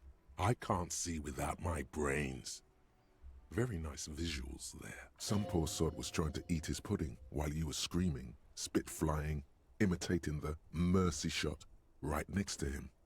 Spat some in his food. I don't think he touched it after.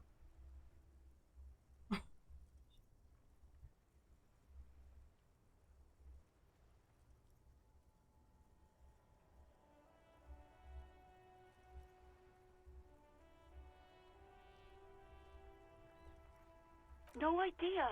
All I know is next to her waving around money instead, saying things like big bucks cannot lie and guns can't buy money, but money can always buy guns. Oh God, we're horrible. It almost looked like he pawned it, but believe me, I did not ask. I pawned my gun. Oh, I'm fucking dumb.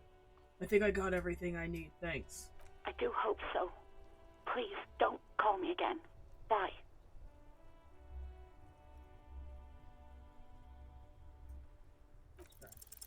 Yes, you have obviously done something to upset her at the Whirling in Rags, when she was still working there. Wait, before you go, you're mad at me, right? Tell me, what did I do? I can't remember anything. I'm not mad, it's just... You were so drunk and so emotional all the time, and then the skua thing happened. It just made me want to quit. What skua thing? The stuffed bird. The great skua. That's right. You threw it against the wall while screaming, "Fuck that bird," and laughing like a maniac. Jesus Christ. I think you said it had been giving you shit ever since you got there. Pitchbird got what it was coming to her. I don't... screwing things up. It was a pretty bird. There since I started working in Whirling. I really liked her. We call her Scotty. There's genuine sadness in her voice. So you're telling me I was the one who made you quit? Yes, obviously. You were the worst client I've ever seen. And I have seen so many assholes in this place. I've had sailors fighting, union guys grabbing my ass, kids stealing booze. Once a guy was glued to the karaoke machine every night for 2 months. But you... Go on, I want to know what I did. Well, you were worse than all of them. Honestly, you were getting borderline aggressive. Even about little things like not turning down the volume at 3 a.m. I even liked one of those songs you kept listening to on repeat. No more. I hate it now. Which song? We Go On, by the O.O. I can't listen to it anymore. You've turned it into a parody. Sorry. Sorry about the song. To hell with that song. Then there was your room. Your project. An experiment to see how bad it can get in there. I tried to send the cleaner, but you wouldn't let me. Threatened to make me understand. I had no idea what you meant, and I don't want to know. And then you screamed something about being the most boring person alive and how everyone leaves you because you're just so boring. I'm sorry. And then I had to deal with your toilet. The one you clogged with police documents, causing water damage downstairs in the kitchen. I won't even mention you waving your gun around, harassing customers, threatening to sing karaoke, threatening to kill yourself. Okay, I get it. I wasn't a very good tenant. No, you really weren't. You were simply the worst. You're simply...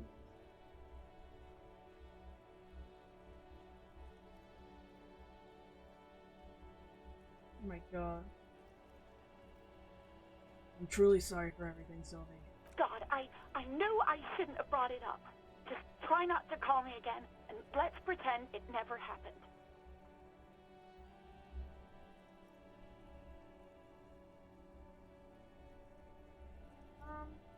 But when I spoke to Grot, it seemed like he thought he left because of him. Wait, really? No, this is absolutely not true. I like Guard. I really do. Didn't he cross the line when he asked you out? No, I was actually flattered. I've always liked him. It was just bad timing, with the corpse and all that. There's a pause. You can almost see her on the other side. The telephone cord coiled around her index. I didn't know what to say to him later. Then you came and destroyed the place. So I left without explaining. I should have told him, maybe. I can tell him. Okay, but please don't mess it up. Please don't take out your gun or something. What else did I sing besides I'm looking for a song. All sorts of things. From disco, rock too. So much disco and rock. Maybe you can help me identify this one particular Which song? one would that be? One that's really sad. Sad? I think the one you mean is the smallest church in Saint-Saëns. Butchered that right up. Her voice carries tone of disappointment. Interesting. You still have to find it, however. Right. Thank you for talking with me. Take care. You hear a sigh of relief on the other end of the radio. Anything else I can help you with, officer? Can you run a serial number or a pair of armored boots for me? Sure, officer. What's the number? And the make of the armor, if you know it. B50 100 1000. Mega model of the armor of Fairweather T500 VE. Got it. I'll contact the ICP database immediately. Call back tomorrow. Hopefully they'll have dug up something useful by then. The International Collaboration Police, ICP, is an inter-Isolati law enforcement service, the crown jewel in the moral intern diadem, alongside EPIS and the coalition government. I didn't know the Insane Clown Posse was a police force.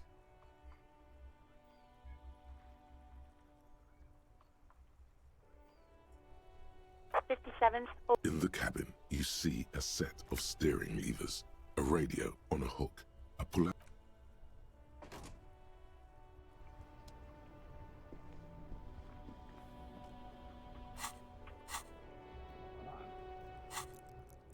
Did we get another point?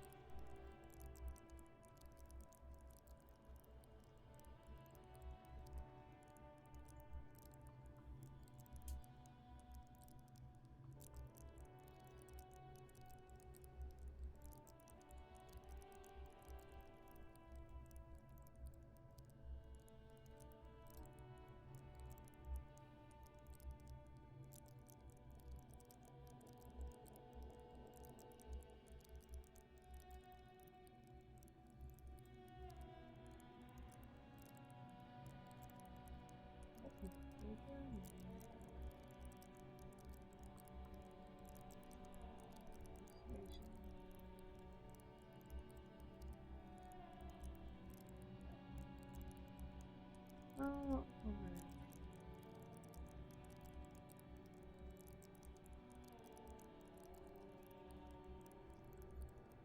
Do lie detection. My gloves messed up.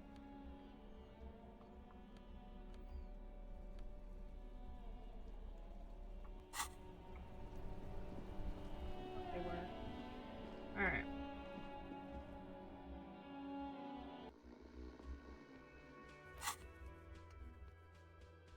Alright, let's do that.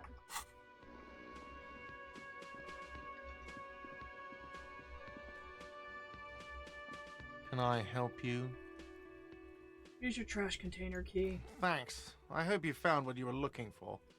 How strange. I certainly didn't put them there. Uh-huh.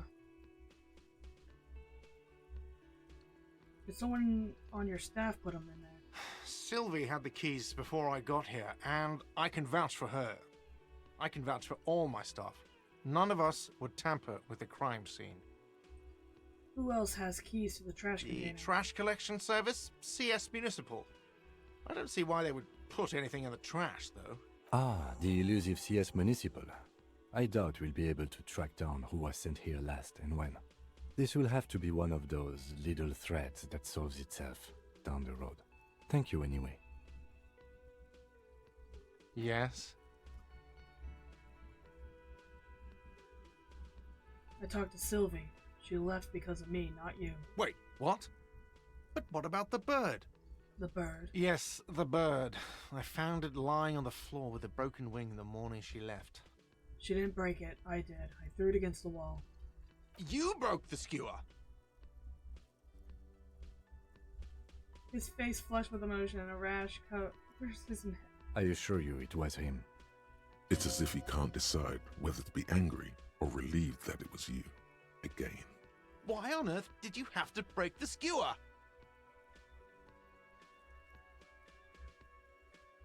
It's a mystery. I can't believe it. I was so sure it was Sylvie. Even worse, I thought she was trying to send me a message. Symbol of hope and all. A tender type of hope. Something stirs in you. Perhaps this is why you broke it. All right. Did she say anything else about me, you know? Did she say anything about me? She said she was flattered. It was just bad timing. Really?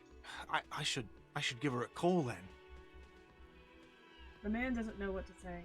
He wipes his brow and stares at the counter. Thanks, I guess. Was there anything else you wanted, or...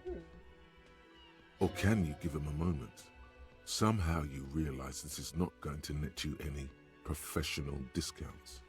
Already he's reverting back to defensive.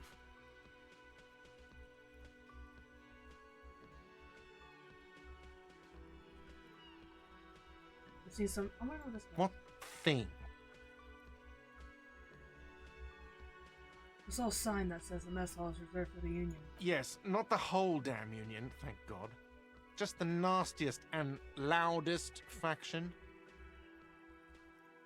They come here in the evenings. Dumb, unruly types. Think they're big shit. But they're good customers. They place big orders and always pay on time. He hates the Union, but grudgingly recognizes its power over him. So he's directing his frustration at you instead. Retaliate. It's a shame you gotta suck up to the Union to stay afloat. I don't. I'm simply providing a service, or really facilitating the offering of services to paying customers, and it doesn't matter. I don't have to explain myself to you. We should find out who this Lord faction is, occupying the booth. Loudness means talkative, and we need info. Yeah, of course. How do we find them? We don't. We have to wait. They'll show up sooner or later. Sure. Men get hungry, even striking men. If not today, then they'll be here tomorrow.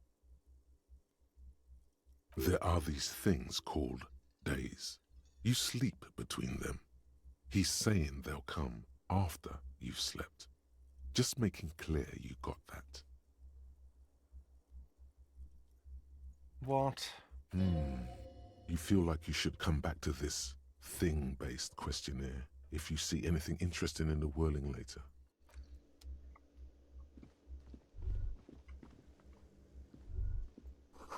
A soft purr of electronic juicer comes from the kitchen. Someone is looking.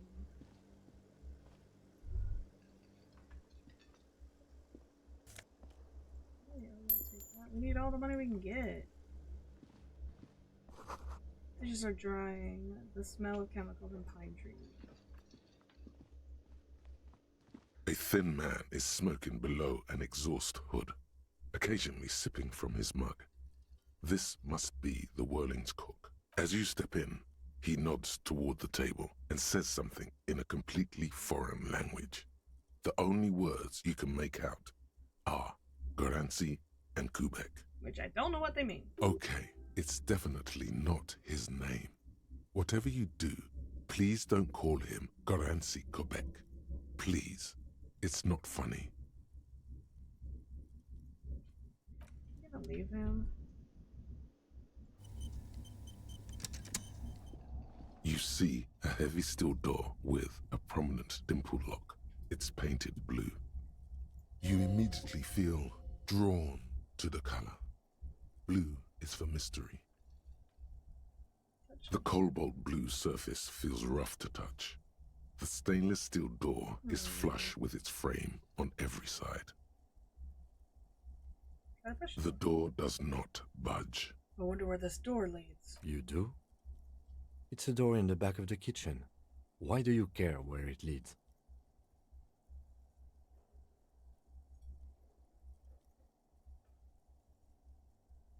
Out of duty. We may find something pertinent to the investigation. Yes. I suppose it's worth seeing if we can get in. Just to be thorough. As a side investigation. Yeah. The door in the main investigation will merge into a stereo and... Yes, a mini side investigation. Gart is the person to ask about this. The cafeteria manager. Oh my god.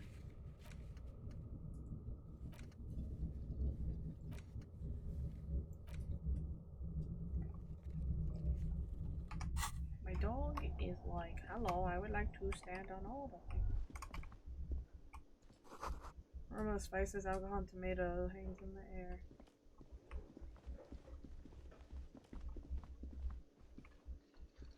Let's talk to this guy. I haven't met him yet.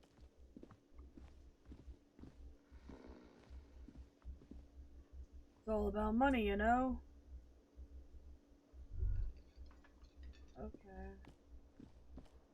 See if anyone is up here.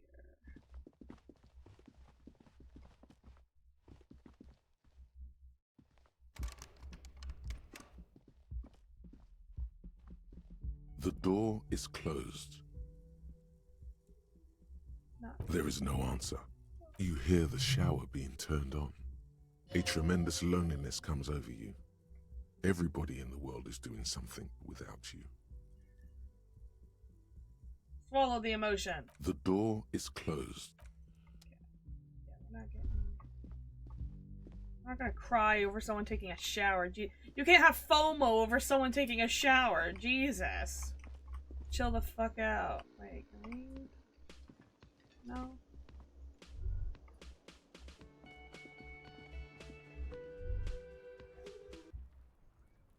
Alright, hold on.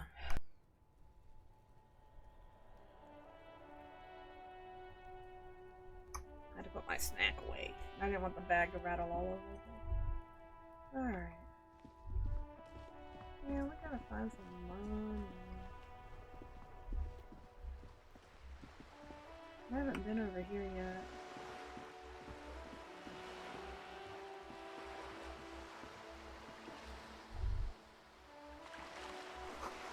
You had a bag in your hand and you collect the bottles and sell them. Bag, huh? Oh.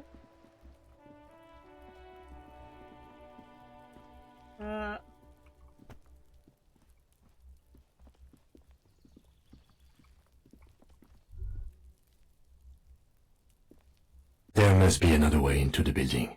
Oh my god! What's that noise down there? Why did it sound like that? That sounded awful.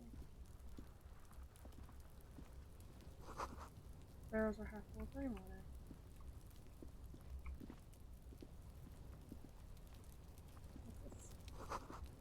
Just a closed door, but you look at it suspiciously. Chairs and tables eaten by rain and rot.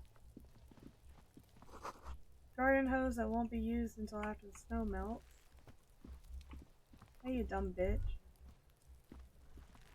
Are you trying to sneak up on me? Come to slit my throat in my sleep? She whispered. Logic error. She is not sleeping right now. Pig's come to take me out. Trying to snuff me out. Are you even sleeping right now? Don't get fucking clever with me, pig. You think you're so clever. Jesus. Well, you're the one that's fucking stupid. Have you tried not being stupid? Hell yeah. Speaking of, let's get some morale back. Before we die of sadness.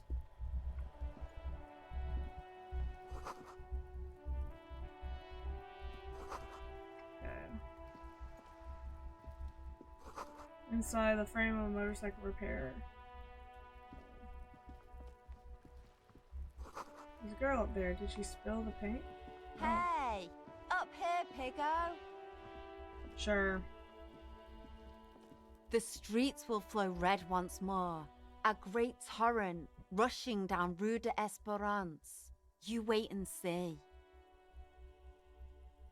The girl stares at the sailboat by the pier. The streets will not flow red with anything. Who are you? I'm Cindy the fucking Skull. What else do you want to know? Date of birth, blood type, the last time I was tested for Hep C. I am the law. Stop that.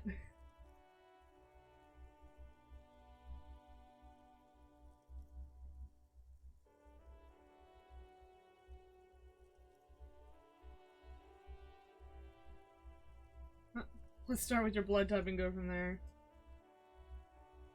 Go where? Accosting a minor?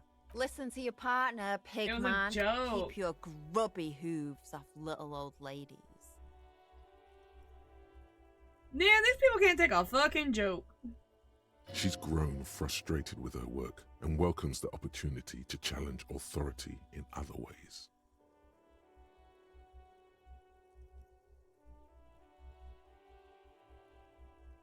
Watch your back, Ungulate. You've got eyes on you. Bro, I don't care.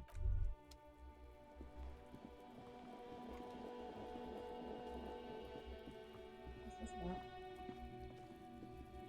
This is a wall on the side of an apartment building.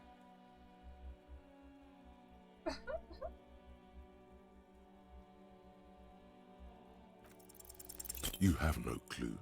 It's just a wall. So many walls all over Martinez. Whether Okay. Nope, we're not going all the way over there. We gotta do some other thing. Only Cormorant surveys the sea, indifferent to your approach. We got money to make, honestly.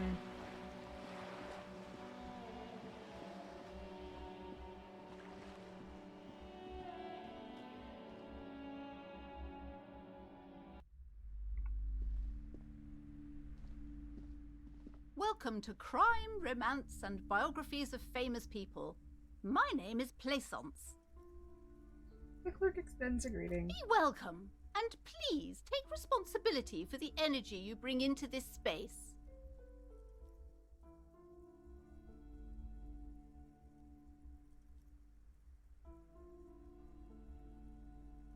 Sir, don't be ridiculous. I certainly will not give you money. I would be doing you a grave psychic disfavour. One has to earn one's success, even if one is a police officer.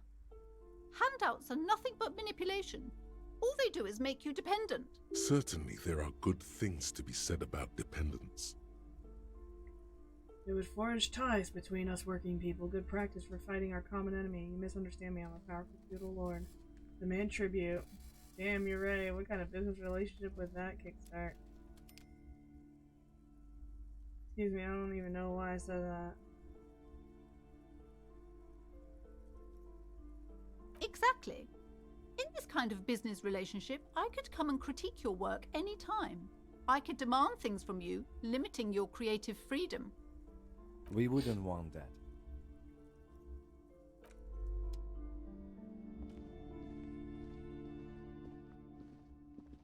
You see a set of tattered curtains blocking the way to another room. A strange cage-like trinket dangles from the curtains. Excuse me, officer. The back room is strictly for employees only. Okay, can I become an employee? Because that would be...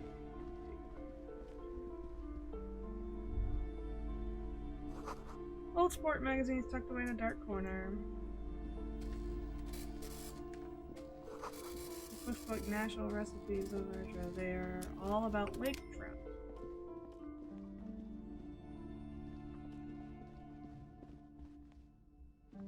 Yeah. Quaint picture book brochure, very colorful. It's a tome of fascist magic, rather candid. Okay. Another boring book, just discarded here. Everyone knows the most interesting thing about fascists was their magic. These shelves are overburdened with books from the same series. You see the name I'm sure I've got a map, to be honest. Can you excuse me?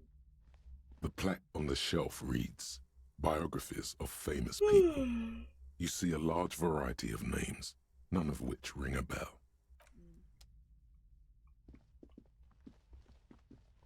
I mean, like...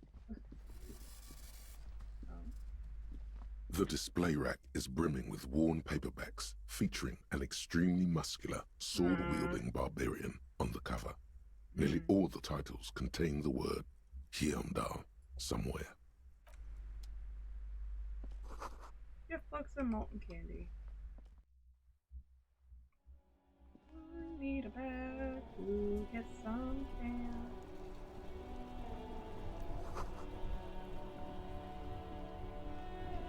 Some tonic. Okay. An ancient fountain doesn't pump water anymore. There's a tree in it.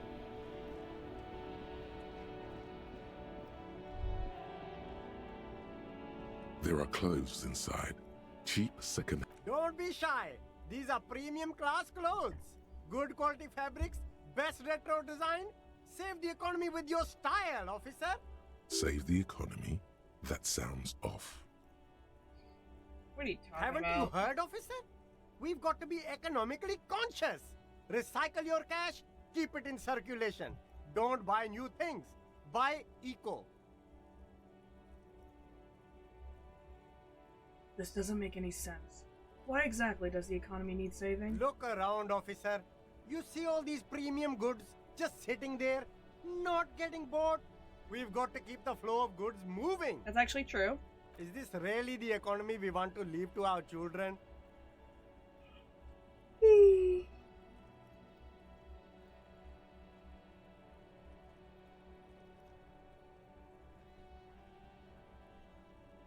Oh god.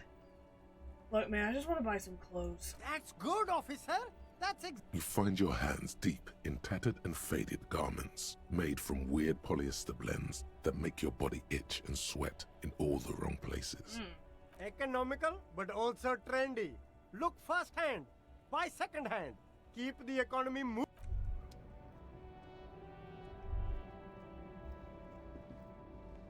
There's a pile of cheap sunglasses. You like sunglasses, officer? Oh my god. Oh, a helpline to the company that controls the drawbridge. Hot air rises from the sewer. Sour, acidic, and strangely comforting.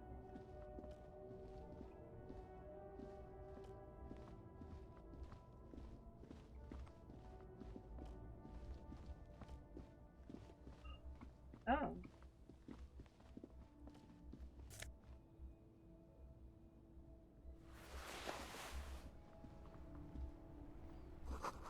Roy's pawn shop!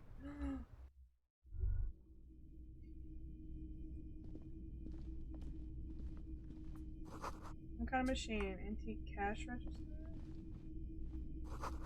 In the dark, film projectors whirling away. A bust of a woman. The plaque simply says PEI.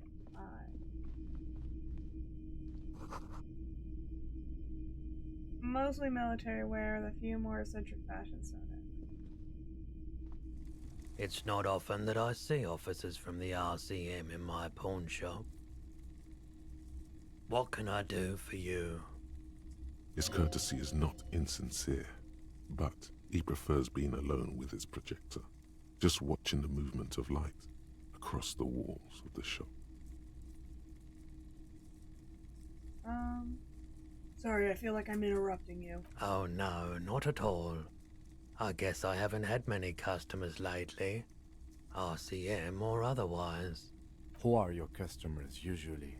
All kinds of people come through here. Locals, travelers, people looking for a deal, people looking for a keepsake. People who are terminally bored. Yep. As you can see, I have a wide selection of goods for everyone to choose from.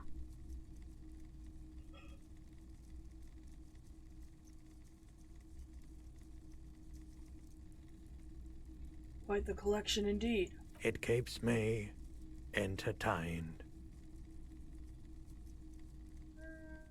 We could try. Okay, he definitely is high. Whatever it is, you've probably done it, and many other things besides. But you can't cut through the jumble of sensations to get to the answer. Looking at his wares, talking to him, that a guarded man like him wouldn't tell you if you asked out loud.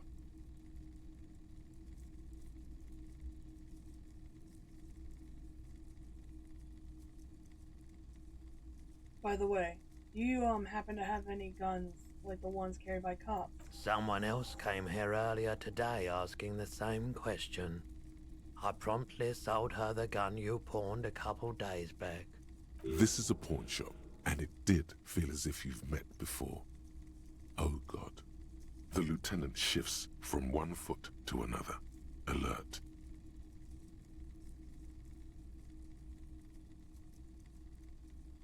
Was the buyer a policeman too? She didn't seem like a policeman, although she kept referring to herself as a pig, which was odd. I found her interest in the gun a bit obsessive, but I was just happy to get rid of it, and of her. Truth be told, she was terrifying. Wonder if it's Sydney. Right, so let me get this right. You sold your sidearm, issued by the citizens' militia, and now a civilian is running around the streets of Martinez with it? Yes. Miraculously, his face does not reveal what's happening inside.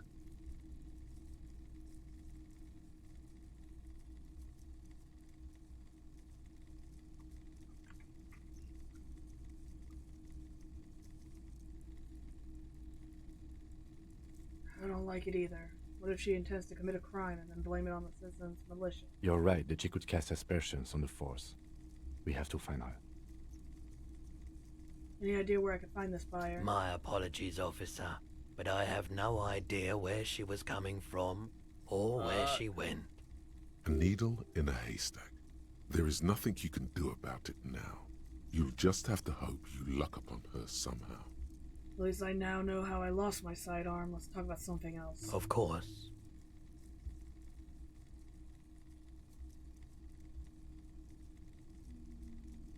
Really what I came in here for. Hey, so we've been monitoring you internally, and now we know your Corpo type. Wait, there are Corpo types? Yes. Guess what's yours?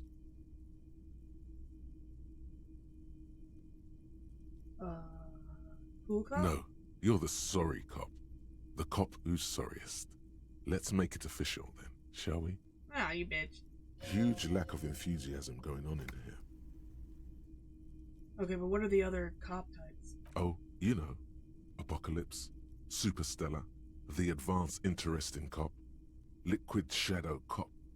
But you're too sorry to say those things. So, here we go. Hopped in.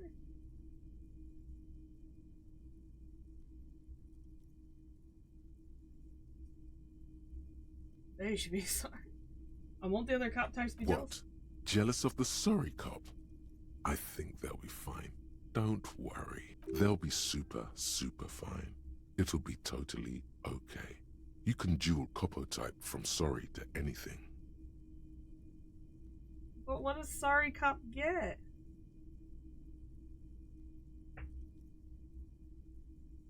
They should be sorry. Yes, yes. Impotent rage and lamentation. Let's wrap it up? You know, actually, I'm not sorry. I changed my mind. No, you don't. Come on. You'll be back to saying sorry in 2 minutes. Stop wasting time and begin the repentance. I don't know what that means, and I'm scared. What happens if I'm sorry cop? I don't want to be asshole cop.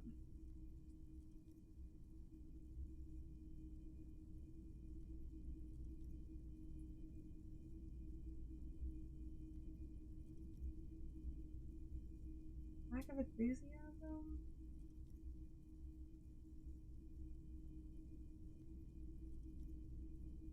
Wow. Okay. Fuck off. Maybe we were wrong about you then. Yeah, I don't want to be sorry cop. Fuck you. I still am missing a shoe.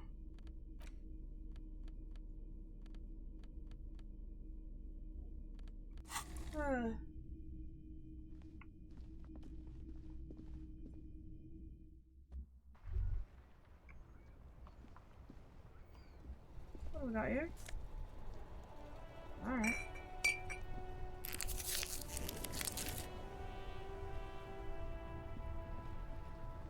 The store can give me a bag.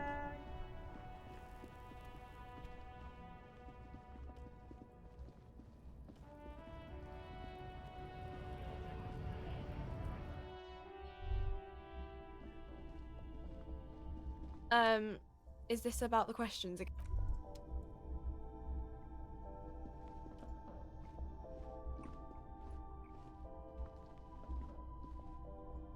A colorful display of there, in that dark green glass. all in vain. The great flowing river of warmth, wine, alcohol. No, we gotta go. We're not doing that.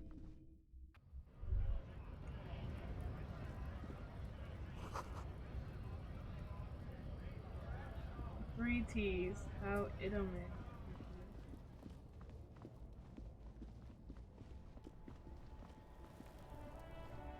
Let's talk to Grandma now. I think that's what we're gonna call it.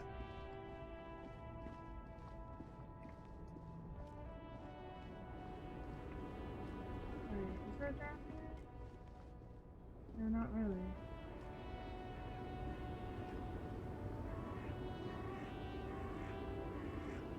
The woman still has her eyes fixed. Nothing. Her smile. Wait. She's just a distracted old woman. Better to leave her alone. If you say so. Alright, if you say so. Fine, fine, fine. Money.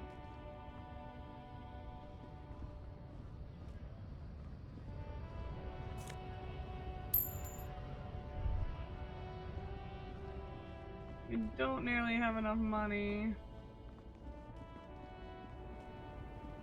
How do we get more money?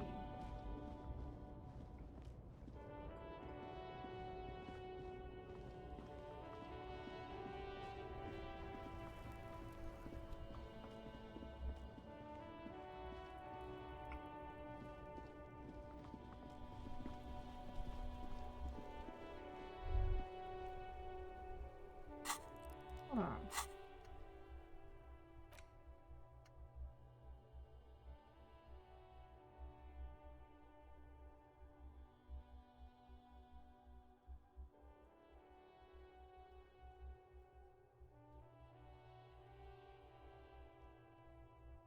Maybe I can't do that though. I just have to.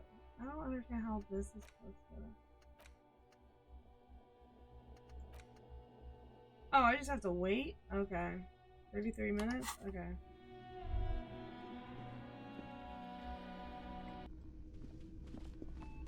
They haven't shown up yet.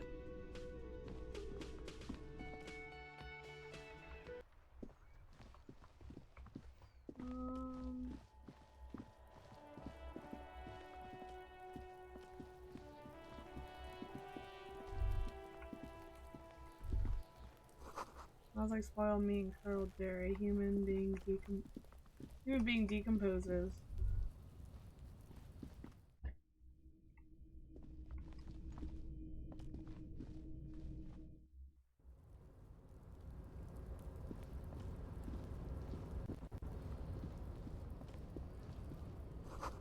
Always gonna collapse soon.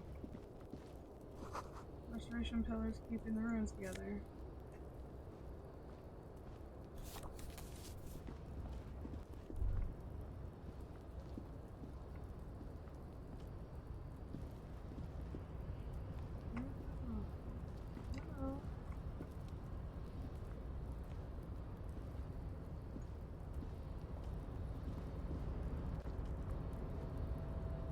Yes? Nothing.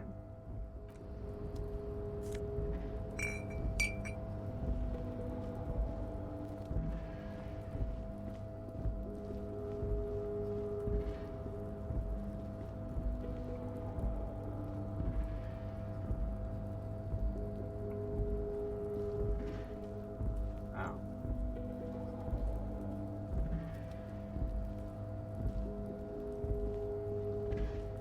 Oh, this is a nightmare done.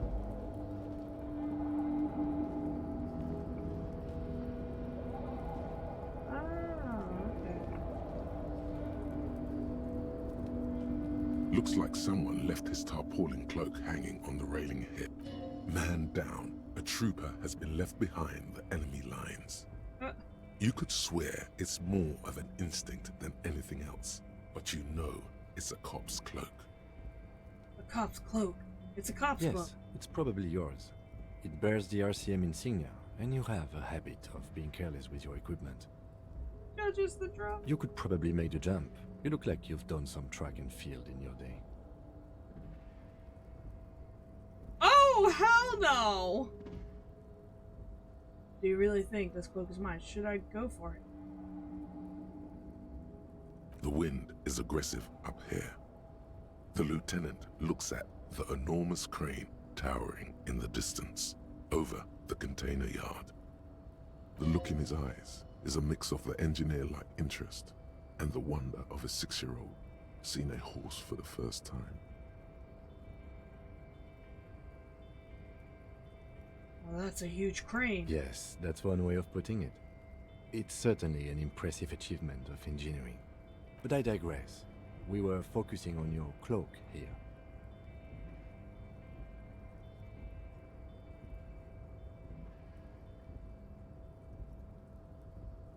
You really think this cloak is mine? Should I go for it? The cloak? I do think it's yours, yes. As to whether you should go for it? Well, it doesn't seem too dangerous. 2 meter stops. Whenever you're ready to do it.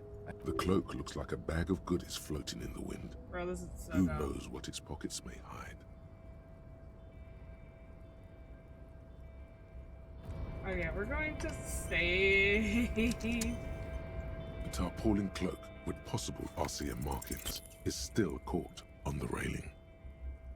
We're gonna fucking die, aren't we?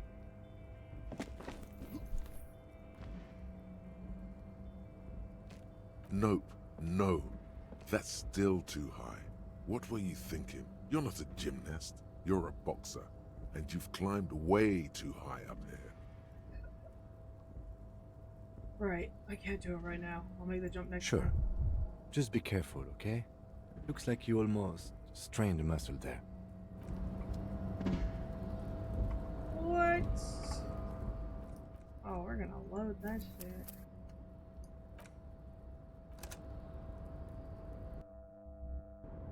I don't want to lose a health over this shit.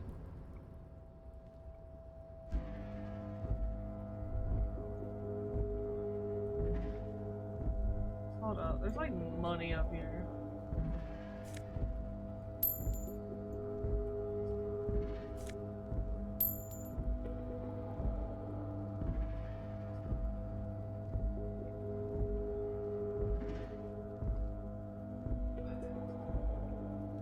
No, there's gotta be a better way to do this shit. This is stupid.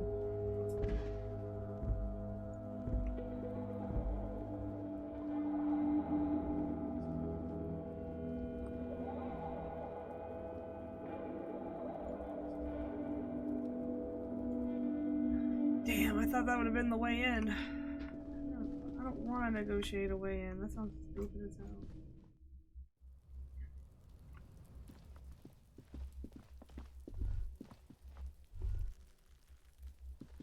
There are several footprints in the mud, left by work boots. Anywhere from 6 to 12 pairs, maybe more than 12. No, 8 pairs of boots have shuffled back and forth in the mud. 1. Standard work boot, steel reinforced toes, number 46. 2. Standard work boot, steel reinforced toes, number 44. 3. Hobnailed work boot, steel reinforced toes, number 43. 4. Standard work boot, number 45 or 46. Wait, which was it? You don't know. It's a miracle you can tell the prints apart as it is. The cold must have preserved them. 5. Another standard work boot, steel reinforced toes, number 44. 6. An aberration, light as air, even pace, same make of boot, but number 41. Impossible to tell. Could also have been an adolescent. The gait is undeveloped. I'm pretty good at this. You're not bad. It's as if the whole world darkens. Everything else has a thin film of unimportance on it, and the tracks burn in the middle of it, in a strange, beautiful way. 7. The glowing outline of a standard work boot, number 46.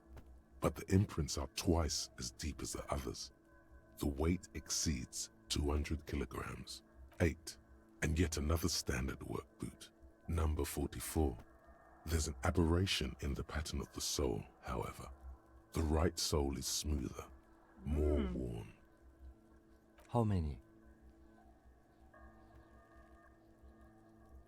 8. I was pretty off then. I counted 20. The same guys are going back and forth. I never got the hang of it. Hyperopia. Do you see anything out of the ordinary?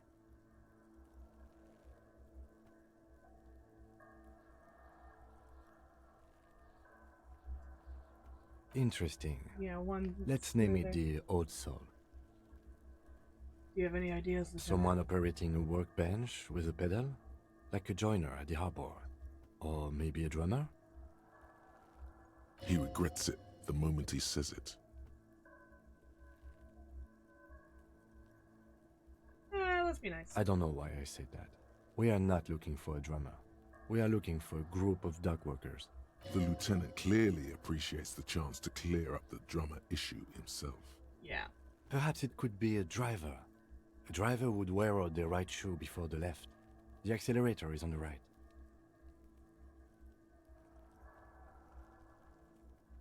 Interesting. Only I'd come up with that idea. He doesn't seem to hear you, looking south toward the traffic jam instead. The machines are silent. The engines are all turned off. We should keep our eyes open around the traffic jam. See whether anyone strikes out as a potential suspect. Seems prudent, no?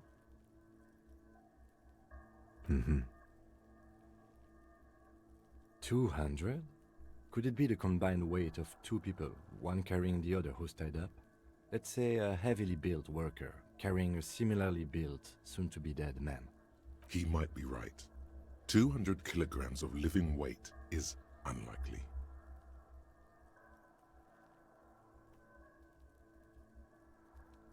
One of them was carrying him over. Possibly, yes. But why? You're thinking, why did they have to carry him? Yes, they could have used a makeshift stretcher or just march him up to the gallows. Maybe there was a physically impressive strongman in their midst. Someone who wanted to impress their peers.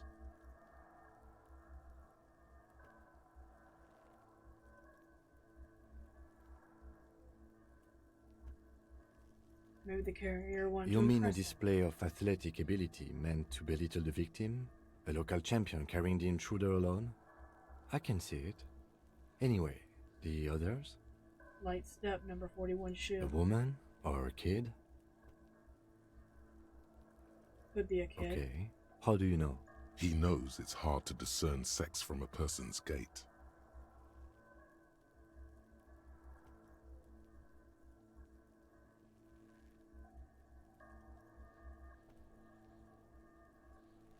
I don't. Understood. Anything else? How old do you think these tracks are? A week, maybe? 7 days would fit the time frame provided to us by the caller, who reported the hanging. It is not impossible. How do you know? I pulled last week's forecast for coastal Havashol. 7 days below freezing. The day before, the day of his hanging, was the last warm day. Correct again. Sub-zero temperatures would preserve the tracks in a good state. The commotion here could have taken place a week ago. What do you think happened here? What do I think? A mob of people brought something heavy to the tree. One of them was carrying the victim. They shuffled around, especially under the tree. Then, after hoisting him up, they stood in a semicircle facing his direction. At first glance, this appears to be a lynching. Indeed, they all stood in a row here and looked at the tree. Yes, everything fits so well. Carried him over, hoisted him up, watched him hang. This is easy. Yeah, I feel like this is not what happened. Isn't it strange to have your assumptions confirmed like this? This is what someone whispering suggestions in your ear would like you to feel.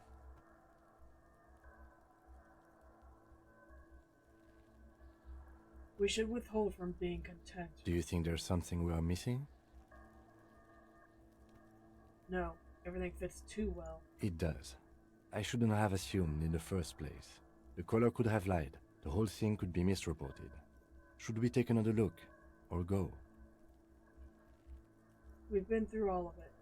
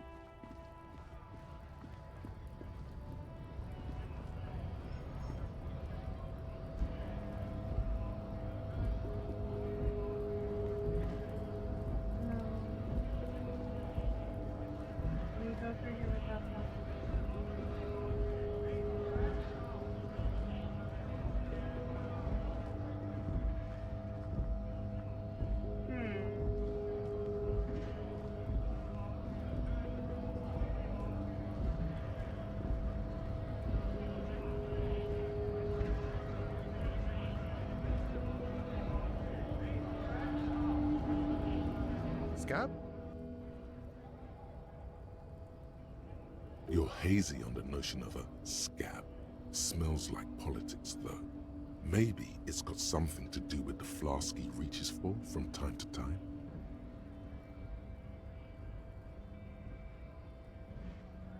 I'm not a scab. I'm a cop. I was just messing with you. No one's ever seen a cop scab. Imagine, you cops going on a strike, but then another cop comes in and says, "Let us cop for less money." Chuckle flavor like. Speaking of, what brings the RCM here? To the Wild North? Come to see the strife? Investigating a murder. Murder, huh? That sounds like a lot of hard work. You'd never see me investigating a murder.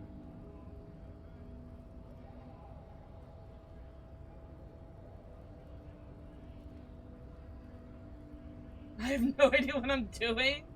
Oh god.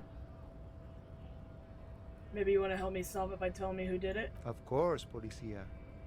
It wasn't me. You can rule me out. Easier that way. Should we?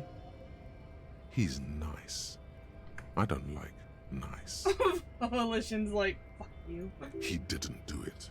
It's the truth.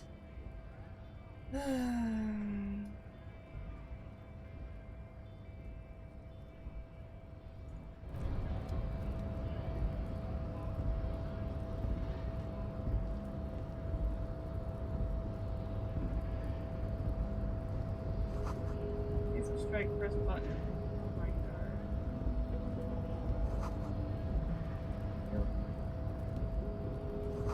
No lock picking or door picking on this one.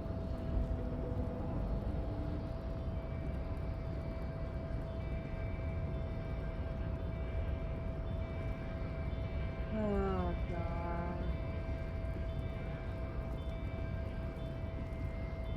I was hoping.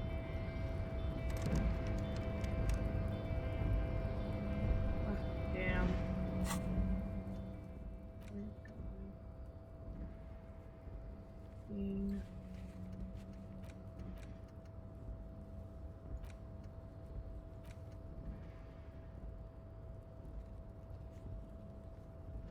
Oh, I can ask my station for additional funds? I didn't know that.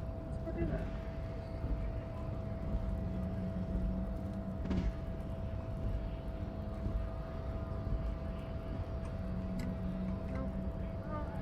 Damn it, every button I pressed was getting me the wrong direction.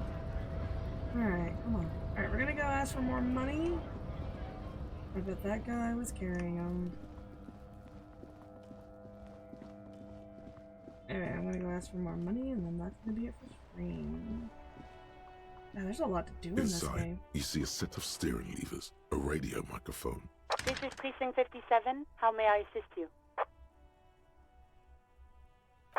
Right. 10-4, come in. 10-4, I hear Financial you. assistance. I don't have the authority to grant your request, but... What does he want now? He's asking for money. Is he fucking kidding? I don't think he is. Don't give that asshole anything. He's just gonna drink it all. Alright, that's a negative on the additional funds, sir. Over.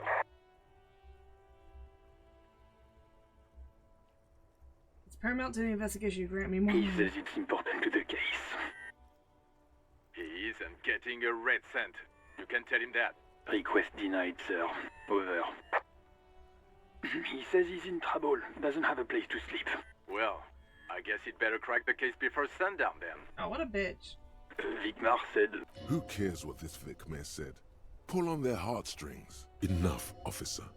This begging is below your dignity. Anything else, sir? Over. Okay, 10-4, sir. I hear you. Relay your question. Over. Wait. Before you say anything stupid, think it through.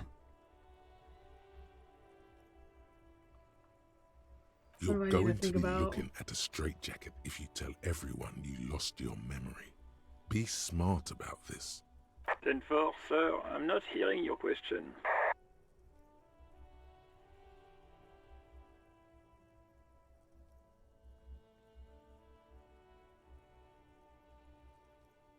Please refer to me and my full name in the future. 10-9, repeat message. I didn't get that, sir.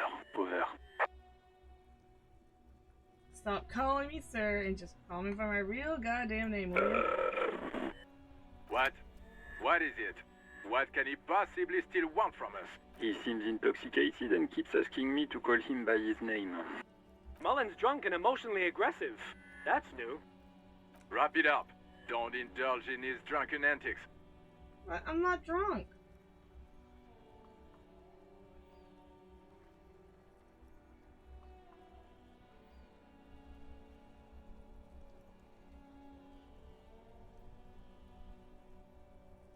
What?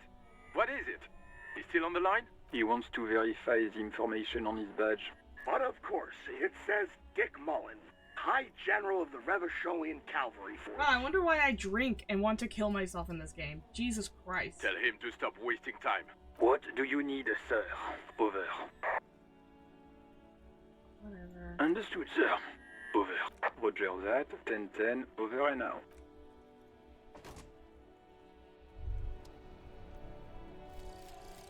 Lonesome. Long way home. I wonder why this guy wants to die. Here we go. Home awaits. Walk past Station 41 and through the market, past the Boogie Street spearhead, to the other side of the lake, the frozen eye at the center of the district. Then, past the video rental store on the corner. There, at the end of a street lined with pine trees, a small house no larger than a matchbox. 11 Voyager Road. You no longer live there. Those times are gone. And so are those people. Why did you come here? Why are you still here? And where's the dealer? You have to get back to work. That's all you have now.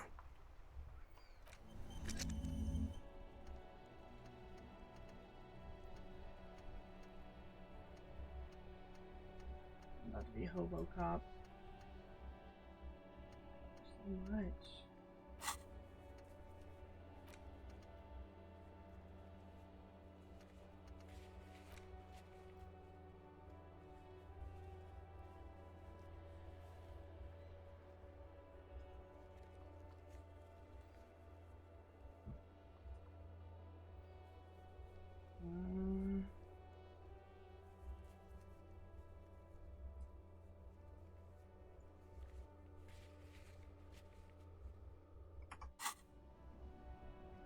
I even do Kuno's empathy.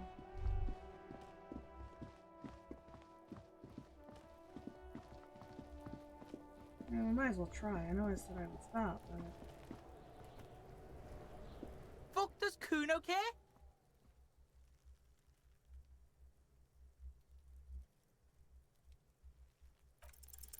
He's on your crime scene, bossing you around. And he's been here for some time too. This is where he hangs out. You have to get more out of him. He could be useful.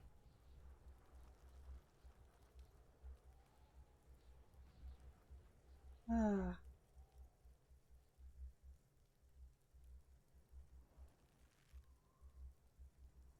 Kuno. City of Rage Night City, what's going on there? I'm intrigued. No! The evil shit behind the fence hacks like she's coughing up a furball. Told him about it and now he knows your name! This city is not fucking lame. You are lame. Kuno's tired of defending Rage City from... Just fuck off, alright? And fuck you too, putting Kuno on the spot like that. Kuno doesn't need to fucking explain his shit. Kuno's king. He rules here. Fuck did you want? Explain himself? As if explaining some kind of work? Some kind of avant-garde work way ahead of its time? Explain himself.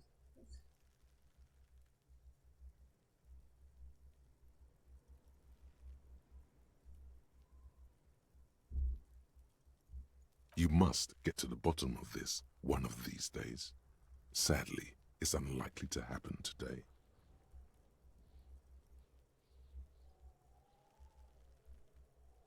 Ooh. Kuno, I found your shack. You found Kuno's secret door to Kuno's secret shack. It was closed for 5,000 years. How the fuck did you get in?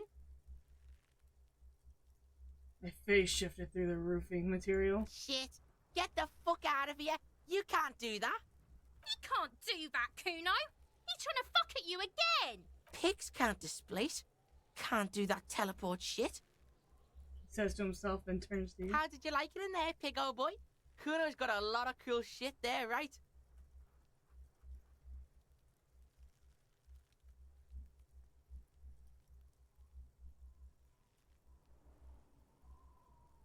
Can I get to the harbor from the roof?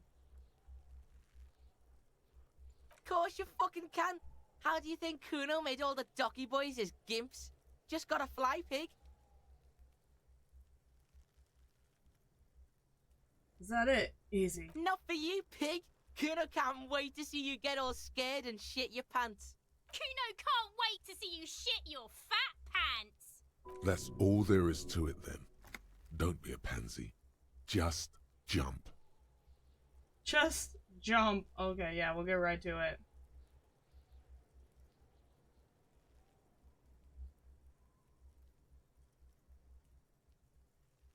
What's with the tube of... No, that's just fucking supplement. Oh, that? Kuno decapitates pigs. That's just a Kuno demo tape. Okay.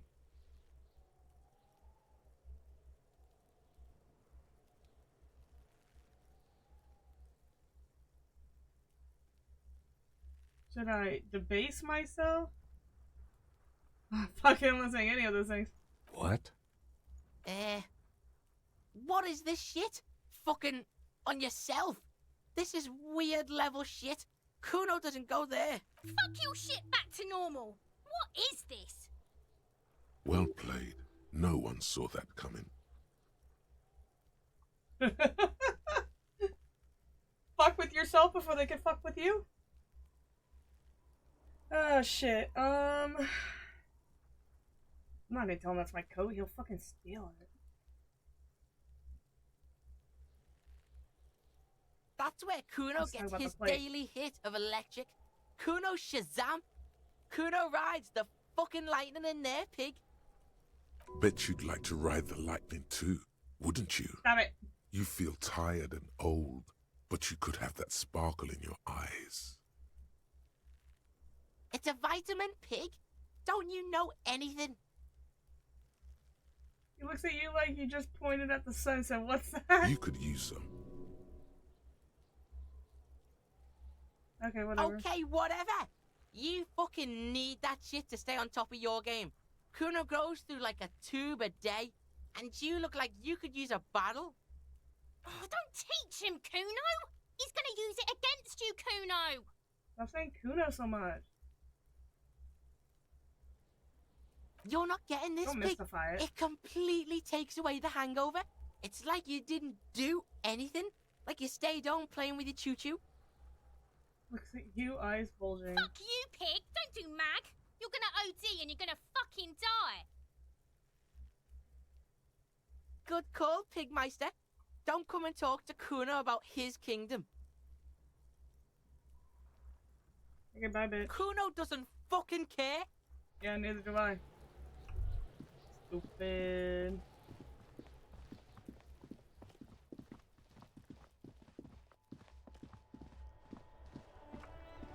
In tandem. Anyway. Let's save it. Where are we going? Oh, we're going, huh? Okay. Alright, yeah, we're gonna stop there. We got 5 hours in. Oh, actually, okay, I know I said it, but I wanna... When do these people come into this fucking thing? Not yet. Okay. Well, whatever. Oh, man. There's a lot to this game. I didn't realize how involved this shit was. Like, holy hell! There's a lot of this. Also, we're very sad and pathetic, and not in a fun way, so I don't know, man. I kind of hate our character. I'm kind of like, man, stop being so fucking pathetic. Damn. But, yeah, that's gonna be it for the night. Tomorrow we'll have more. I'm gonna try to do pretty long streams so I can get through this game a little bit faster. I don't want to be caught in this game when Dawn Trail comes out for sure. I mean, I could continue it on Saturdays only, so it's not that big of a deal, but still. Alright, y'all. I'll see y'all tomorrow, 7 p.m. Eastern Time. Goodbye.